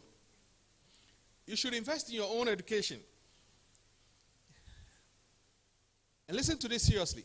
Just because you have a CPP, a PSP, a PCI, does not in any way make you an expert yet. You have a lot of knowledge, but you also need to build experience. So invest in your own education. Look, it's been said that if you spend just 2 hours every day studying any subject in the world, 2 hours, in 2 years, you'll be so good that you'll be one of the best in the world. I've tested it. And I know it's true. Invest time in your education. So there are 2 books that I'll recommend here. The Security Consulting, 4th edition by Charles Sennewald, and Becoming an Independent Security Consultant by Michael Silver. These are excellent books by every standard that would benefit you greatly. And the IAPSC, which is the International Association of Professional Security Consultants, is a body of independent security consultants that you may consider affiliating with and getting into their certification. They offer the CSE certification. I have sat for many exams, and I'm not scaring you, but that is hard. ASIS certifications are also excellent, so pursue them. The CPP, PSP, PCI, those are excellent. And your main tool is proposals, reports, and they must look professional. So learn to use drawing tools like AutoCAD, Excel, and some other drawing tools to produce professional reports for yourself. Next slide, please. Okay. So, in conclusion, to become a successful security consultant, you need to be, 1, competent, diligent, and you must be a person of integrity. Given the state of the world in which we are today, our communities need us. So let us go out there, be the best we can, so that we can provide the best support we can to our communities. I'd like to end with a quote. Next slide, please. And this comes from my favorite book, the Bible. Proverbs 22, verse 29 says, "Do you see a man diligent in his work? He will serve before kings. He will not serve before obscure men." Ladies and gentlemen, thank you very much for your attention.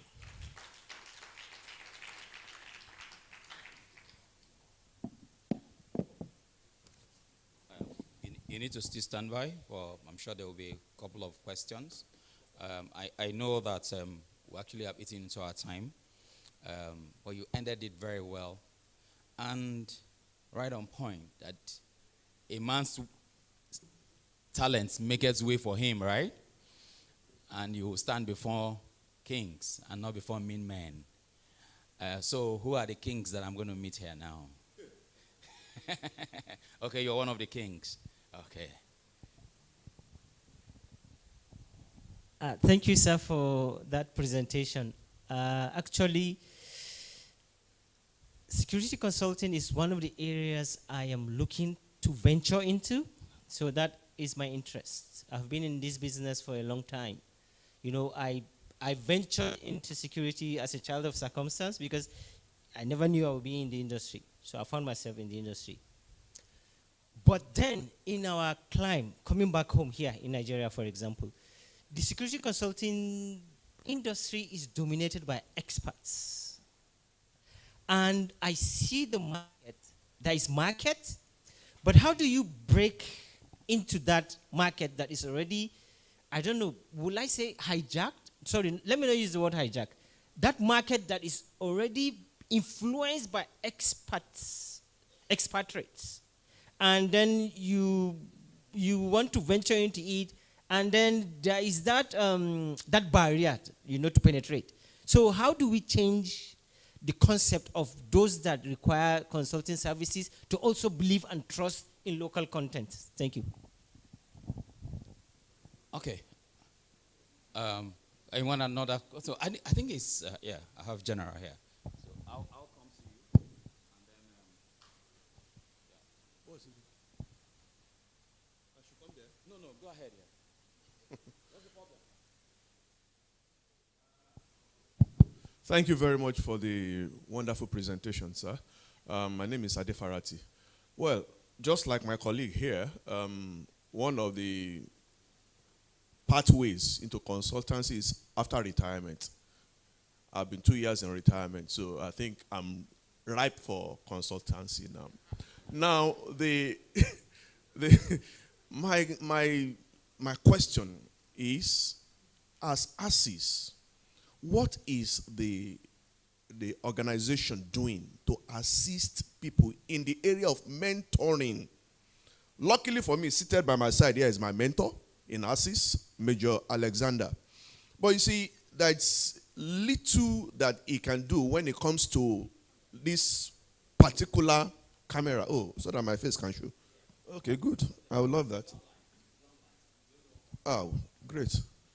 So now the question is, how can ASIS as an organization help people who are new to the field like me? Now I want to be a consultant, and I've identified an area.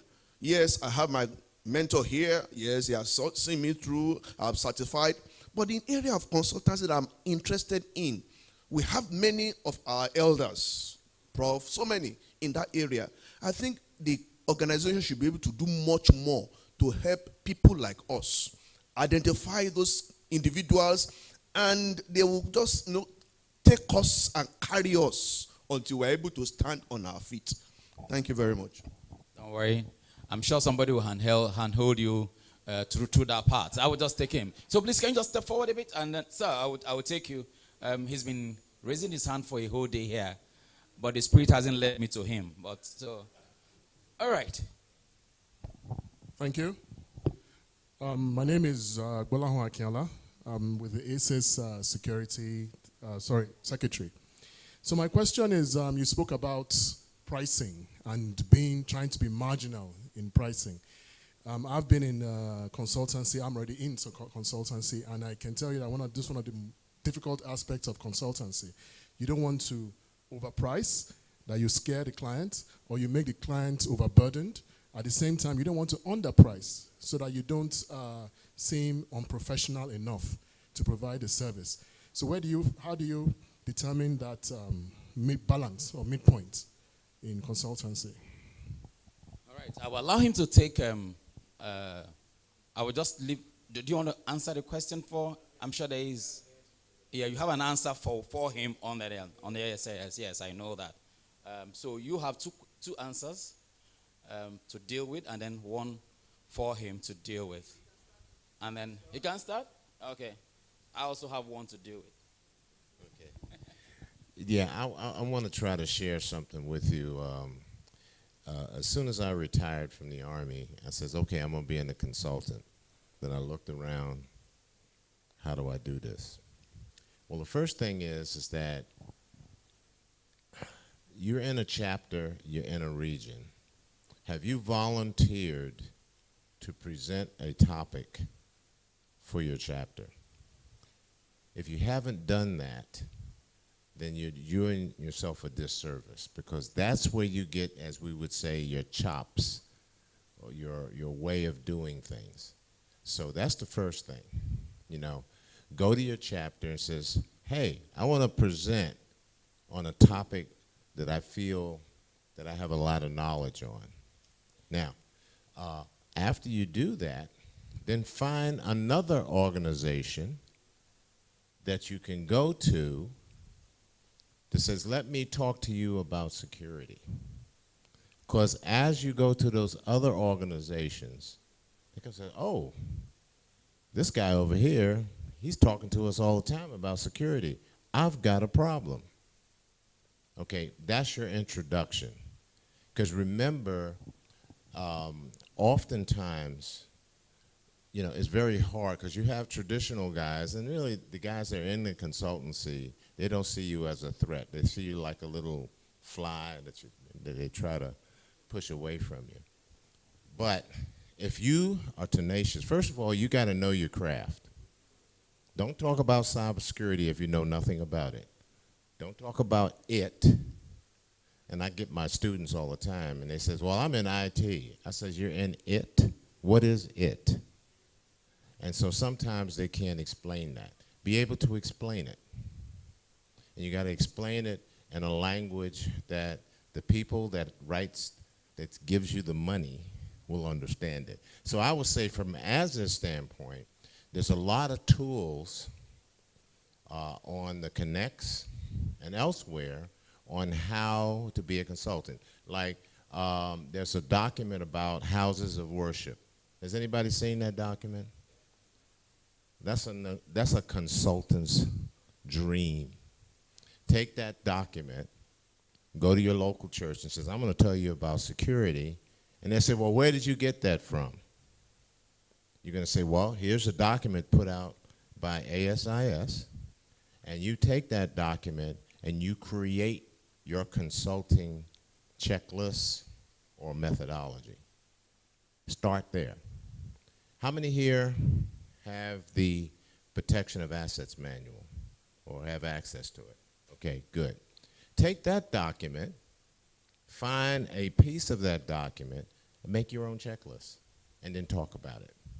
ASIS will give you the tools to begin the process of setting up your consultant, area. So, I mean, we can talk about that later. I know he's got some other things, and I didn't want to, because I like what you were saying up there, but just remember, ASIS is a forum.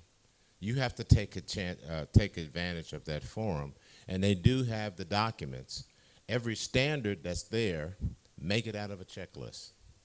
Then go out and talk about it, okay? Thank you very much. All right, so I'll allow you to quickly take each of those questions to 2 minutes. Just one minute, 2 minutes. Thank you.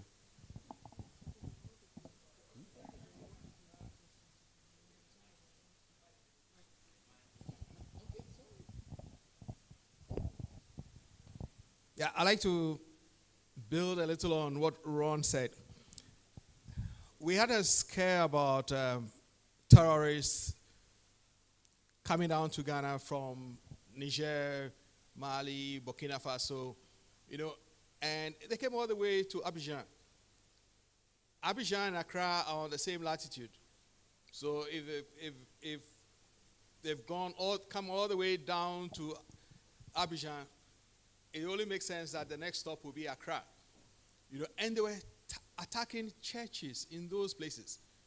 So Oganjo and I and a group of policemen and other ASIS members did a few circuits. We went to my church first, went to other churches, and we spoke to them. Then the scare went down. Then something came up again, and a friend, senior police officer, friend of mine, came all the way from UN in Haiti. He flew down by his own cost, and we ran sessions for Christian Council churches in Ghana. And that was just our contribution, to enhancing the security of houses of worship in Ghana. Mosques were invited, it wasn't just a Christian thing. Now, out of that, several churches invited us to come to their churches to talk to them. So that's what Ron is talking about. And you have a fantastic document on the website. Go get it, change the name of the church, and you have a document. You can use it for a mosque. You can use it for a synagogue. All right. Now, how do you break this barrier of experts who have captured the market? Now, I'll tell you a story. When we started the security systems business, in those days, the banks, all they needed were padlocks, 3 padlocks held by 3 different, the keys were held by 3 different officers, and they kept them in 3 different police stations. So everybody brought their key, and they met together.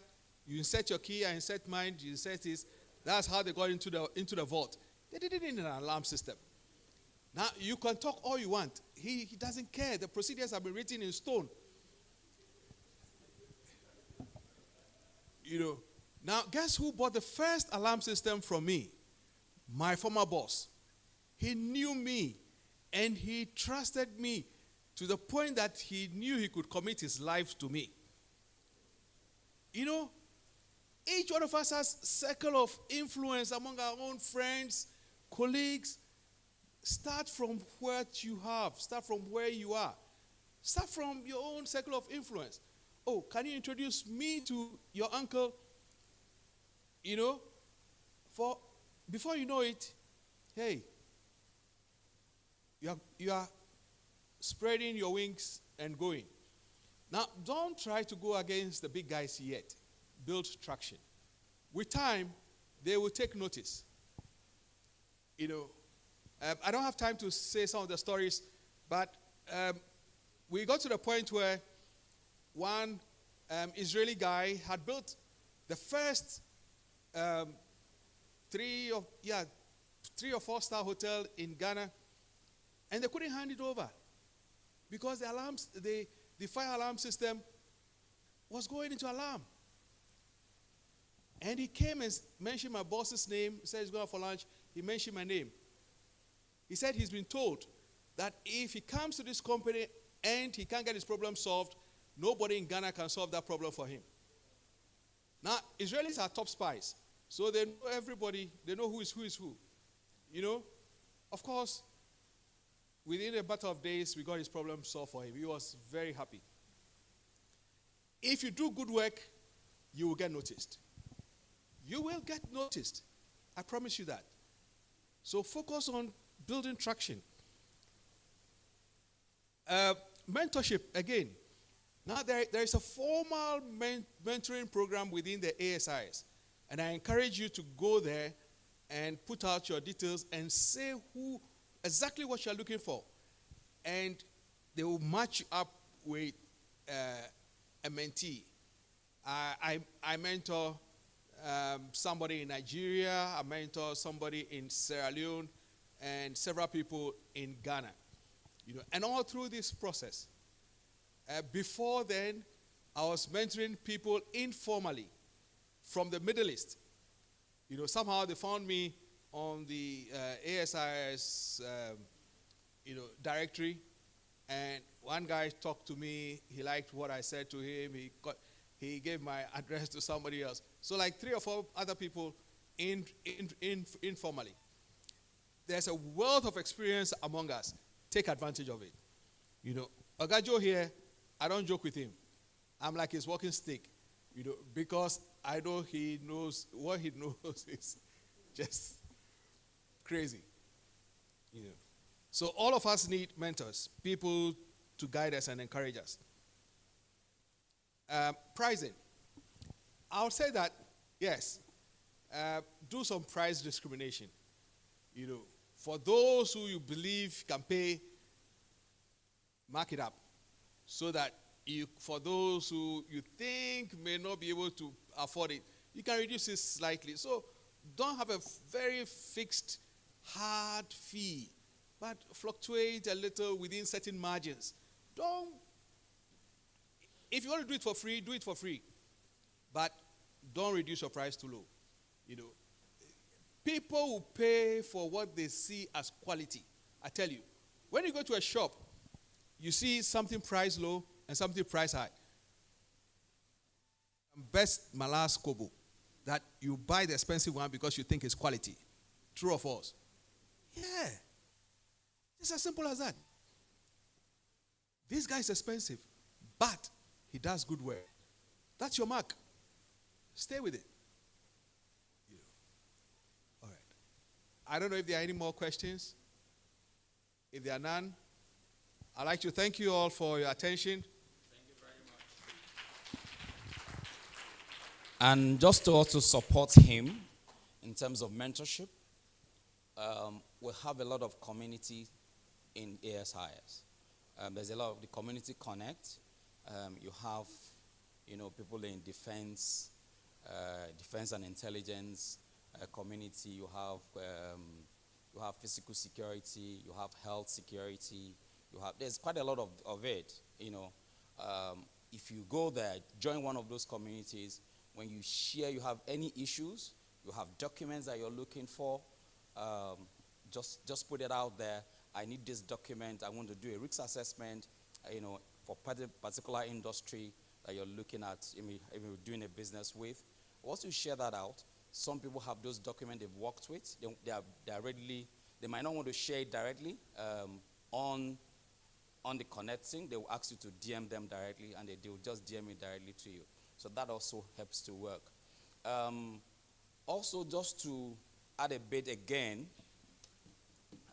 you also know I'm retired, right? I retired 2 years ago from being a guard. So I retired from being a guard.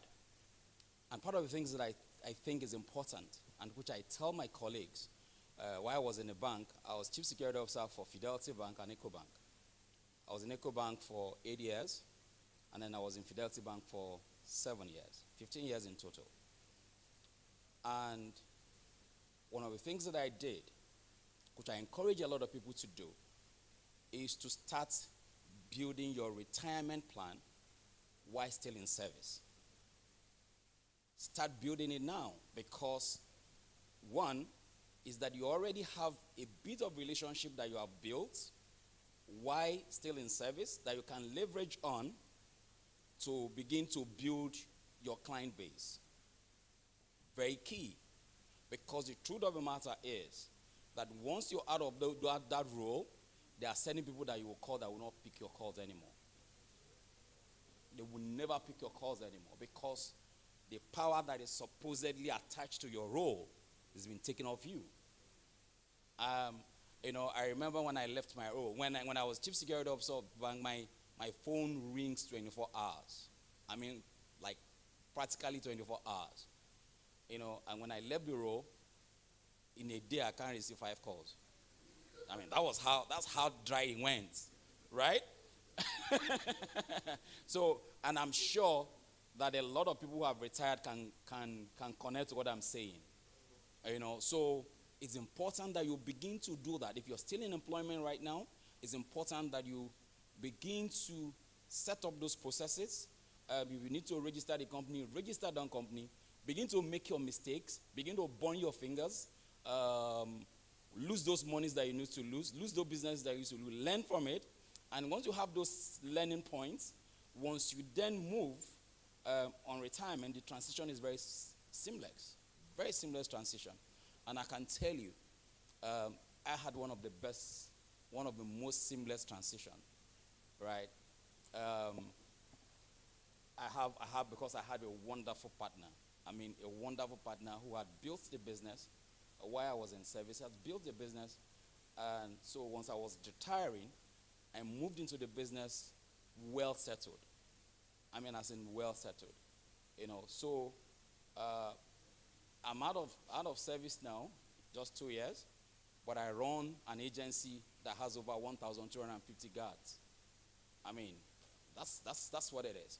So it's important that you begin to look at that if you're still in service. But if you're already out of service, it's a lot of work that you need now to put, because you also need to begin to get into your savings, which sometimes For security agencies, you are retired 2, 3 years, 3 years, you are not paid, your pension is not yet paid.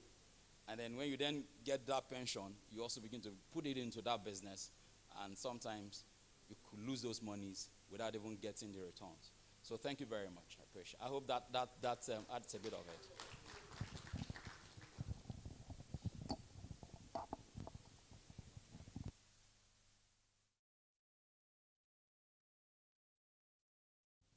You have something for the house.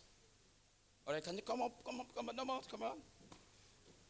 Let them hear your beautiful voice. It's been quite a song. That voice is like a song to me. Yeah? Okay.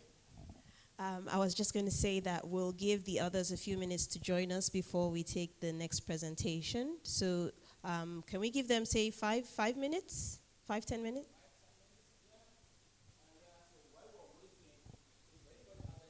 If you want to, share an experience.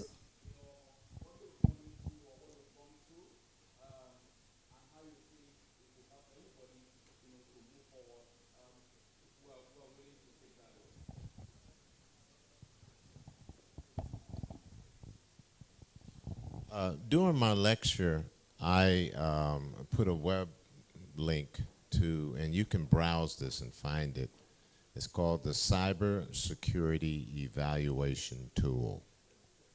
If it's just all one word, it's a free download that walks you through a risk assessment, an information technology risk assessment. It also has physical security in it. It's a free download. When the Department of Homeland Security put it together in 2014, we've had over, I think, 60,000 downloads all over the world. Although some of the documents that it cites, Cyber Security Evaluation Tool, make sure you put that all in one word, with the spaces. And that will take you to the site. There's a 12-minute video that goes with it that will give you how to use it, how to do an assessment using the tool. There's also some other tools that's out there, depending on where you're at. Now, if you're in oil and gas, and we have some people here in oil and gas, correct? There's a tool that's out there. It's called the C2M2. It's a maturity model. It's an assessment maturity model. So here again, go into your browser, put C2M2, and there's a model that you can download. Now, why am I saying that? It doesn't matter if you're going to do compliance or conformance. Figure out what document they're trying to comply or conform with. Take that document, make it into a risk assessment, make it into assessment. Okay? That's the easiest way to get yourself started. I know I had that problem. One of the major problems I had was when I retired from the Army, I had to figure out what do I wear. Now think about that, for like 20, 30 years, I didn't have to worry about my wardrobe, right? So I got up and it was one of 3 things I had to wear, period.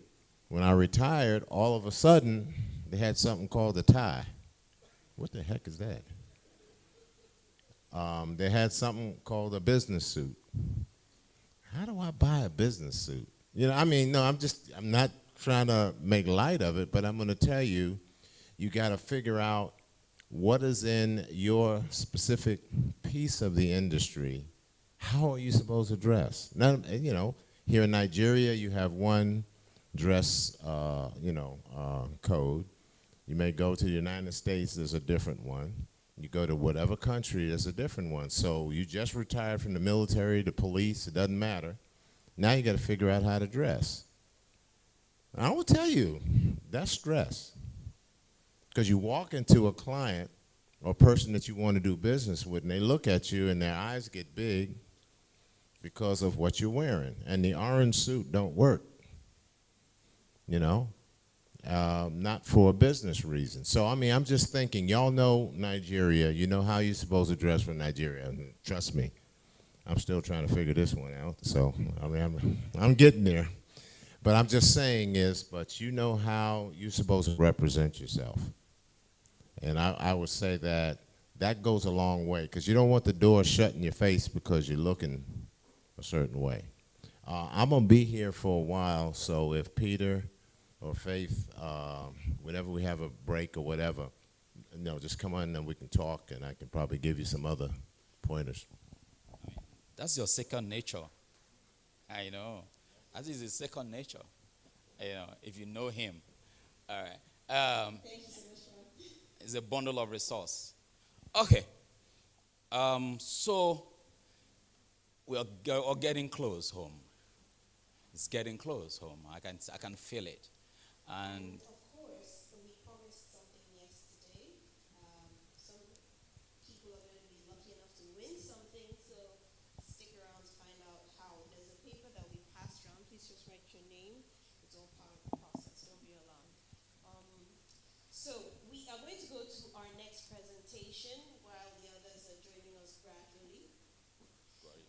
The next presentation is on managing security risk in Foucault area, Foucault Africa, beg your pardon, strategic options for the future.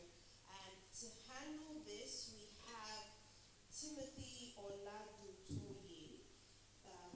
He is a security consultant with expertise in defense and national security policies, security threats management, as well as arms control.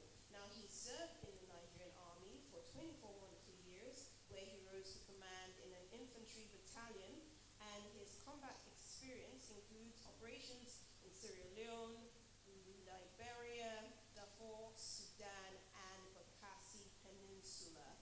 And he is currently General Manager, Security and Logistics with Xenon Petroleum and Gas Limited. Ladies and gentlemen, please put your hands together as we welcome Timothy Oladutoye. Please a round of applause as he step up. All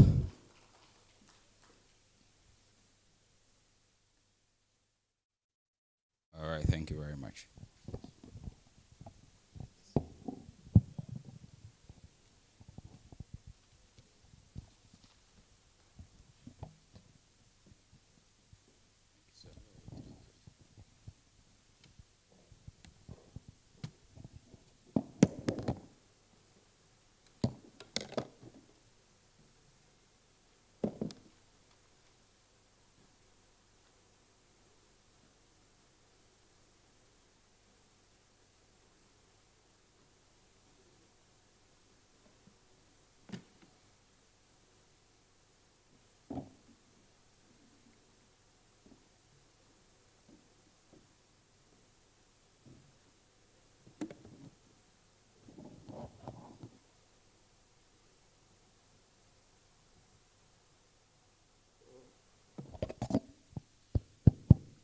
Good afternoon, ladies and gentlemen. I think I'm the last man standing.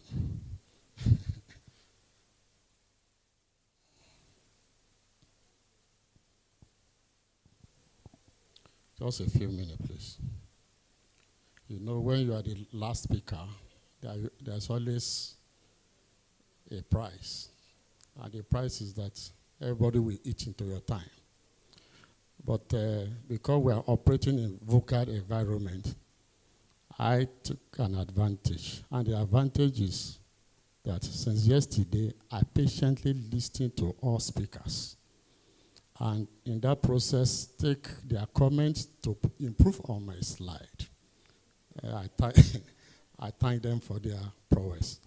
Thank you very much.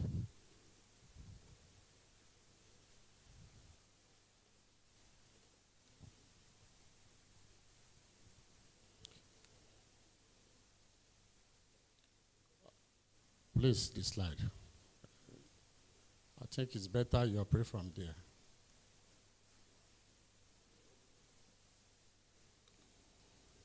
Because I don't want distraction.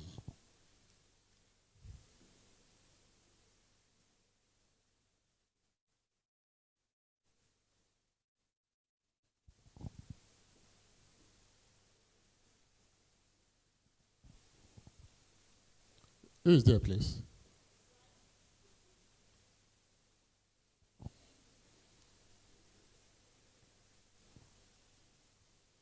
It's not working.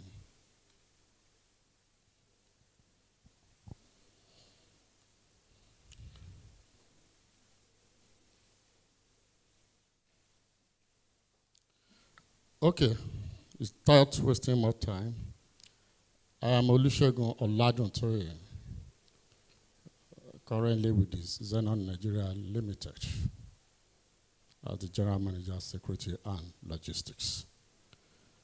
Yeah, the last 48 hours, thereabout, I've listened to lectures, presentations on security from diverse perspectives. And I respect the intellectual prowess of the previous speakers. I salute you all. Now my job is very easy, to collate all these views into one single document. And that document is national security. All they have spoken about so far is a subset of national security. And that is where this lecture is apt. And when I was told it's the last lecture, and this was the reason, I agree with the organizers. So let's move on this journey.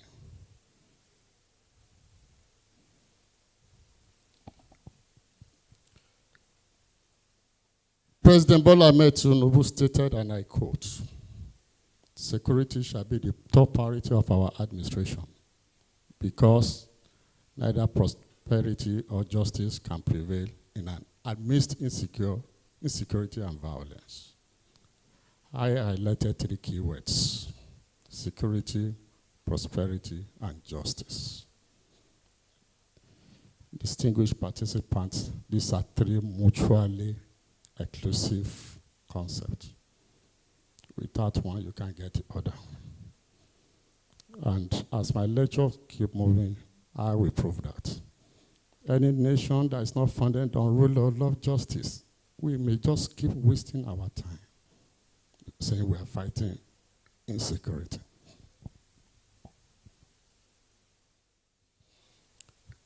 The dynamics in the international environment, security-wise, today has been described as what happened?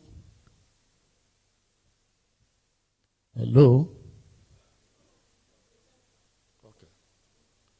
Okay, the dynamics in the international, regional, and national security field have become so diverse, dynamic, unpredictable, and it has been described by American military professional a few years ago as volatile, uncertain, complex, and ambiguous.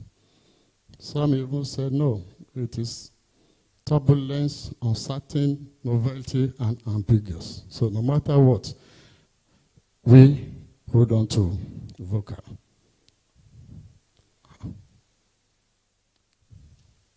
So the key drivers of this dynamic change is principally 2 forces.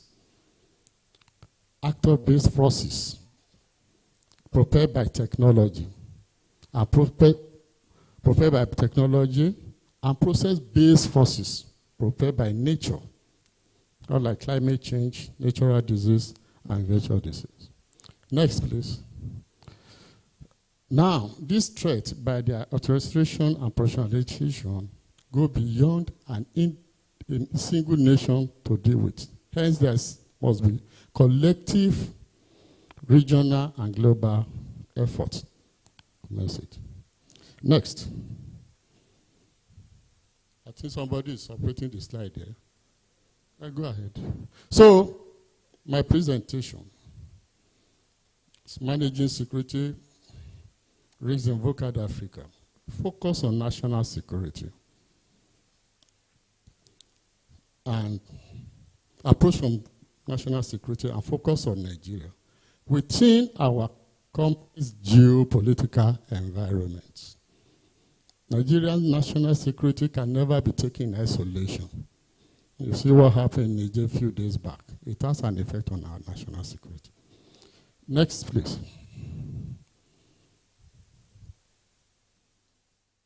Former President Olusegun Obasanjo defined national security, and I quote, Obasanjo in his grand strategy for national security, and I quote, define national security as the aggregation of interests of all individuals, communities, ethnic groups, political entities, and institutions which inhabit the territory of our great country, Nigeria. This is self-explanatory. I will not want to. Next slide. Apart from Obasanjo, we had a lot of very fine security experts in Nigeria, like Professor Thomas Imobige, General Martin Luther Agwai, General Ali Guso. They have, by their writings and speeches, viewed the concept of security from comprehensive perspectives. But one American scholar that came across his writing, Richard Holman, and his view drew my attention. Richard Holman did not define national security per se. He only said, and I quote, that view the concept of national security as a threat, that as a threat to national security, a threat to national security is an action or sequence of action that, one, threatens drastically and over a relative span of time to degrade the quality of life for the inhabitant of a country. So national security threat is gradual. It doesn't come in a day, because most of us, few years back, you can drive from Abuja to Kaduna by 7, 8. I can't try it now. Well, where did we get it from? Now the second one is that threatens significantly to narrow the range of policy choices available to the government. So you talk of the inhabitant and you talk of the government. So the government, you only narrowed because the national security is so overwhelming that today we don't think about any other person. Oh, where is the police? Where is the military?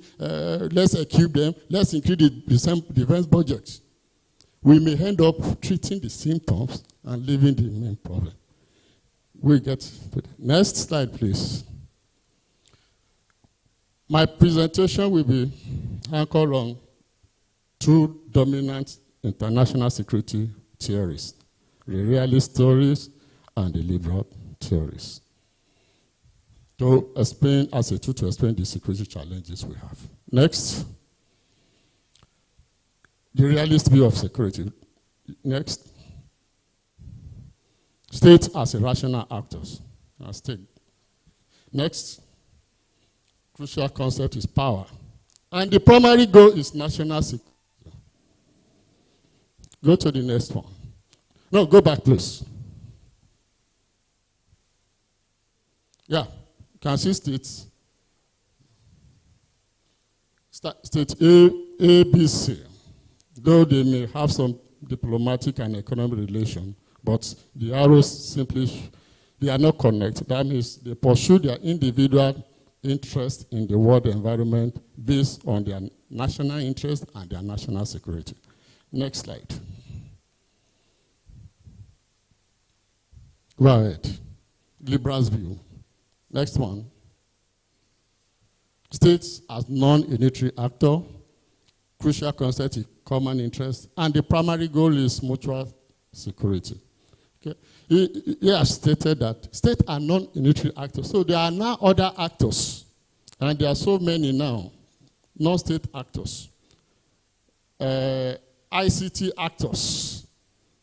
They have added to the list of whose are not within the judicial sovereign control of a particular state. And the primary goal is mutual security, because when you talk of liberal, we are talking of cooperation among state A, B, C, the international state, to confront common goals like climate change, infectious disease, and other pandemics. Next. So my presentations will be in 3 stages. I will identify the threats to Nigerian national security, which has been clearly stated in Chapter 3 of the 2019 National Security Strategy. I will analyze it. And then the management. Next. Two key objectives for my presentation. That leaders entrusted with management of national affairs must understand that connect all the security needs of the nation to uniqueness to our geostrategic environment, history, culture, religion, and culture. And policymakers to understand the comprehensive drivers of evolving national security threats. We to build to provide solutions for today's threats while applying strategic foresight for future trends. Next.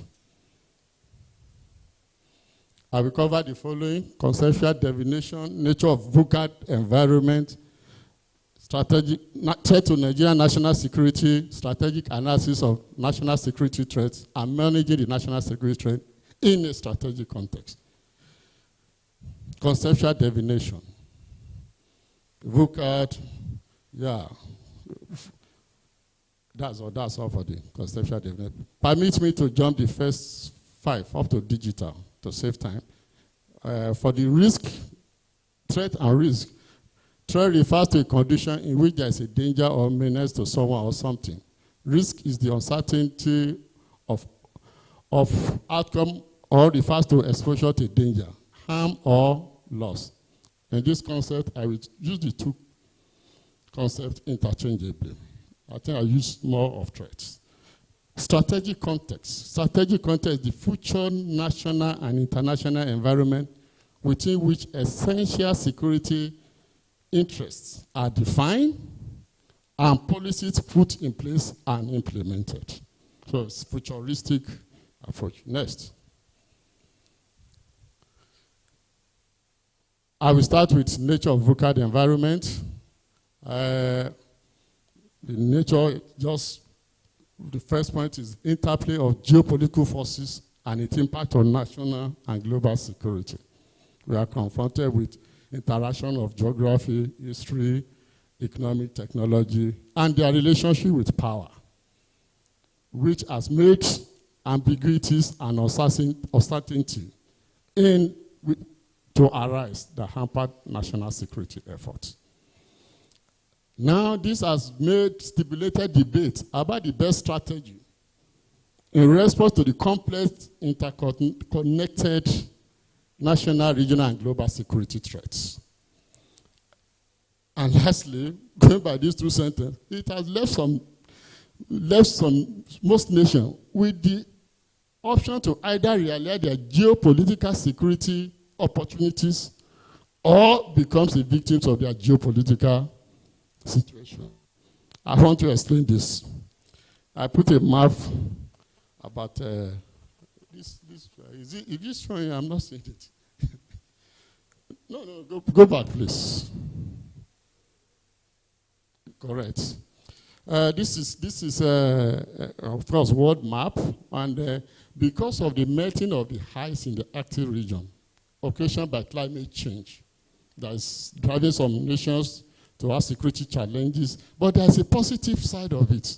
The ice is melting in the Arctic region, and now countries are taking, there's a great power competition within that region, China, Russia, United States, to take advantage of economic and infrastructure security along that route. China, most especially, if a ship leaves China and pass through the normal traditional Mediterranean Sea, Suez Canal, to Europe, it takes about 48 days.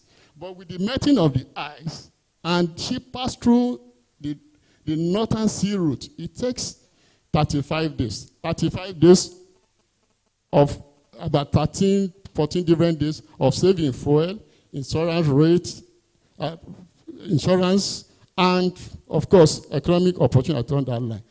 Any nation that did not have economic dimension to its national security may just be working in futility. So that is why I portrayed this one. Next slide, please.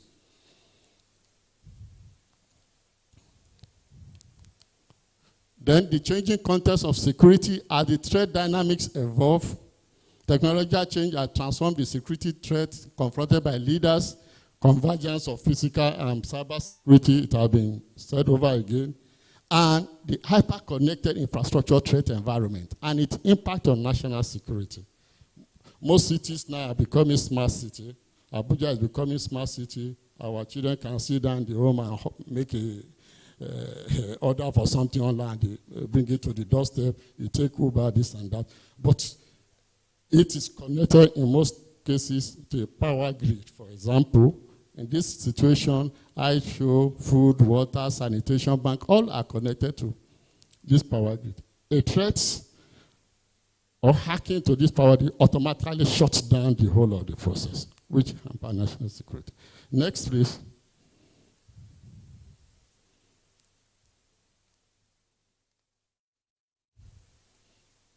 Of course, state, you are moving too far. State capacity and legitimacy over sovereignty eroded. Cyber sovereignty and the battle for the soul of the internet governance, and of course, proliferation of private military contractors in some African countries, Mali especially. Next. Thank you. I think this is where we start. Threats to Nigerian national security. Of course, the concept originated from the United States in 1947 as a fallout to the experience of Second World War. Anytime there is a threat to American interest, something comes up. After 9/11, there was a Department of Homeland Security. So there was then, prior to this time, you hardly heard of any national security policy by any nation. It's mostly speeches by president, interview by parliament, all those. Speech from, of course, Mr. President are taking a policy statement. But in the last few decades, this has changed. Most countries now codify their national security as a single document. In Nigeria, Chapter 3 of the 2019 National Security listed the following 16 threats to our national security. Please, next slide, because I'm sure most of us are familiar with the threats. No. Okay, pictorial overview. We'll go back there, sorry. This is the pictorial overview of the threat to Nigerian national security. I mentioned Northeast, Boko Haram, North Central, Elder Farmer conflict and cattle raising, Northwest, cattle raising and kidnapping, South Cypriot, militancy, up to Southwest. Next one. What are the facts? What are the deductions about these security threats? One, mostly internal security challenging within the purview of the Nigerian state, preponderant of threat against human security, terrorism, insurgency, and banditry, which challenge the military and the law enforcement agencies. Some threats are caused by nature, such as climate change, and regional and global dimension, like transnational organized crime. Next. Strategic analysis of the national security threats. Distinguished participants, ladies and gentlemen, well, what do you think? What is the most important trend in the national security that policymakers must pay attention to? Maybe one or two persons. Let me make it open. If nothing, gentlemen, policymakers must keep thinking of the evolving security challenge, principally in two domains, in technology and in the environment. I will explain that. All the security challenges highlighted in Chapter 3 of our 2019 National Security Strategies is principally into two domains, technology and environment. And I will explain that. Next. So to conduct strategic analysis of national security threats involve observe interconnectedness of governance, technology, and environment. In this presentation, I will analyze it within the framework of 3 columns: public space, transactional space, and ecological space. So the management of these 3 spaces is an essential tool for statecraft and for those entrusted with the management of our national affairs and our collective destiny. Because failure in one space cascades to the other, and we have insecurity. Next. Let me start with the public space. No. Public space first, please. The home of the governance structure, executive, legislature, and judiciary. Concept of social contract established. You know the meaning of social contract between the government and the governed to provide security and justice. Primary responsibility is security. And the legitimacy of the state and its institution depends on provision of security. States, based on that, establish security forces. Army, Navy, Air Force, police, and other security agencies. Then good security sector governance, application of the principle of good governance to security sector so that they are accountable and they respect human rights. Then formulation of sustainable national security policy and other policies of the government. And I added Sustainable Development Goal 16 and other regional and international instruments and conventions. What does security SDG 16 say? It said justice, peace, justice, and strong institution.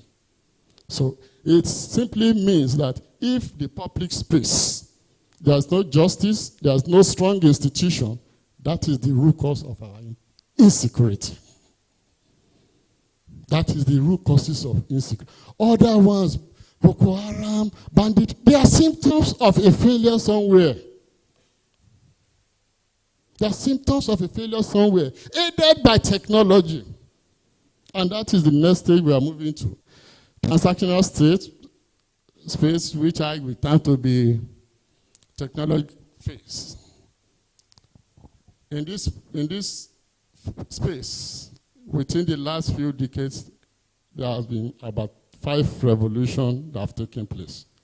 The ICT revolution, the cyber war, the revolution in military affairs, the disruptive technology that have taken place in the military realm, and of course the threat of use of atomic bomb, then demographic revolution. The world population is growing, Nigerian population is growing, and what are the policy idea to project ahead? Then markets, global market revolution, financial, cryptocurrency, and the rest of them. Some scholars have added China economic revolution through their Belt and Road Initiative and the digital aspect of it. And you will agree with me that in African countries today, out of about 54 African countries, China is effectively in about 39 or 40, including our own dear country, Nigeria. Now, technology has unbended the national security infrastructure due to their unprecedented pace of technology as with the ability of most nations to adapt.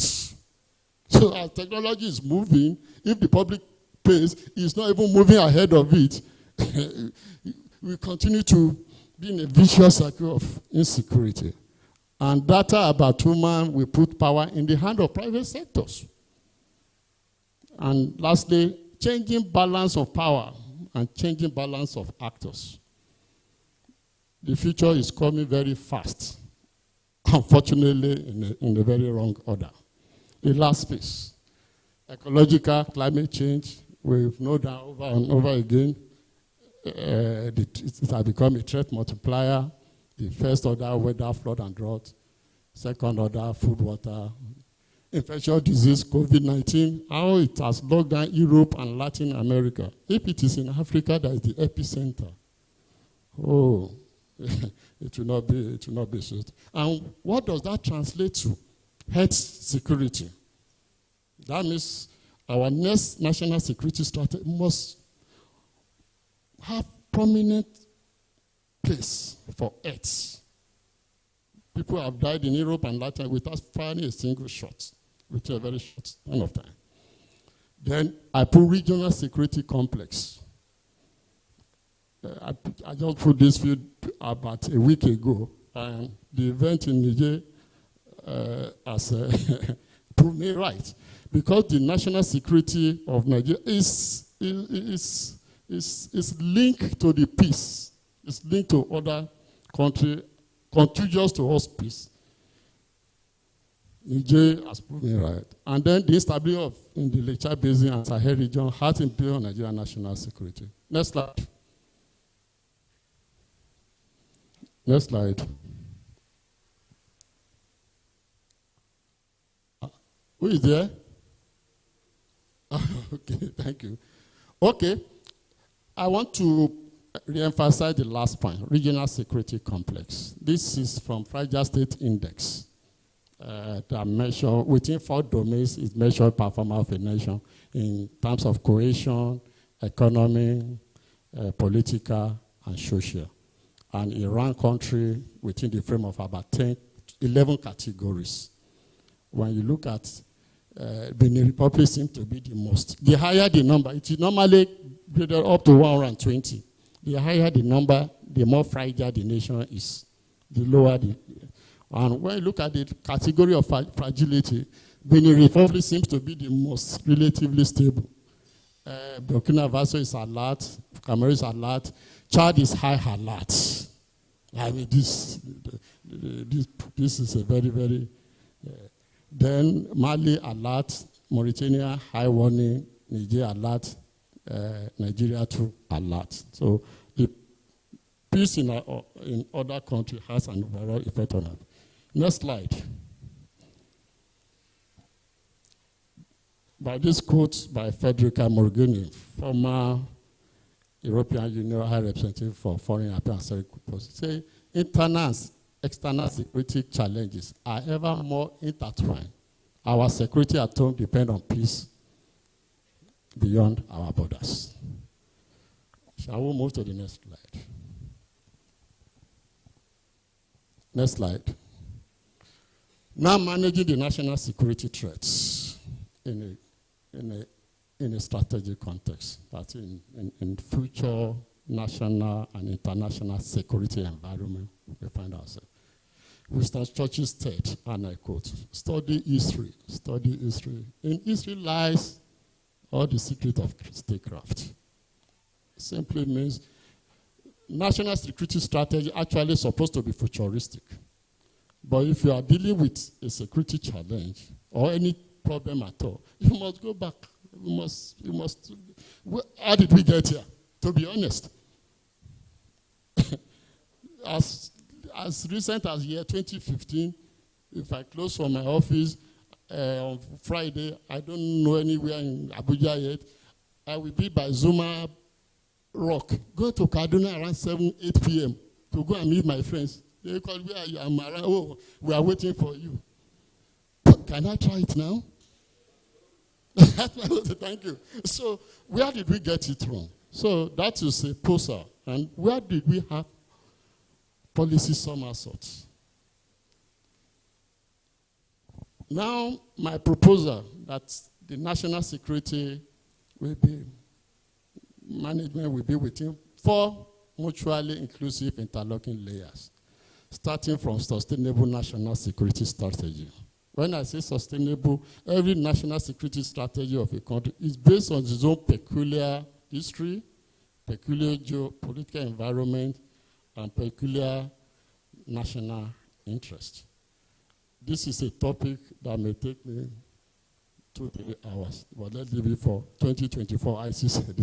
Then, security sector governance and security sector reforms.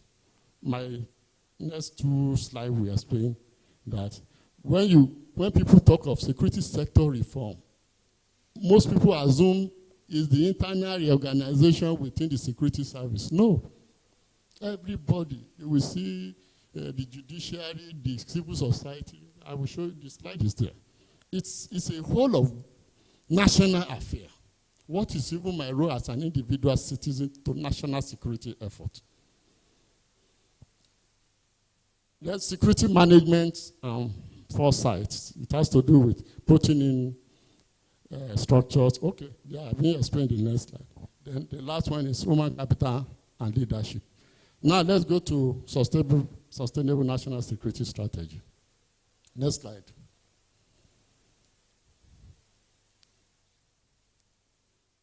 Is it VUCA, the environment? Okay, gentlemen and participants. When it needs to draw up a national security strategy, there are 3 layers involved, principal layers: the objectives, the environment, and the capabilities. The objective will mention the national interest, the objective of that national security strategy, the people that will guide it. The environment has to do with the threat environment. And the capabilities has to do with the instrument of national power and how are being synchronized in a coherent manner. I will limit to the capabilities. Even the capabilities, I will only limit to military and other security agencies. These are what we term to be instrument of national power. But I added 1 or 2 concepts, like national resilience. It's very, very important and very key in the contemporary time. If there's an issue, did people not in the core security, do they know what to do? Then information and intelligence. Next slide. I said I will only talk of military and other security agencies' capability, and on the slideshows, they must have some basic qualities to ensure that they are coherent and they are able to deliver on the manifestation of security challenge. When I say manifestation, the fight against bandits, fight against Boko Haram, those are the real manifestation of the insecurity we have. Next, please. Next slide.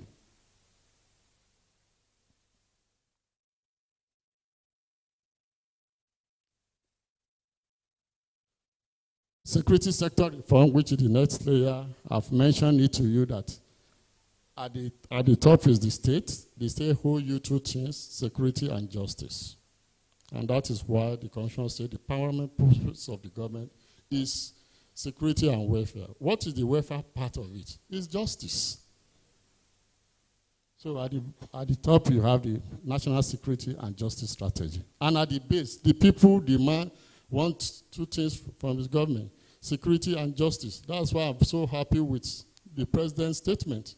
So he mentions security, and the last one is justice.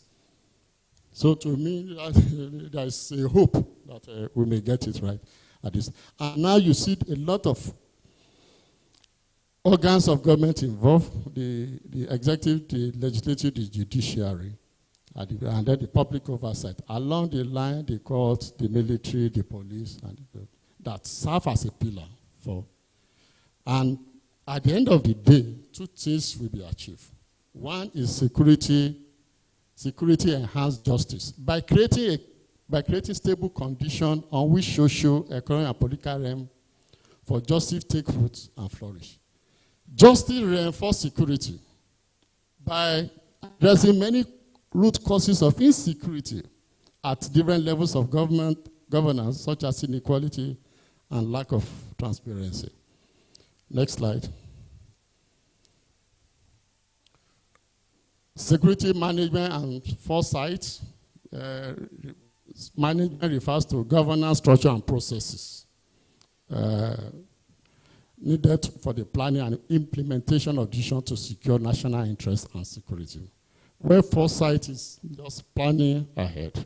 So the synchronization of these 2 is essential element of national security. And this is more like security foresight strategy. That to the left, in the short term, if the plan is not futuristic enough, we may just be dealing with tactical problems.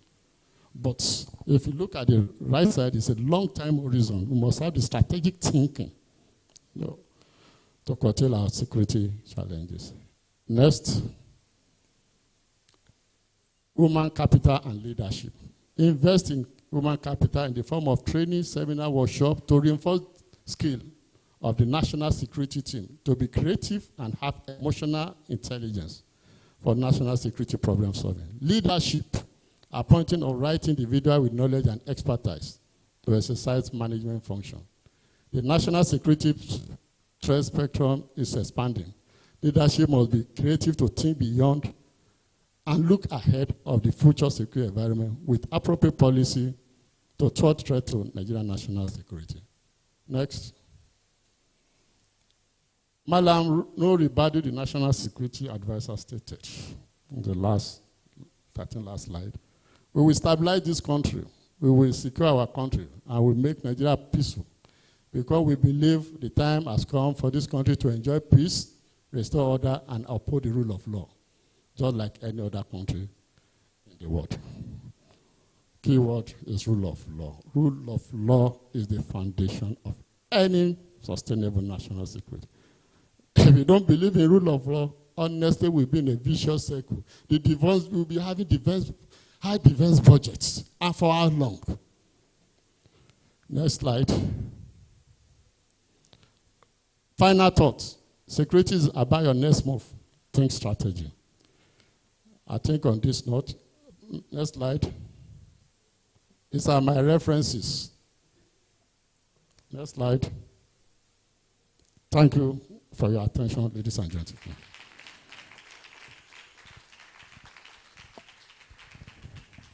Please a round of applause for him again.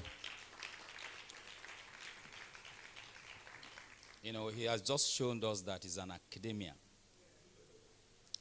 You know, I haven't seen any presentation that had given reference. So just hold on. If you don't, because you cannot deliver this deep thinking and strategic and national strategy without having to be bombarded with one or two questions. And I'm sure a lot of people are waiting for you. So that this does not just translate into theories. We need to do some level of applicabilities, right? All right, so the hands are not going up. What happened? Oh, two hands already. One and two, or two and one.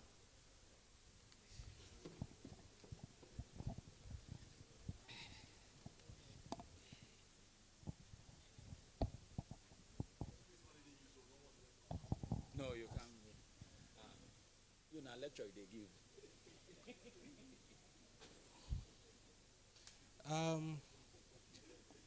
The lecturer, sir, when concluding your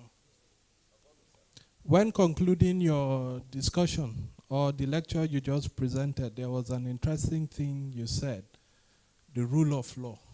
Without rule of law, there can no be peace. If you will recall, the last administration of President Muhammadu Buhari, during one MBA conference, made this assertion that security should be the overriding interest and the rule of law. In fact, what simply saying is that security first, then any other thing comes second. It's when you have secured environment that you can begin to talk of the rule of law. So take on this and your opinion on this. Thank you. Yeah. You have to know that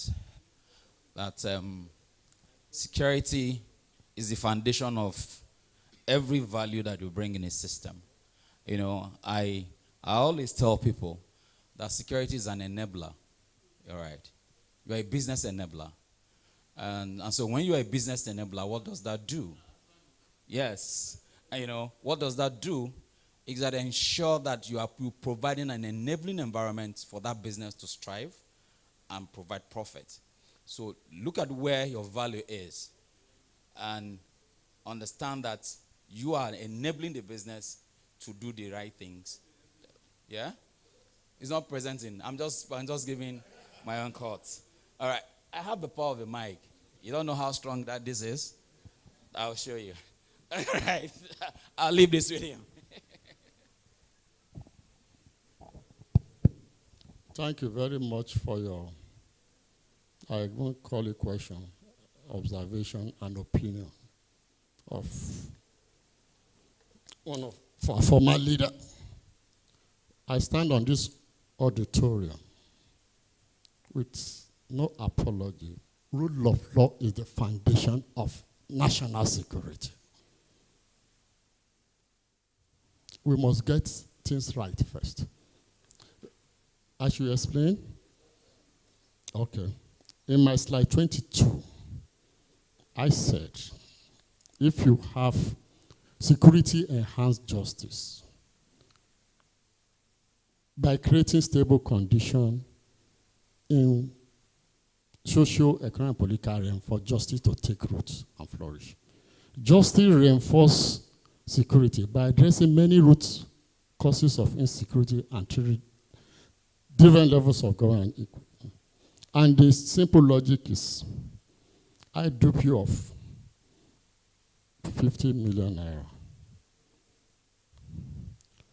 You take me to court, and I bribe the judiciary.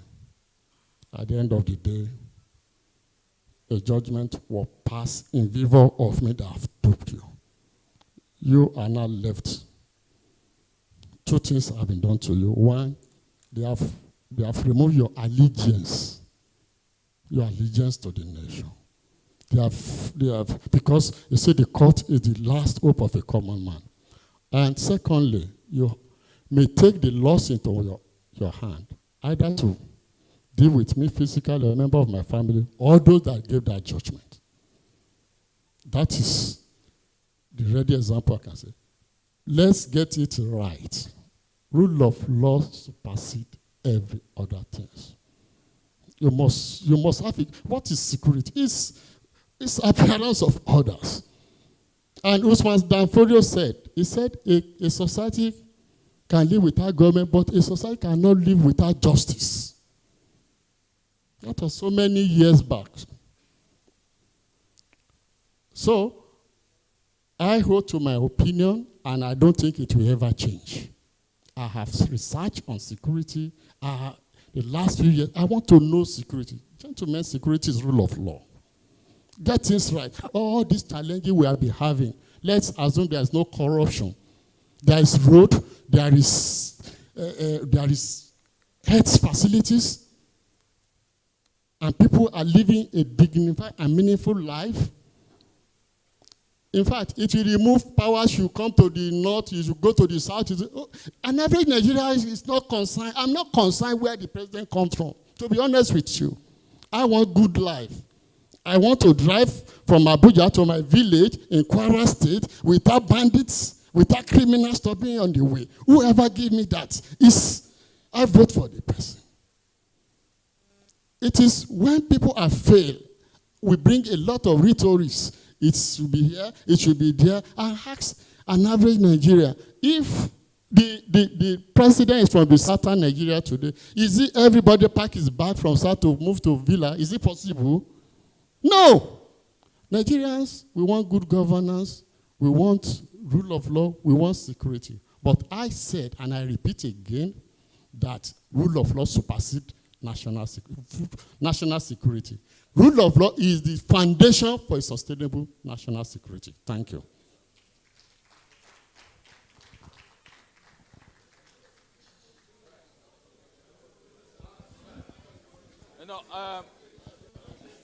Before the spirit will bring me, you have to give me, I have to take an assurance that you are giving me. I'm giving you 1 minute.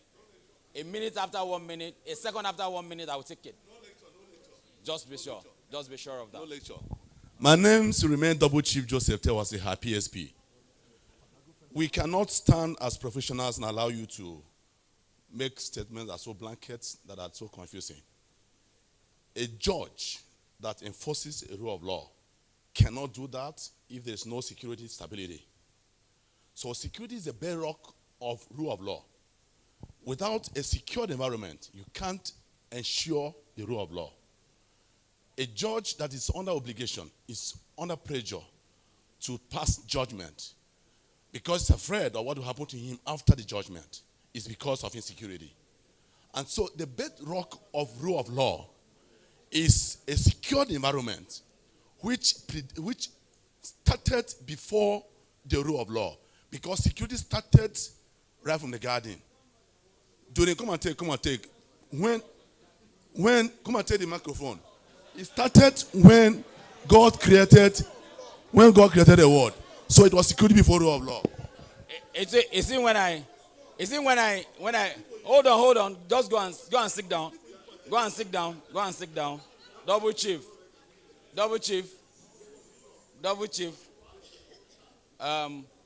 We don't want to make this. There's no need for this argument, right? There's no need. I don't want to toe that line because it won't be very good for us. He has given us a very beautiful paper. I mean, from a national security strategy perspective, all right? And he gave us the pillars under which that is built, all right? So you need to, first of all, understand that concept. And if you don't understand that concept, you are not going to be able to take it on, incidentally. Thank you very much. National security strategy. The Nigerian Constitution is written first before national security strategy. Yes or no?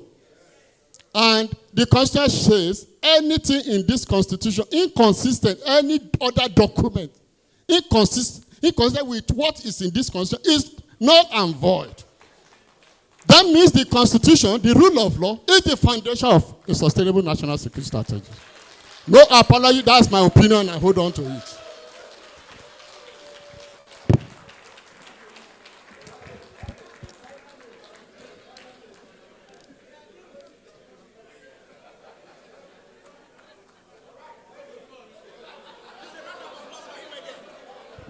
Can you give me a round of applause again?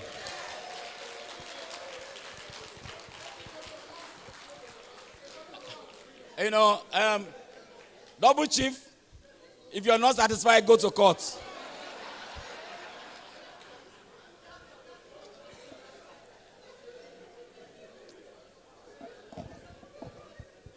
And if you go to court, be sure that we're waiting for you there. So just allow us to breathe. Don't choke us. All right. On that basis, I want to say thank you very much, my good friend. I mean, one of the things that my interest, I've recently changed my interest going into public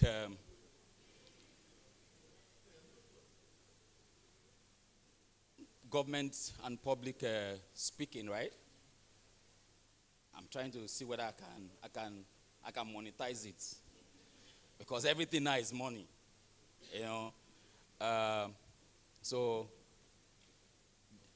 I'm just trying. This one I'm doing now is a new skill.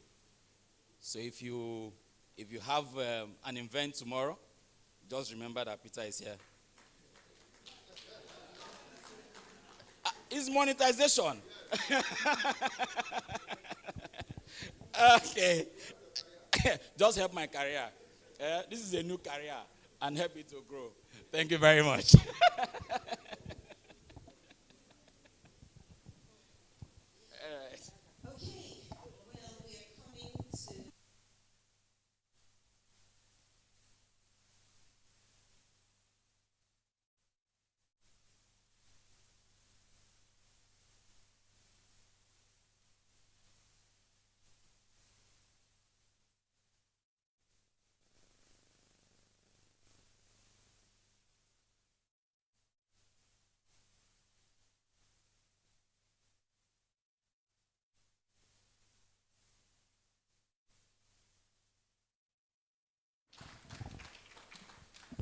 Okay, I don't know. I would take Faith. So. Oh, okay, all right. Okay.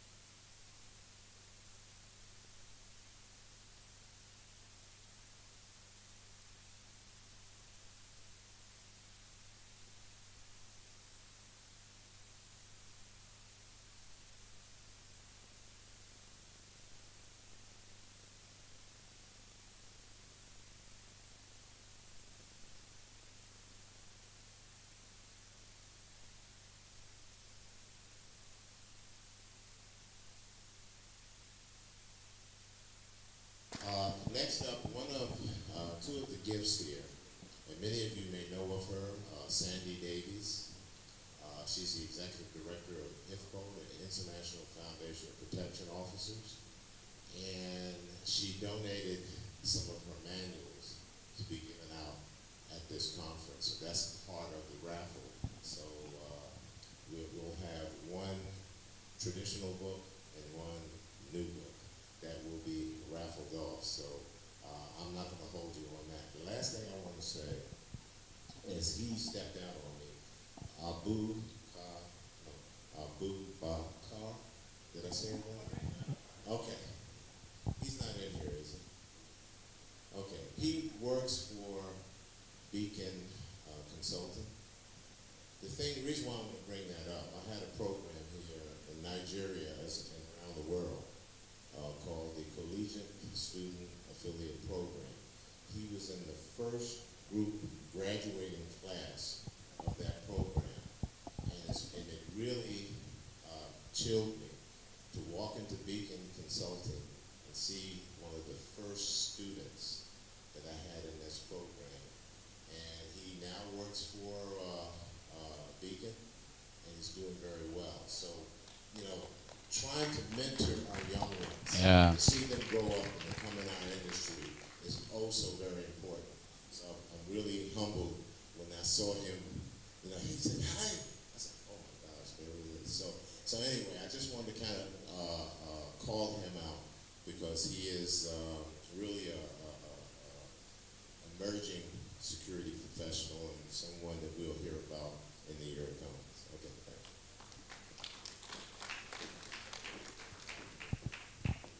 Thank you very much. Thank you, sir. So, do we go straight to the raffle?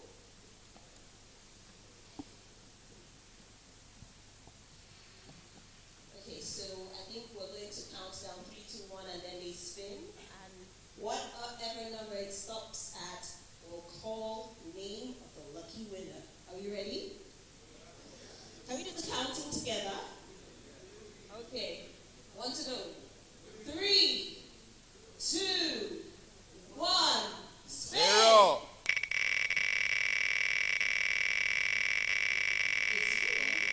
Is it not spinning enough? Oh! 45. Lucky number 45, and that is Samuel Fikpo. Oh, wow. Wow. Come up, come up, come up, come up, come up, come up, come up. Wow. All right. I don't have the privilege to hand this over. No, I need to bring you up here. I need to bring Madam because she represented, So Madam, please, can you come up? Come and do the presentation. All right. Say thank you. Yeah. Just to be sure that we're not giving him a bomb. Can I open? All right.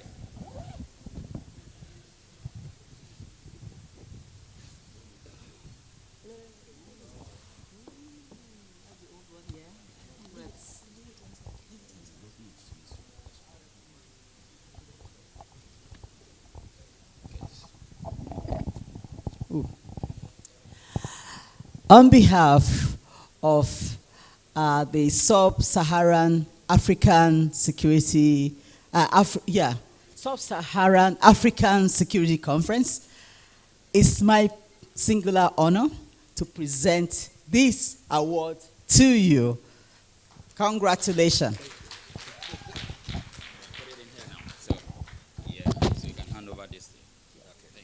Thank you so much. Congratulations. Thank you. Congrats.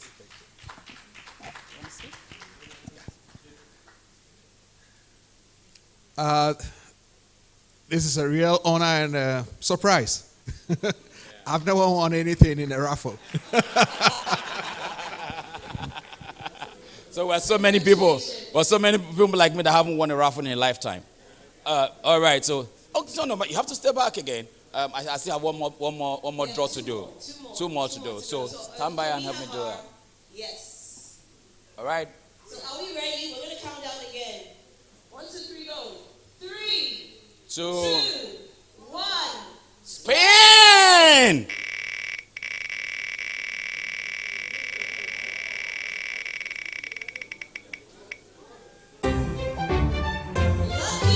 Number 6. Guess who? Do I see her here? Oh. Chisom and Menalong. I mean, a pretty damsel. You know, give me a proper catwalk. You don't just come in like that. Can you do that properly? Oh, baby. This is looking like take away to mama, yeah? Good.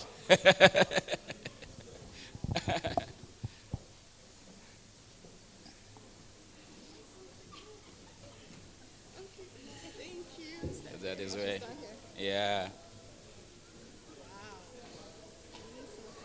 No, she can. You can. We already know what is in there, okay. So yeah.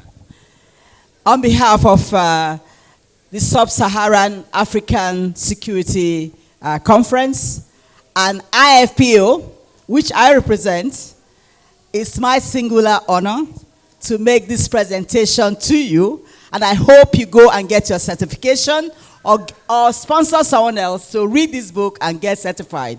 Thank you very much, and congratulations. And then for some of you that are already planning to do your consulting practice, that's the place to start. That book is a place to start. I can tell you that for sure. Okay. All right. So we have one more to go. One more to go. Are we ready? Count it down. 3, 2, 1. Spin!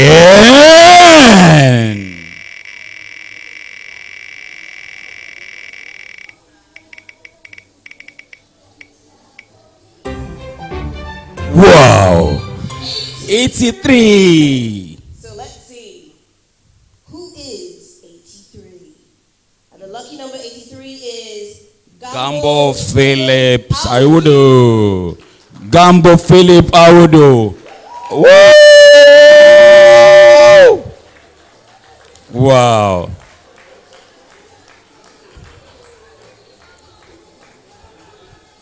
What are we giving?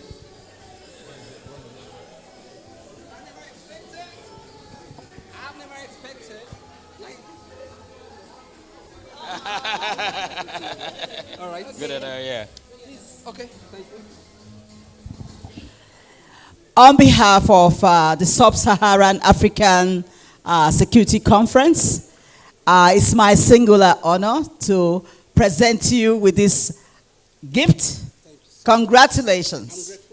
There's a cap here. ASIS. Wow. So promote ASIS where you go, wherever you go. So you can need to change that right now. Yeah. Oh. Okay, let's take a photo. All right, thank you very much, madam. I appreciate it. Okay, so we are not done with the winning.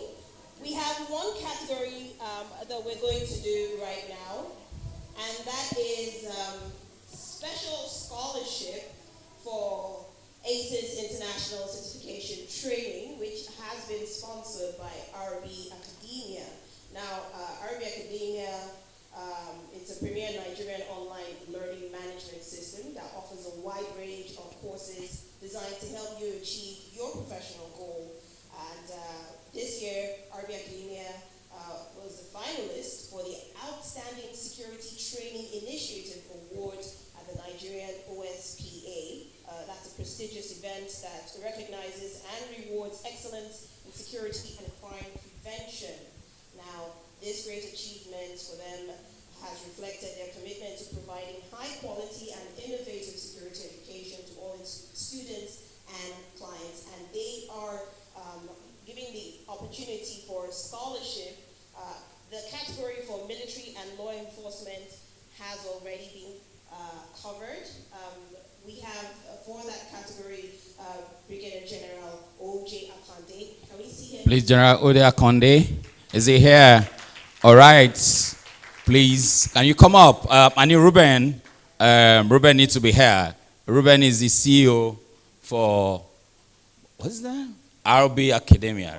Co-founder. I know. You make me look like you know. So we are going to do a raffle. Sir, just come in, sir. We're going to do a raffle for another category, which is women. Where is it? Are you giving it? So we're going to spin that wheel until we get a female name. All right. Okay, so that's a presidential handshake that is just going on there. You know. So I need to leave you. We will be providing the training for CPP certification, and I'm going to add this to the mix. We will also be paying for the exam fees for your certification. Congratulations. Thank you very much, sir. Thank you. So you will hear from us, sir.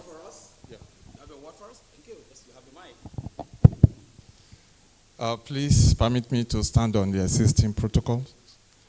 I want to sincerely appreciate the organizer of the Sub-Saharan African Security Conference and all the participants for this award. I will not disappoint you, and I offer my general salute for this opportunity. Thank you, and God bless. Thank you. Thank you, sir. Let me also collect my presidential. Take that picture.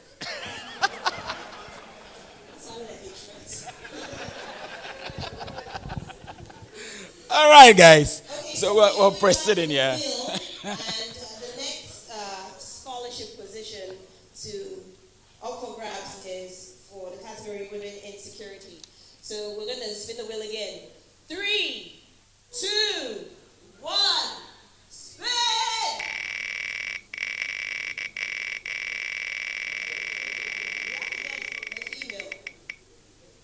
That's why I didn't join in the spin. Lucky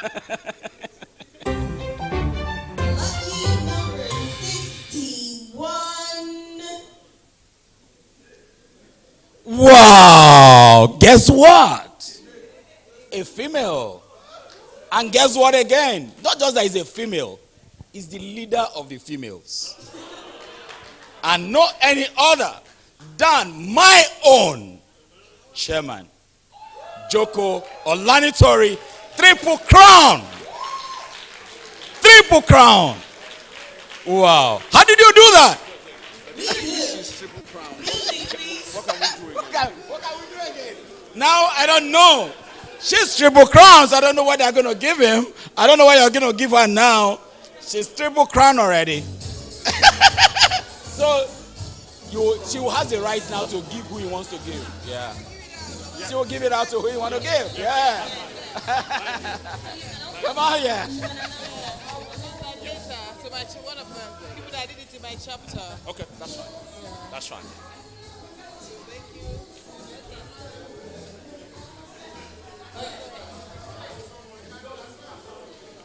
So she already has all the 3 certifications, but she has the right of transfer. So we will give her the opportunity to transfer to any female that she wants. And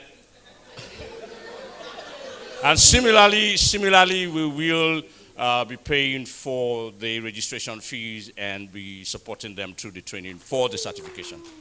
Thank you. Thank you. So you want to give it now or later? Give it now. Wow. That was a nice one. And I already have about 2-3 women that are saying, oh, one just spoke to me yesterday and said, oh, I just feel I will win this ASIS for my CPP. And at least now I can confidently tell her. And that name is Kike Lomoshodeko. Thank you very much. Kike is actually the treasurer for Lagos Chapter 206. She's doing a very wonderful job. You know, a no-nonsense girl. You know, for her size. For her size. She is pretty, you know, she is pretty cute. When I say pretty cute, my wife, you know, this new business that I found, I have to be very the best at it. So you have to just encourage me, and you say, all right, thank you very much. We want to appreciate you very well. All right, so there is one nest. Another category is for next gen. Oh yeah. But we decided that we're going to go to the services. We're going to do it online. Okay, so please watch that space to be announced. The process will be announced, and we'll let you know. No. Congratulations! Please, a round of applause for all our winners today. I just pray that one day, that the Lord will favor me. That the Lord will favor me to win a raffle. I've never won. I'm 53 years old. What did I do? All right, guys. Thank you very much. Right now, I'll be calling. We'll have an award. What have in the course of the 2 days, what had very beautiful presenters. I mean, insightful presentations with very good takeaways. You know, from Larry, who came in all the way from Ghana, of course you remember, it was our first presentation that we needed to do a slide, and his slide was VOCAD, all right. You know, it just reflected what we're going through, you know, as an environment. But he was able to do a beautiful job. It was quite a rich presentation, all right? And for the very first time, he has asked us to now replace corruption with accountability deficit. And I was like, wow, that's another level of painting a bad thing in a good light. All right, and so I'm going to start with Larry on that award because he did a beautiful job. And so to do that presentation for me is no any other person than my CEO, all the way from Alexandria, Virginia, America. You know, I'm an American person. I don't know why, but I'm proudly Nigeria though. So just be sure, I'm proudly Nigeria. But if you give me second citizenship, we'll manage it. But come on. Please put your hands together.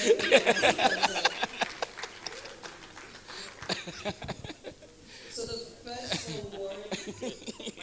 Yes, it's right there on top.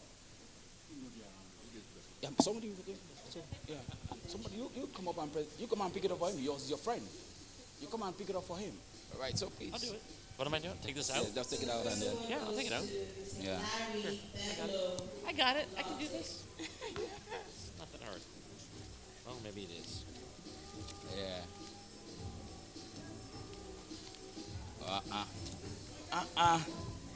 Yeah. Sorry. Yes. Yeah. Oh, what am I doing? Yeah, they just come this way. Because of them. Do I need this? Not very good. Just to present the word, just read what is in there. Sorry. So Larry had to run, so we'll send You're this Larry to stand-in? We have a stand-in for Larry already. Here, we'll do that. I don't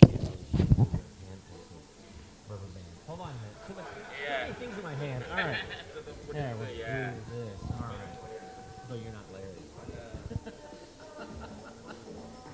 Just send this to Larry. Tell him you're going to keep it. You have to stand by. Can you hear me stand by?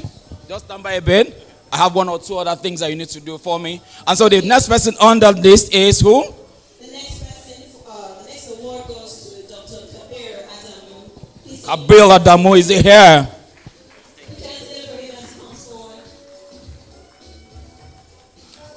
All right. But I saw the team, Kabir's teams are here. All right, so I can see Cynthia. Cynthia is there. If no another person there, Cynthia can come up and pick it up. Okay. Come on quickly here. Thank you very much. No. Okay. No, one of the staff is here. What? The staff. No, I'm not receiving it. I'm just standing here as the chairman. Okay. All right. Yeah. Okay. He'll be supporting. He's supporting him. He's the chairman. You know, he's the chairman of Abuja chapter, so he needs to support our CEO. Yeah, can you just pick it up for him? Yeah, thank you.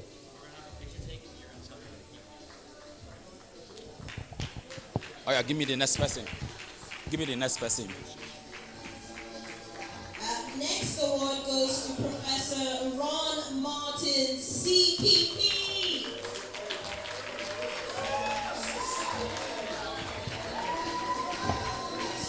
Please, a round of applause for Ron Martin.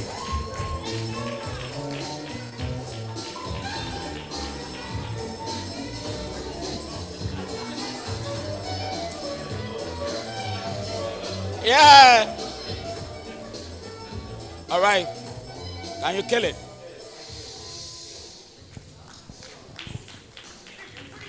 Yeah. All right. So next person. The next award goes to Janice Haruna.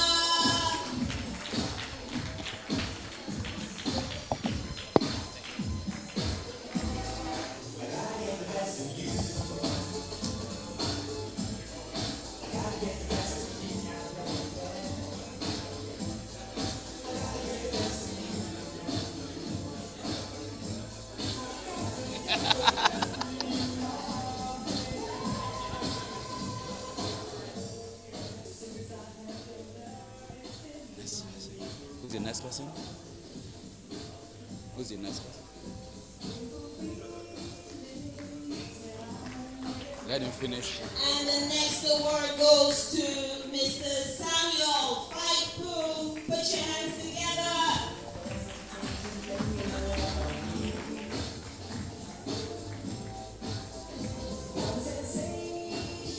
So you will finish everything and then before we call, yes. We're calling those who are around first. Okay. So then call Ron. Ron to come and give it to him. No, yeah, we'll call Ron. Come and give it to him. The next award goes to Call the senior regional vice president. Mr. Timothy Olajutoye.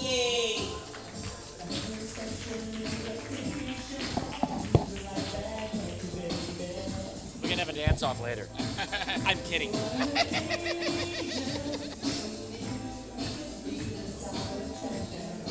for those who are not around, they will just give it to them. We don't need to call their name. Okay, right? okay. So you introduce who will give to Peter because he's the next person. Okay. All right, thank you very much. Can you help me kill this music? All right, Peter, thank you very much. Appreciate it, yeah. Appreciate it, very good. All right, Chairman, you still need to stand by in here. Just put a hand for Peter. I mean, that was quite a lot of work. But guess what? I'm still going to bring him up. Yeah. No, Peter, don't worry. Don't worry. I know you're going to lose some calories here. You know, but it's good for you. It's good for health. Good health. Yeah. There's no setup. What than setup, yeah. All right. So at this moment, I want to invite to present the next award our senior regional vice president. He's in charge of all of us here in Africa. So if I don't do the presentation well, tomorrow my name is off the list. So, please, a round of applause for my and our Senior Regional Vice President, Region 11, to present this award. Faith. This award goes to a very special person, so I would like us to jam those hands together. Ladies and gentlemen, the next award goes to nobody else but Mr. Peter J. O'Neill. Yeah! Woo! Can you give it? Champion, champion, champion, champion, champion.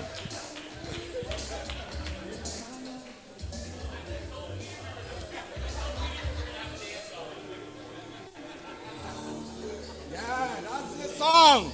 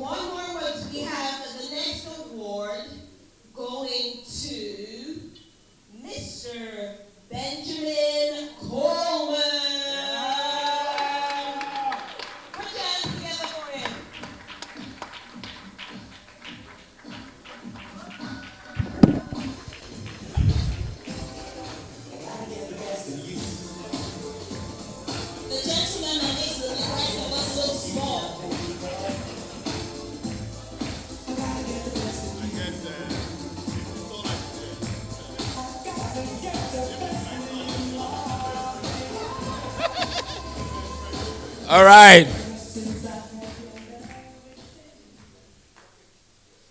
All right, Ben. Ben, we didn't give you 5-year visa for nothing. All right, so what that means, right, Yes. is that we're going to be seeing you in Lagos Regional Retreat next year. Is that it from you? I have plans to be in Lagos next year and Abuja. I confirmed. I just got that call there. All right, give it to me. Okay, it's been an amazing couple of days. We've learned a lot, and just as a quick recap, if anyone wants to go back, all the materials are available online. You just need to go to Event app. That's Event EVENT. Please go there for any materials you want to catch up with. Peter, anything else? Yeah. You know, what is available now, I don't have that kind of power to say it. You know, I'm still protecting this small power that I was given to. And I don't want it to corrupt me absolutely. So on that note, I want to humbly, at this point, invite mine and our regional vice president, Region 11, to come up and take it up from here. He's the one to tell us what is next, and then we can take it from there. Please, a round of applause for him.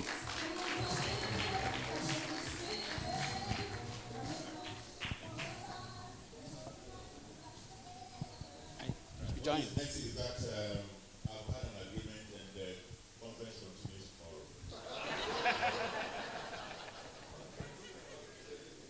I didn't finish, but you do it at home. And you get all the materials through the team, you told us. So I didn't lie. Right, someone was asking, am I going to speak? And I said yes, but after I've spoken, I give you an hour and you have to be out of here. So here I am. Within an hour, you should be out of here. Now we'll come to the point where we have to show appreciation as a region. I remember over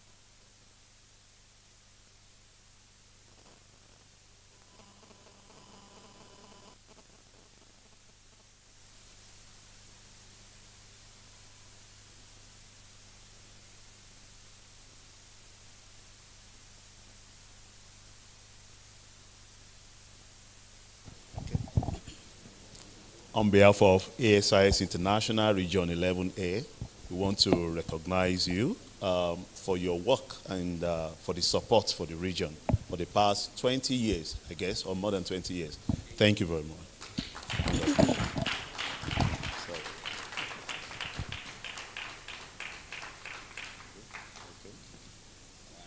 Thank you. Thank you very much for this honor. I do appreciate it. Thank you.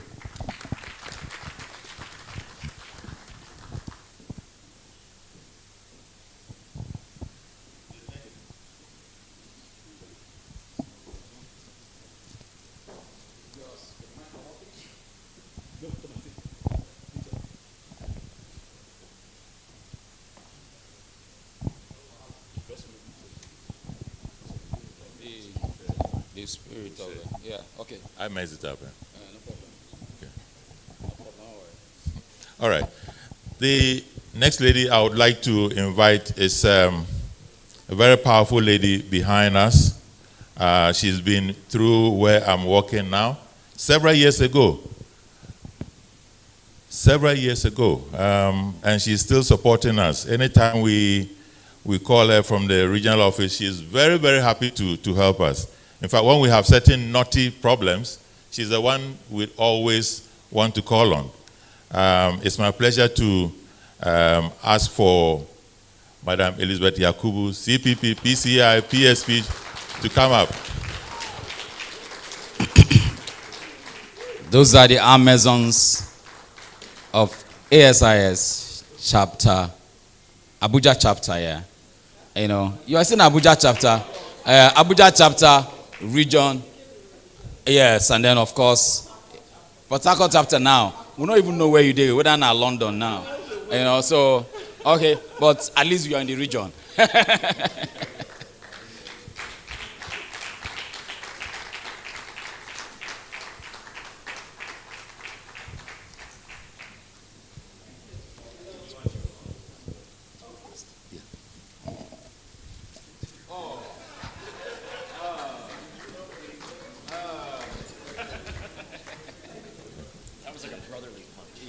The next recipient is not here, but he's been such a strong person in the Sub-Saharan Africa.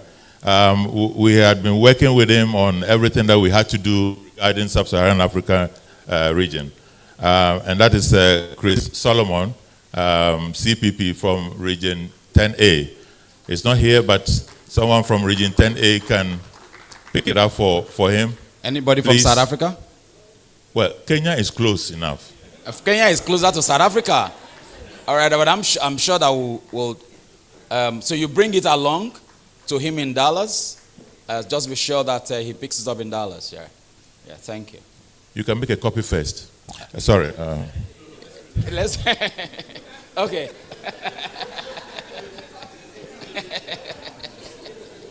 I like the different designs here.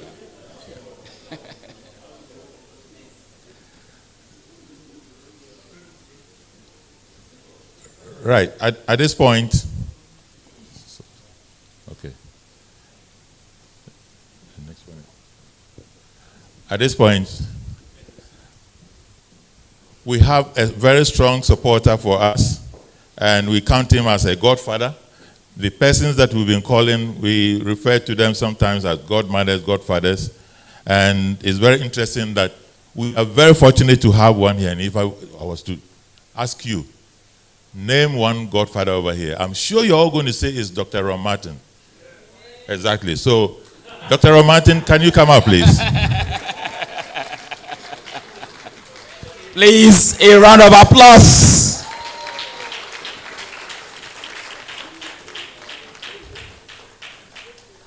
You know, something was going through my head. I was like, I want to see, which song will I play for him now?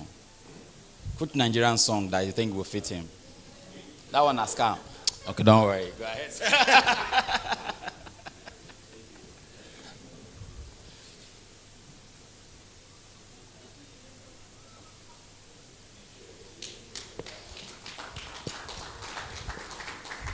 Dr. Ron, don't go back. Don't go down. Please go back to where you just came from. So, I'll give this to you. Don't worry. Don't worry. So, now, you see, if you look on the stage now, you see a set of twins. And we would like to honor our CEO. He's come all the way to this place. I mean, it's very interesting that if you want to find out where the ASIS International Headquarters is, it's here and in this room. And the man is here right now. So we can't be honoring, you know, our godfathers and godmothers without by honoring the head. Exactly. You are very clever. I know. Don't say anything. Just. No, he's the one to present it. Yes.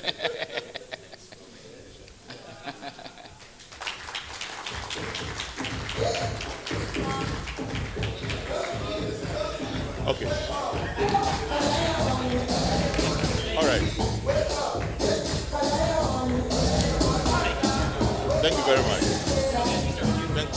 you very much. Thank you very much.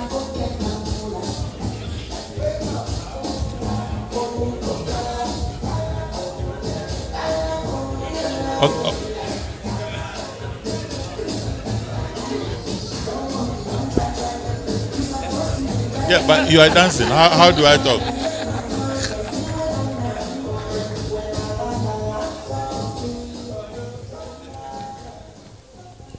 Now, I was going to jump on this, but I realized that my boss is standing there. If I don't let him go and sit down quickly, I think I'll have a problem. At this stage, just jumping my order of program, I'm going to ask all of us to show our appreciation for this organization, the LOC of Abuja 2023. Please, a round of applause. The chair is here, and I want the chair to lead his team up the stage. So we need all of them to come. All the LOC members, please can all of the LOC members come up? All the LOC members just come to the stage.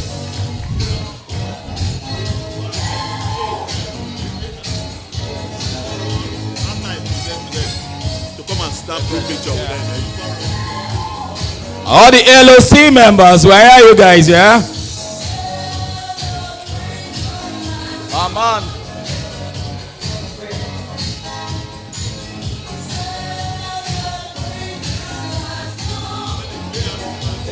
Don't worry. Yeah, go round? All of them, yeah. I think we have enough. If we don't, we'll take some from some of them.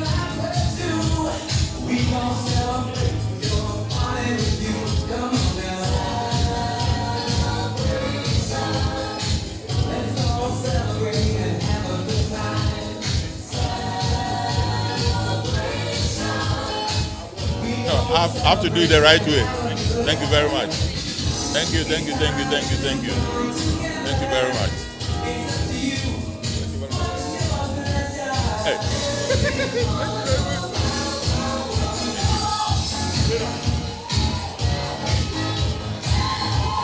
Thank you. Organ himself. That's some more. Where's yours? Where's Brian? And then the last one is Brian. Can I have Brian here, please? Brian Roberts, CPP. Brian. Where's Brian?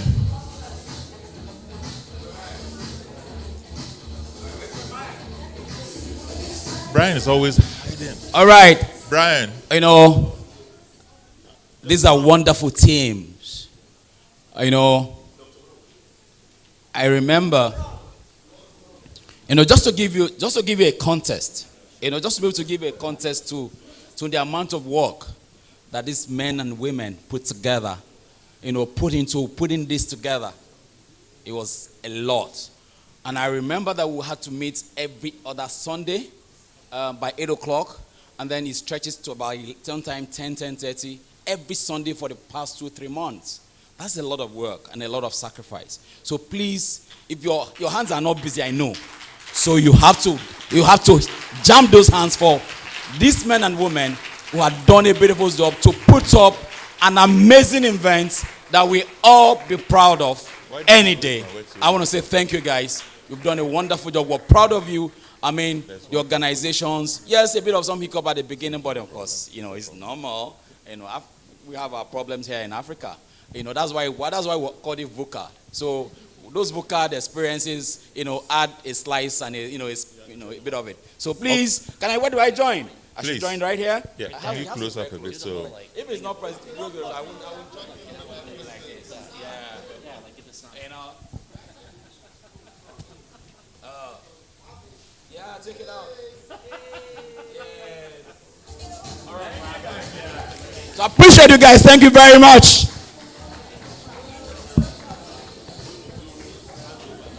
Yeah. Hand over to the Yeah, I'm going to do that now. Okay.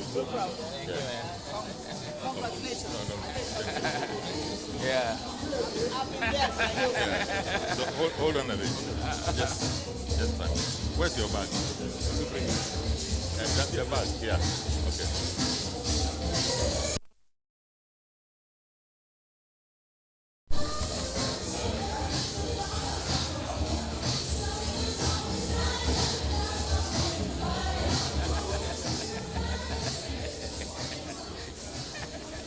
Okay. Okay.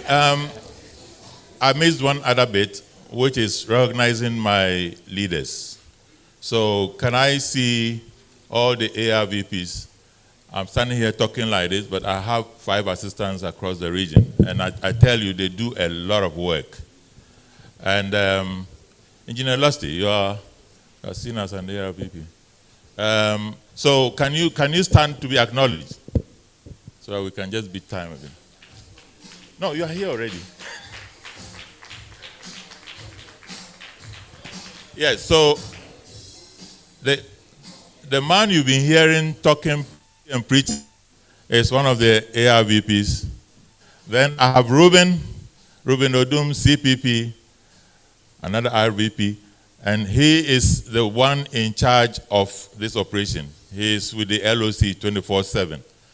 The second ARVP who is dealing with this also is Brian Roberts. But you see, he's behind the scenes, and sometimes it's difficult to see him. And I'm not sure who else is here. Oh, and Samuel Fiakwi, CPP, PCI, PSP. Please, he's another RVP, and he is, ARVP, based in Ghana. Yeah. All right. So thank you very much for your services. I'll increase your salary, so don't worry.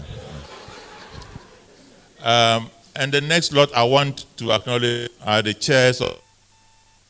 I can see, I always have to make sure that I call Lagos chapter first. They are the premier chapter of Sub-Saharan Africa. No, not Sub-Saharan. Region 11A. Because we have Region 10A that is senior to us. But Region 11A, Lagos chapter, lead chapter, premier chapter, everything you want to say. So the chair. Joko. Please, a round of applause. That is Madam Joko. Madam Joko. Is CPP, PSP, PCI. Yes. PCI. Okay. And then I have Madam Gloria, CPP, who is the chair for Port Harcourt. Please, a round of applause. And then Lovely Gray. I have Edward Orim, the LOC chair, who is chair for Abuja. Please, a round of applause for Eddie. Eddie has walked all through. I know he was up through the whole night on Wednesday, in preparation for the takeoff yesterday. So please, a round of applause for him. So much pressure. He's the most relieved person because after today, he probably won't hear my voice for a few days. We talk even 2 a.m., isn't it? I'm sorry about that. No, I'm not sorry. Right. Okay, so at this juncture, we've had quite a great time. And we've had Sub-Saharan African Conference in Abuja now. Now, we can't hold it here next year. As I've said, Sub-Saharan Africa, next year, it's going to another part of Sub-Saharan Africa. It's going to the east coast of Africa. And it is my pleasure to invite a delegation who came here with 2 aims. 2. The first one was to make sure that we didn't keep the conference here in Region 11A so that they can hold it, because they were ready to hold it this year if we made any mistakes, but we didn't. And the second one is they want to eat the best ever. I thought you'd be very happy about that. All right, so can I have you up here, please? All right. Those are the contingent, the delegates from Nairobi. Our baby. Is it baby or sister? Sister. I wanted to be sure so that I'm not sister. Our sister. At this stage, it is just good for me to say thank you officially to the LOC of Abuja 2023. You've done a very great job. Last year, you were given a certificate from Accra, and I was really happy that you showed me the certificate very clean.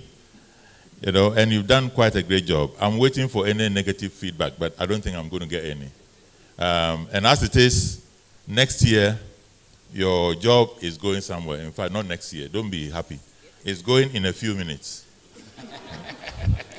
So, if you don't mind, I gave you a task. I gave you something to do. If you finish doing it, can I have my stuff, please? Because I need to. Okay. Thank you very much. Thank you. Right. So, my boss, he's handed over. Okay. So here we are. I'm handing over the instructions of what we've done over here to you. Yes. And we expect that, the crowd is here. Everybody is here to see what we're going to experience back in Nairobi next year. So is it possible for you to give us a little brief about what we should expect in Nairobi?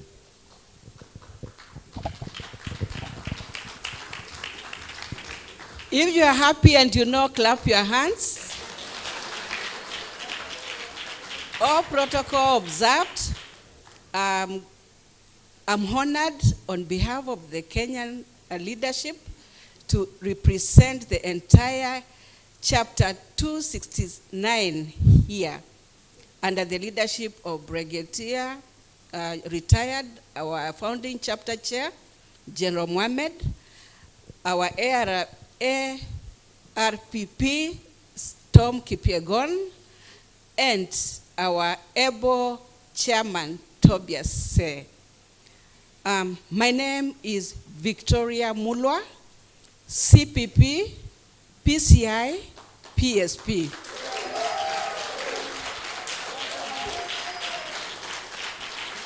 I'm a living testimony of the impartation of ASIS.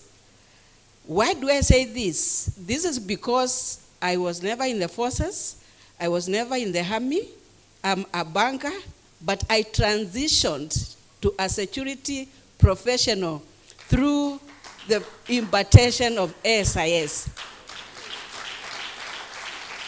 The certifications gave me the authority and the expertise to practice security duties and assignments.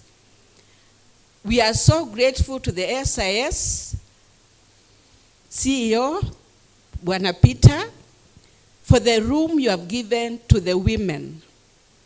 Women have women topics, women talks, women discussions, and through the women community, ASIS Women in Security, we are proud of what you have supported us. Every woman who is here, kindly ensure you are in the women in security, where we promote, support, and inspire women.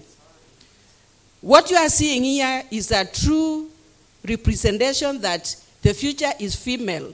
It has started from Kenya.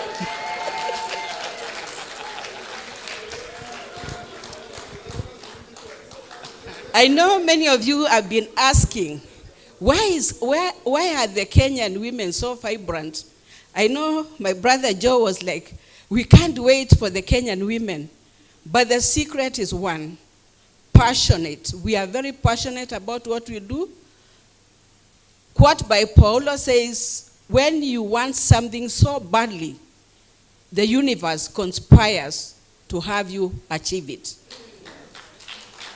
And the last motivation is a quote by Madeleine Albright, the late, that there is a special place in hell for women who do not help other women. And I don't want to go to hell. So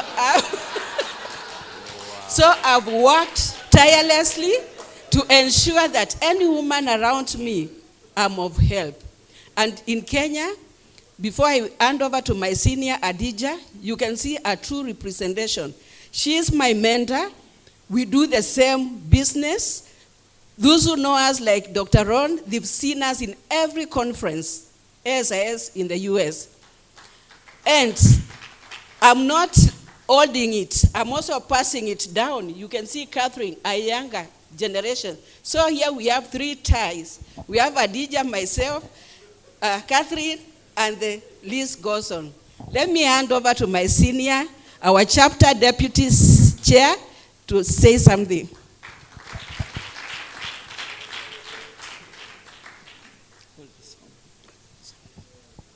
Good afternoon, everybody.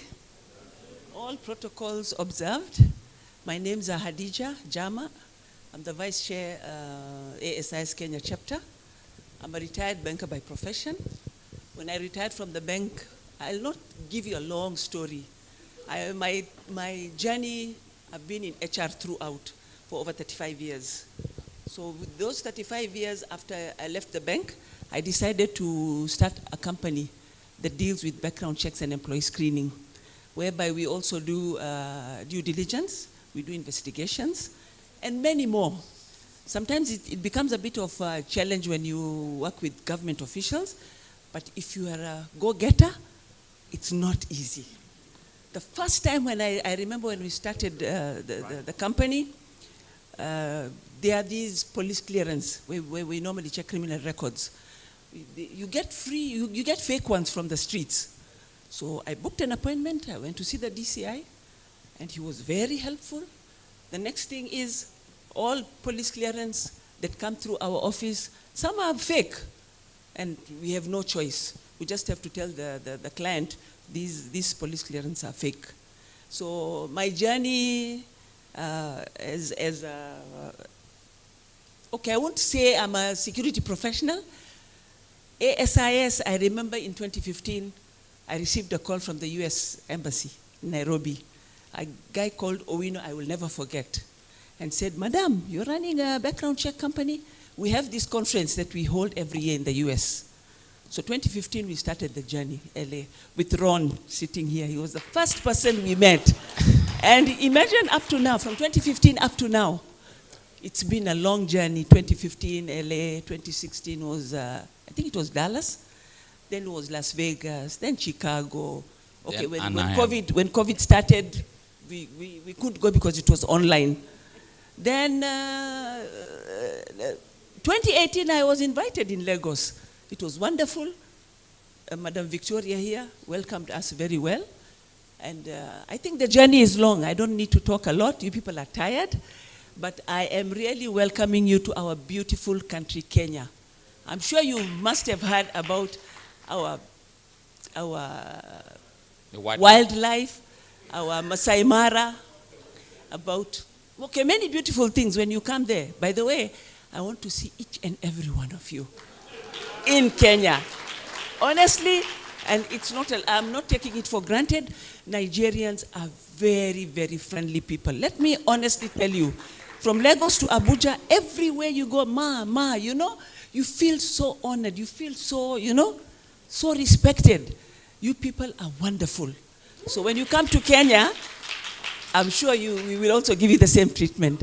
Yeah? Thank you very much. All of you, Karibu Kenya, Hakuna Matata. Yeah. Thank you very much. Thank you. Asante sana. Thank you. Thank you. Thank you. Oh, beautiful. Beautiful. Thank you very much, ma'am. There is a video to be played. Yeah. Just a minute. Why the video? First of all, we need to roll that video now. Can you roll the video for me? It's short. It's a very short one. Sub-Saharan African world. I'm logging the We video. welcome you to the most anticipated security event, Tech Secure Africa 2024, to be hosted by ASIS Kenya chapter in Nairobi from 24th to 26th July 2024. Under the tagline Tech Secure Africa, empowering security professionals in the digital age. This conference is all about celebrating convergence of technology and security, and how together we can create a safer and more resilient Africa. Our continent is forging ahead in embracing innovation, and we must do the same to protect what matters most. So during this security conference that is scheduled to take place in the year 2024, we have assembled a lineup of experts and thought leaders in security to equip you, the security professional, with the relevant tools and knowledge that we will require to navigate the ever-changing landscape of technology and security. We invite you, the modern security professional, to the Tech Secure Conference 2024 in Nairobi, Kenya. This will be a melting point for tradition and modernity. It will be a place where we will inspire each other, challenge each other, and together elevate the security profession to newer heights. We will pave way for a future that is secure, connected, and resilient. My name is John Yamba, CCPP, PCI, CEO of Limited, a background screening company in Nairobi, Kenya. I am part of ASIS Global Women in Security Community. Be part of the transformative journey. Register at our website and secure your place at the Tech Secure Africa 2024. Let's write the next chapter in the future of security. We can't wait to welcome you in Nairobi. Karibuni. Karibu sana.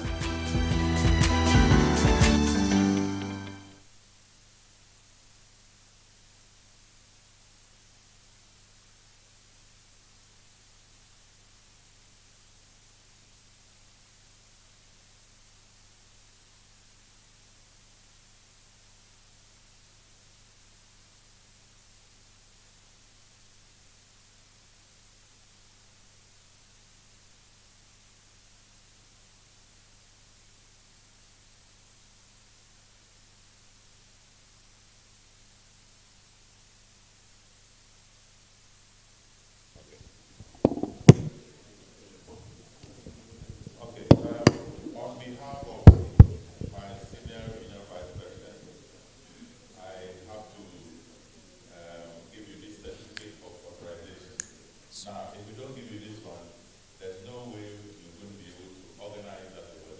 It's been given the power by the headquarters, and he asked me to also give you a certificate of authorization. And it reads, this acknowledges and confirms that ASIS Kenyan chapter has been formally authorized to organize the ASIS Sub-Saharan African Security Conference 2024, that is Nairobi 2024.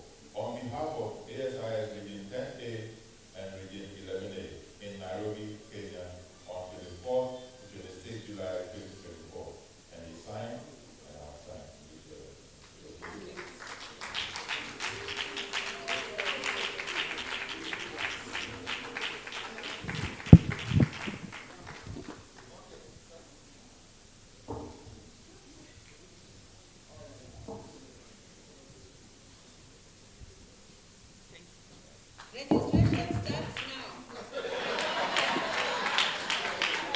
All right. They say registration starts now. All right. I've already planned I'm buying my tickets in January. Just to let you know that we'll certainly be hitting Nairobi, Kenya in July 2024. All right. The tickets, the portal is open already. As we begin to register and prepare ourselves for next year's event.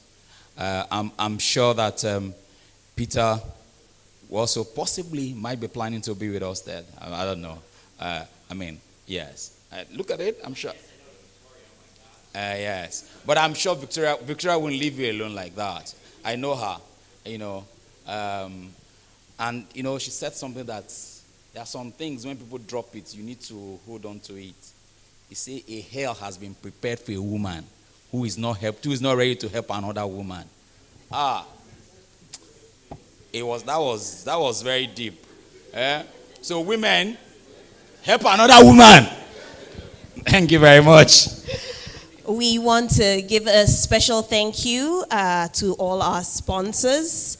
Please, can we give a round of applause to every single sponsor?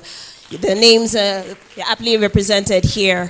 It's been a wonderful journey. Thank you so much. It's almost like we shouldn't end, but everything that has a beginning has an end. My name is Faith Onyebujo, and it was an honor to be your compare here today. Thank you. And then my own name is Peter Okolo, CPP. It's been a wonderful experience, at least my first outing in Abuja. This outing must bring other outings. Good night and have a wonderful evening.